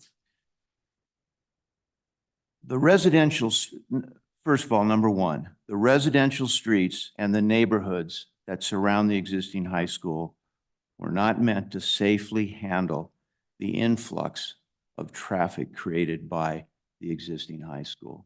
I don't know if you've seen the pictures, but it's landlocked by a rail line and residential neighborhoods served by residential streets. Now, the speed limit on these streets, other than the school zone, are 25 miles an hour. Now, this was somewhat of an illustrative example that I gave my math class when I was teaching up at the college, because 25 miles an hour seems like a pretty reasonable slow speed.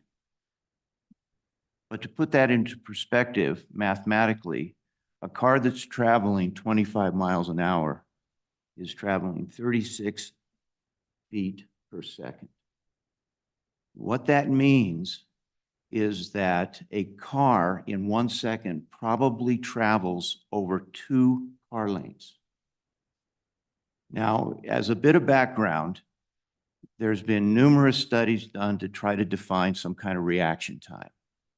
How long does it take a driver to react to dangerous stimuli? So what they do is they tell a driver, put your foot on the gas pedal, and we're going to time your reaction time. Now watch this signal come down. As soon as you see this signal come down, you move your foot to the brake pedal.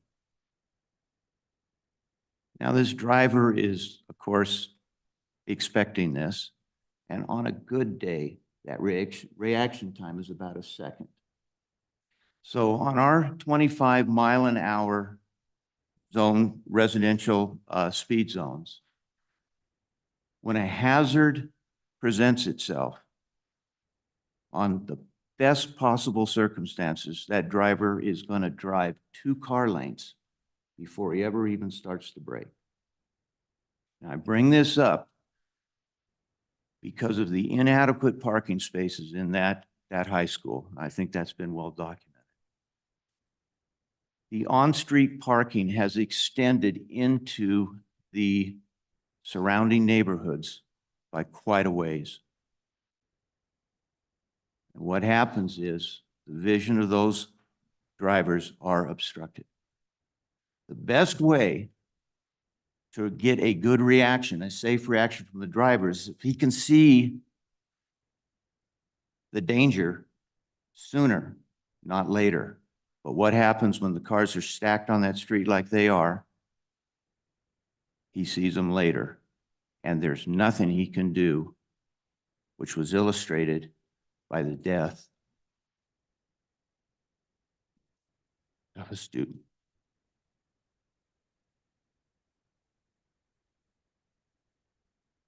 Number 2,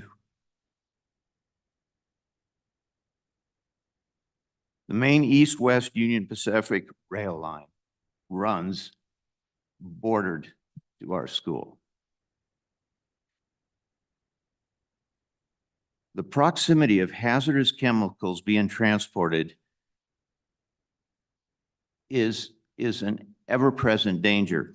You know, and it doesn't seem that unless it's a catastrophic event that we even hear about a train derailment. But it may surprise you, there's been 742 train derailments in the United States in this year alone. Between the years 2018 and 2021, there have been 35 derailments in Wyoming alone, and I can start citing them, but I don't want to waste your time. But at the police department, we always felt that the ticking time bomb possibly wasn't the active shooter.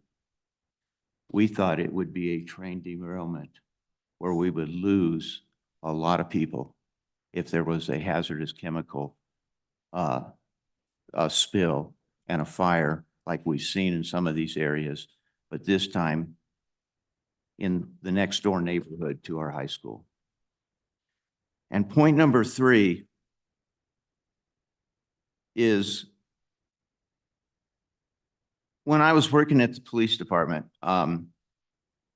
this isn't something we were proud of, but one year we actually held the national record for bomb threats called in. So in searching that high school for any kind of device that could be explosive, we found that it was almost analogous to trying to search a corn maze. the footprint or the architecture or the layout of that school is worse than this Capitol building, and trying to find this place this morning. Finally, the janitor had to take me up here, but it's far worse than that. And I can only imagine, I've been retired for quite some time from the police department, but I can only imagine the difficulty in trying to isolate a active shooter if such a disaster ever takes place. So I'm just going to conclude here. I think we're at a pivotal moment, and that's why I came here to talk. And where a clear solution exists, our satellite school has already been designed and to be modularly built out to take the place of this high school. And in fact, the first phase has already been completed. There's adequate land for expansion and parking, and the school is serviced by collector, not residential streets.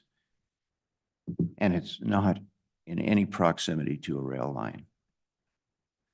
Sorry for taking so much time, but thank you for allowing me to speak. No, thank you for your comments. We appreciate hearing from you, and we're incredibly sorry for the loss of your student there in Sweetwater County. I can tell that that's deeply affected all of you, and appreciate you sharing with us your loss. Thank you, Madam Chair and committee. Max Mickelson, I'm the current mayor of Rock Springs, and prior to that, I was the vice chair of the State Board of Education and spent 10 years on the Sweetwater 1 School District Board of Education, as most of them as clerk. So I was there at the beginning of this process under Superintendent Paul Grube when Governor Meade was in office.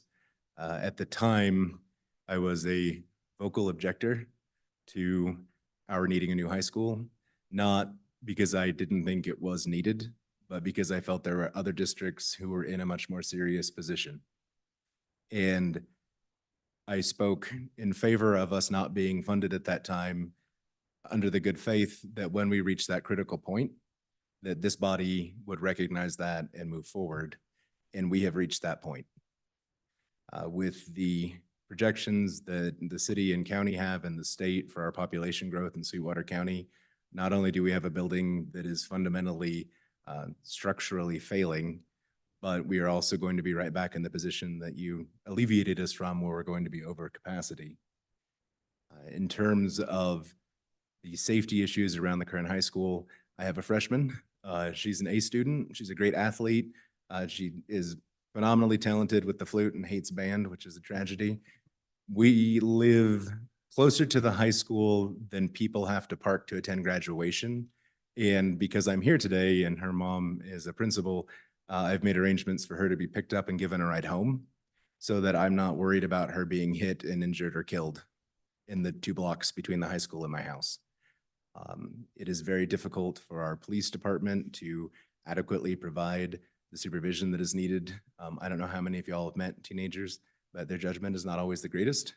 It is a common occurrence every winter. The first time there's snow, it looks like a demo derby out there. And so I really urge all of you to recognize that our district is at a place where replacing the high school, building us a new facility on the land that we have, has reached that critical moment. And if we don't have some forward progress, we'll be back again. But instead of, hey, we really need to act now, it's going to be, we should have acted then, and now we have a crisis. So I appreciate your time and your consideration, and hopefully support for this project. Representative Walters? Thank you, Madam Chair. The question came up really earlier in our discussions, and not questioning the need for the school, but the Select Committee on School Facilities chose to remove a little over $8 million for a backflow preventer project and apply that towards the design of the project. The reality of designing and building a high school is going to be 5, 6, 7 years in time. It just takes that long. If we gave you the money today, it's going to take that long. So the question is, if we don't fund the backflow preventer project, are we risking your school being unusable if that fails? And do we just have to gut it out and fund that, knowing that it is somewhat of a waste of money because you'll be building a new one because it is such a vital component to the school that without it, the school shuts down when it fails, and then we're really in a different situation. So swapping those funds is the question, and is there still a major need to go ahead and finish the component project first and then have the discussion about the new school? Looks like they're gonna phone a friend. All right. We'll let you do that here. And is that a question for the department, maybe? Anybody that can answer? Well, if I don't. Go ahead and just have a seat wherever you feel comfortable. And if you would, your microphones turn on when you press that button that says push, and it'll turn green. So if you could introduce yourself, your name and your title. Sounds like you're the guy who has the answers to this question. So if you could please go ahead. Madam Chair, members of the committee, Dan Celaroli, the Director of Facilities for Sweetwater County School District Number 1. If you could bring that mic a little closer and repeat what you just said. Sorry. Dan Celaroli, Director of Facilities, Sweetwater County School District Number 1. That doesn't mean you speak softer. I'm relaxed. You speak louder and into the mic. Madam Chair, Representative Walters, and also the other representatives that asked questions earlier, I wrote down about the backflow preventers. Representative Sherwood, you're exactly right. If a backflow preventer does not pass a test, which we have to by law, do all tests on all backflow preventers once a year. We actually do ours twice a year because that's when they come in during the summer and they come in during the winter break for sprinkler systems and things like that for your fire systems. So yeah, we have to have those checked. We do have a good working relationship with our city. In the past, whenever we've broken something like that was either a backflow preventer or our fire hydrants, the city tends to keep some of those things in stock so we can swap those units out. That's not the issue. The issue is, there's a couple issues. For one, the component number, when you go into the systems that they have, every component has a code next to it, but every component doesn't necessarily have a code. So they will code one project, they'll figure one project into one code. Now, I've talked to John Rexis and they're trying to get more codes in so that we can identify specific things that go with a unit. For instance, if I do on major maintenance, if I'm putting in a system and I have to put walls, put new electrical on the walls, I list, and actually I can list down that I'm going to replace the walls, I can replace the studs, and there's a component number for all those, not for everything. So in this case, when the backflow preventer was identified that it needs to be replaced, it's lumped under one project code, backflow preventer. But to get to our backflow preventers, you have a couple issues. One, the supply lines come to it. The supply lines go under the slabs in the school on the bottom level of a 4-story building. How do you change those out without affecting the function of the school? So to answer your question, if something happens to that backflow preventer, either way, even if you gave us the funding, I'm going to still have to shut the school down because in order to change it out, I have to go in there and jackhammer floors up and driveways up. The other issue that you have, think of it with this building. As you jackhammer something out, by code, you can only be so many feet next to your water lines, with your sewer lines, your water. But when they build a building, generally they try to keep things in track. They're not going to put your main water line over here. They're not going to put your sewer way the hell at the other end of the block, right? So you have water lines, you have sewer lines, and you have electrical lines. Why would you rip up one and not replace the others, especially when the others have been identified as being deficient? So when they asked me about, or, they came to me about this $8 million, I appreciate it. I really do. But how do I do it? And I'm open to suggestions, but how do I do these component changes, let alone just one? And if I did just the one and you put $8 million into it, it doesn't move me on the list. In the old days, I've been around a long time with this, for the facility assessments. If you did something like an HVAC system, you improved something on it, you went from wherever you were on a list, you dropped way down on a list. And that was a big gripe with the facility managers because they said, wait a minute, if we replace one air handler in a building that's say 75,000 square feet, if we were 10th on the list, now we're way down here because we did one. This building is so large and this component is relatively small to do. I mean, it's a high dollar component, but it's small compared to a project. We don't move. So, it just, while I appreciate the offer, I still, I mean, I have to evacuate the school. I have to close the school down. And that's not a job that I can do over the summer. So where do we put the kids in that time? We don't have an overflow spot. So this is, I mean, when you look at the building and you see that it's 4 floors, it presents significant challenges. And the building was designed back in this, early, late 60s, and it was designed for a much smaller population. At the time, they didn't have 9th graders there. Now we have 9th graders there. We built when we originally went back, as one of the people, Stephanie was saying, back in 2014, well, back in 2008, they identified this as security issues.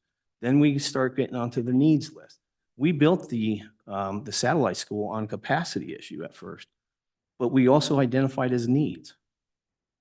We have a building that is built. By today's standards, our build out would be like 240,000 square feet.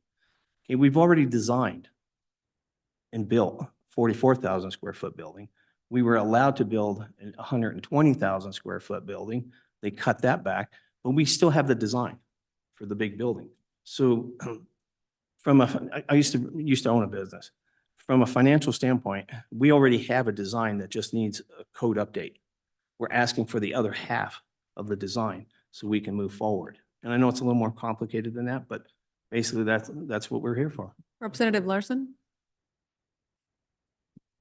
We're just trying to get to the point of the backflow preventer and trying to understand if we're causing, if everything moves forward, are we causing a problem by not putting the backflow?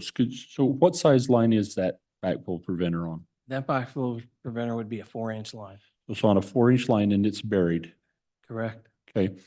And so has it failed now? Is it functioning now? It hasn't failed and it is functioning. It is functioning. So then is it then based on the assumption that it's going to fail? It's just reaching end of life cycle that you've requested it. So Madam Chair. And the question was Representative Walters. Yeah. So just to point out that presentation of the issue, go ahead and answer. Okay. The issue was brought up, it's in our Bureau Veritas report as far as it reaching the end of its life cycle cost. But it Madam Chairman, but it hasn't failed. Has not failed. Okay, thank you. That helps a lot. Representative Stith? Madam Chairman, Mr. Cilaroli, just a sort of big picture question. In your view, if you're trying to make a decision between spending $1 on maintenance or spending $1 on a new facility, in this case, to you, does it make sense to spend the $1 on the new facility? And if so, why is that a better use of the $1? Madam Chair. Representative Stith. I would call that a leading question. The issue, and yes, obviously we would want, you spend the money for a new building. But the issue is, I don't see how we can do the repair, the $1 worth of repair. Without, what do you do with the kids? We're going to hear them. I mean, the building is built, like I said, it's 4 stories. You're going to be working on there. And as you're working on it, I mean, you take an old building and you start renovating it, you always find other issues as you're going along. How do you address those issues? So it's not a matter of, what Dan would like to do. It's a matter of how can you do it? And we've looked at all different possibilities, but how do you evacuate 1,500 kids and accomplish this? Thank you. Comments? Yeah, if you could introduce yourself and your title and who you're with and let us know your thoughts. Sure. Madam Chair, members of the committee, my name is Kelly McGovern. I'm the Superintendent of Schools for Sweetwater Number 1 in Rock Springs. Thank you for allowing me to take just a couple of minutes out of respect for your time and for the testimony that the other elected officials. I'll only supplement where needed so it's not redundant. But a couple of things, I know that you're faced with some tough decisions on some schools, but I think it's important for me to advocate as to why Sweetwater 1, we really need the shovel in the ground. I know Director Celeroli has talked a little bit about the building having 4 floors. We're landlocked. I know that Neil Corbellis has talked about safety and security issues that we've had in the school. But a lot of the infrastructure and system problems that the building has requires a complete shutdown of the school. And we're not talking shutdown for summer months in our short weather. These are things that could take 3 to 5 years. And so the school is essentially in a residential area. We do not have the ability to set up modular trailers. We have no place to go. And in addition to that, Sweetwater 1 does not have another high school where we could move those students over and continue with the educational programming for 1,500 students. We are in a very difficult position.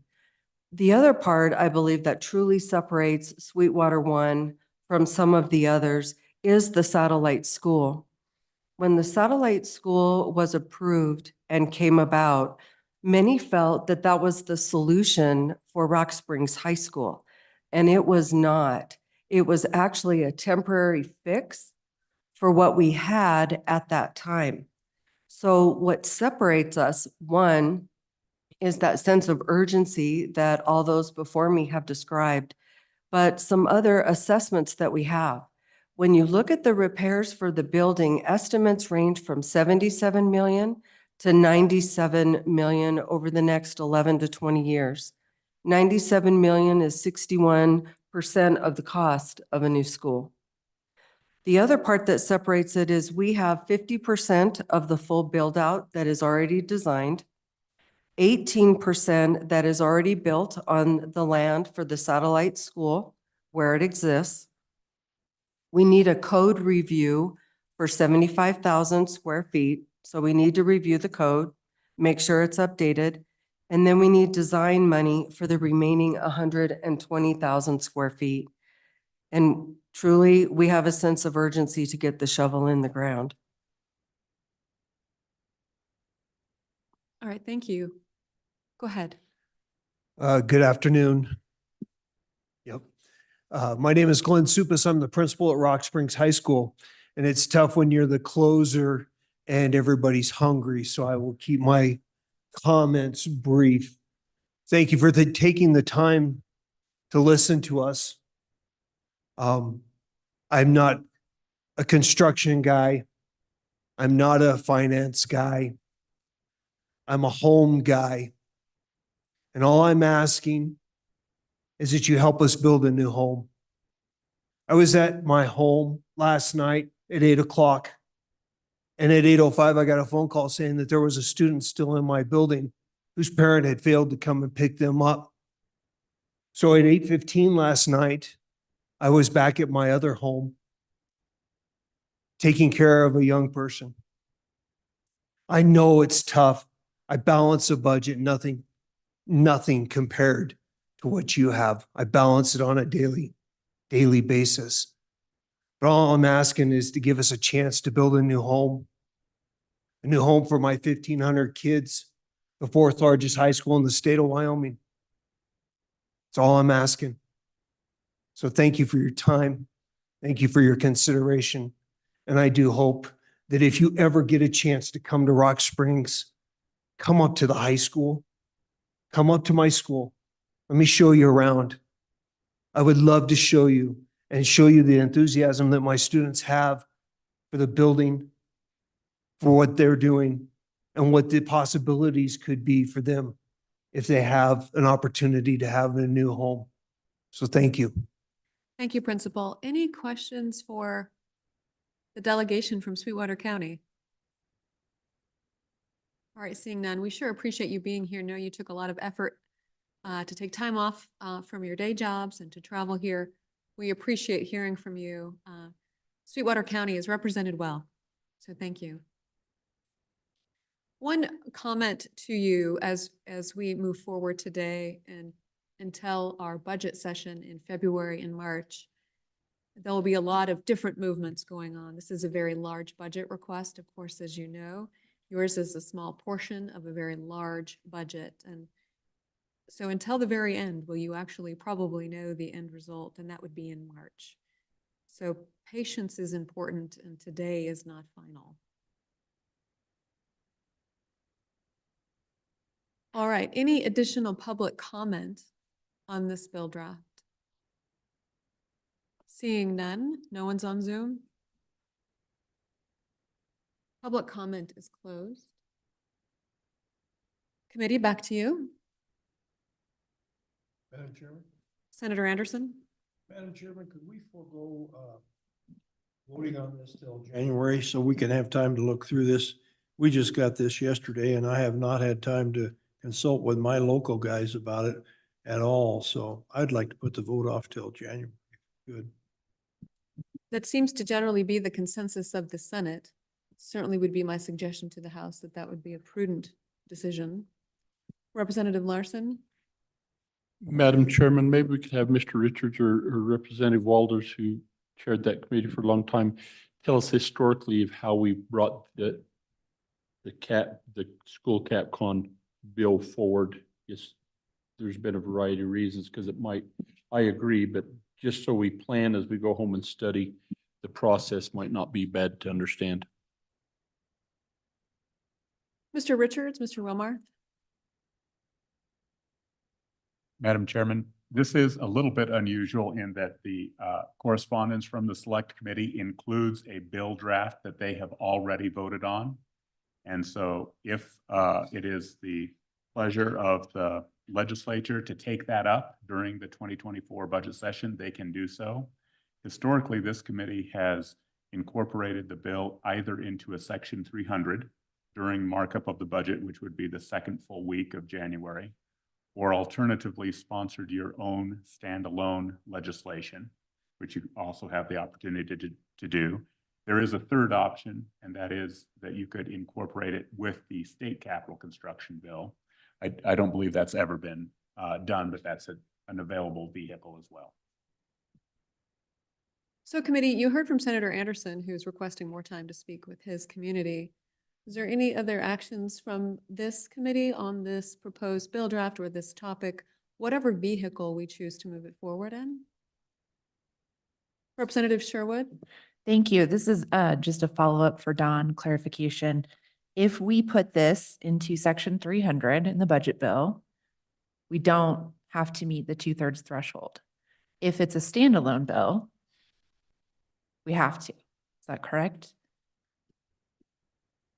Mr. Richards? Madam Chairman, Representative Sherwood, I'll have to get back to you on that. If it is in the state capital construction bill, it does require a 2/3 vote. The Constitution says general appropriations bills, including including appropriations for schools. So I need to consult with the LSO legal staff on whether a standalone bill would, or just schools, not state capital construction, could avoid the 2/3 vote. Chairman Brown is back with us online. Chairman Brown, do you intend to move this bill forward to the legislature? Madam Chairman, I think ultimately what the committee did is just to ensure that we have multiple horses to ride in case one bill fails, we have the opportunity to go. It would certainly be my recommendation and my liking to have this wrapped underneath the general appropriation bill as we've historically done. It tends to make things a little bit cleaner. I think in the 8 years that I've been doing this, I think I can only remember once that we actually had it as its own standalone bill. So, but again, we as a committee voted to carry this forward as a bill if needed, not necessarily that we plan on doing that. So it's your guys' pleasure. All right, thank you, Chairman Brown. All right, anything further from the committee? All right, committee, this topic is closed. Again, Sweetwater County, thank you so much for being here. We appreciate hearing your thoughts and your time on this matter. So thank you so much. With that, committee, are you ready for a 5-minute break before we come back and do directives, or do you just want to move and march ahead? Great. We're gonna do a 5-minute break. We'll come back at 1:38.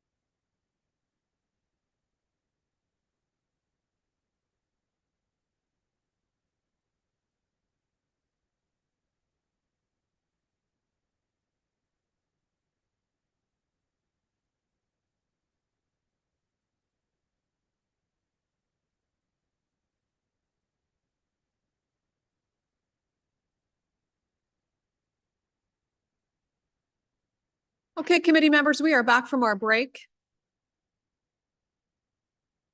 There are no agenda items left for today's meeting. I think we did some great work. With that, the meeting is adjourned.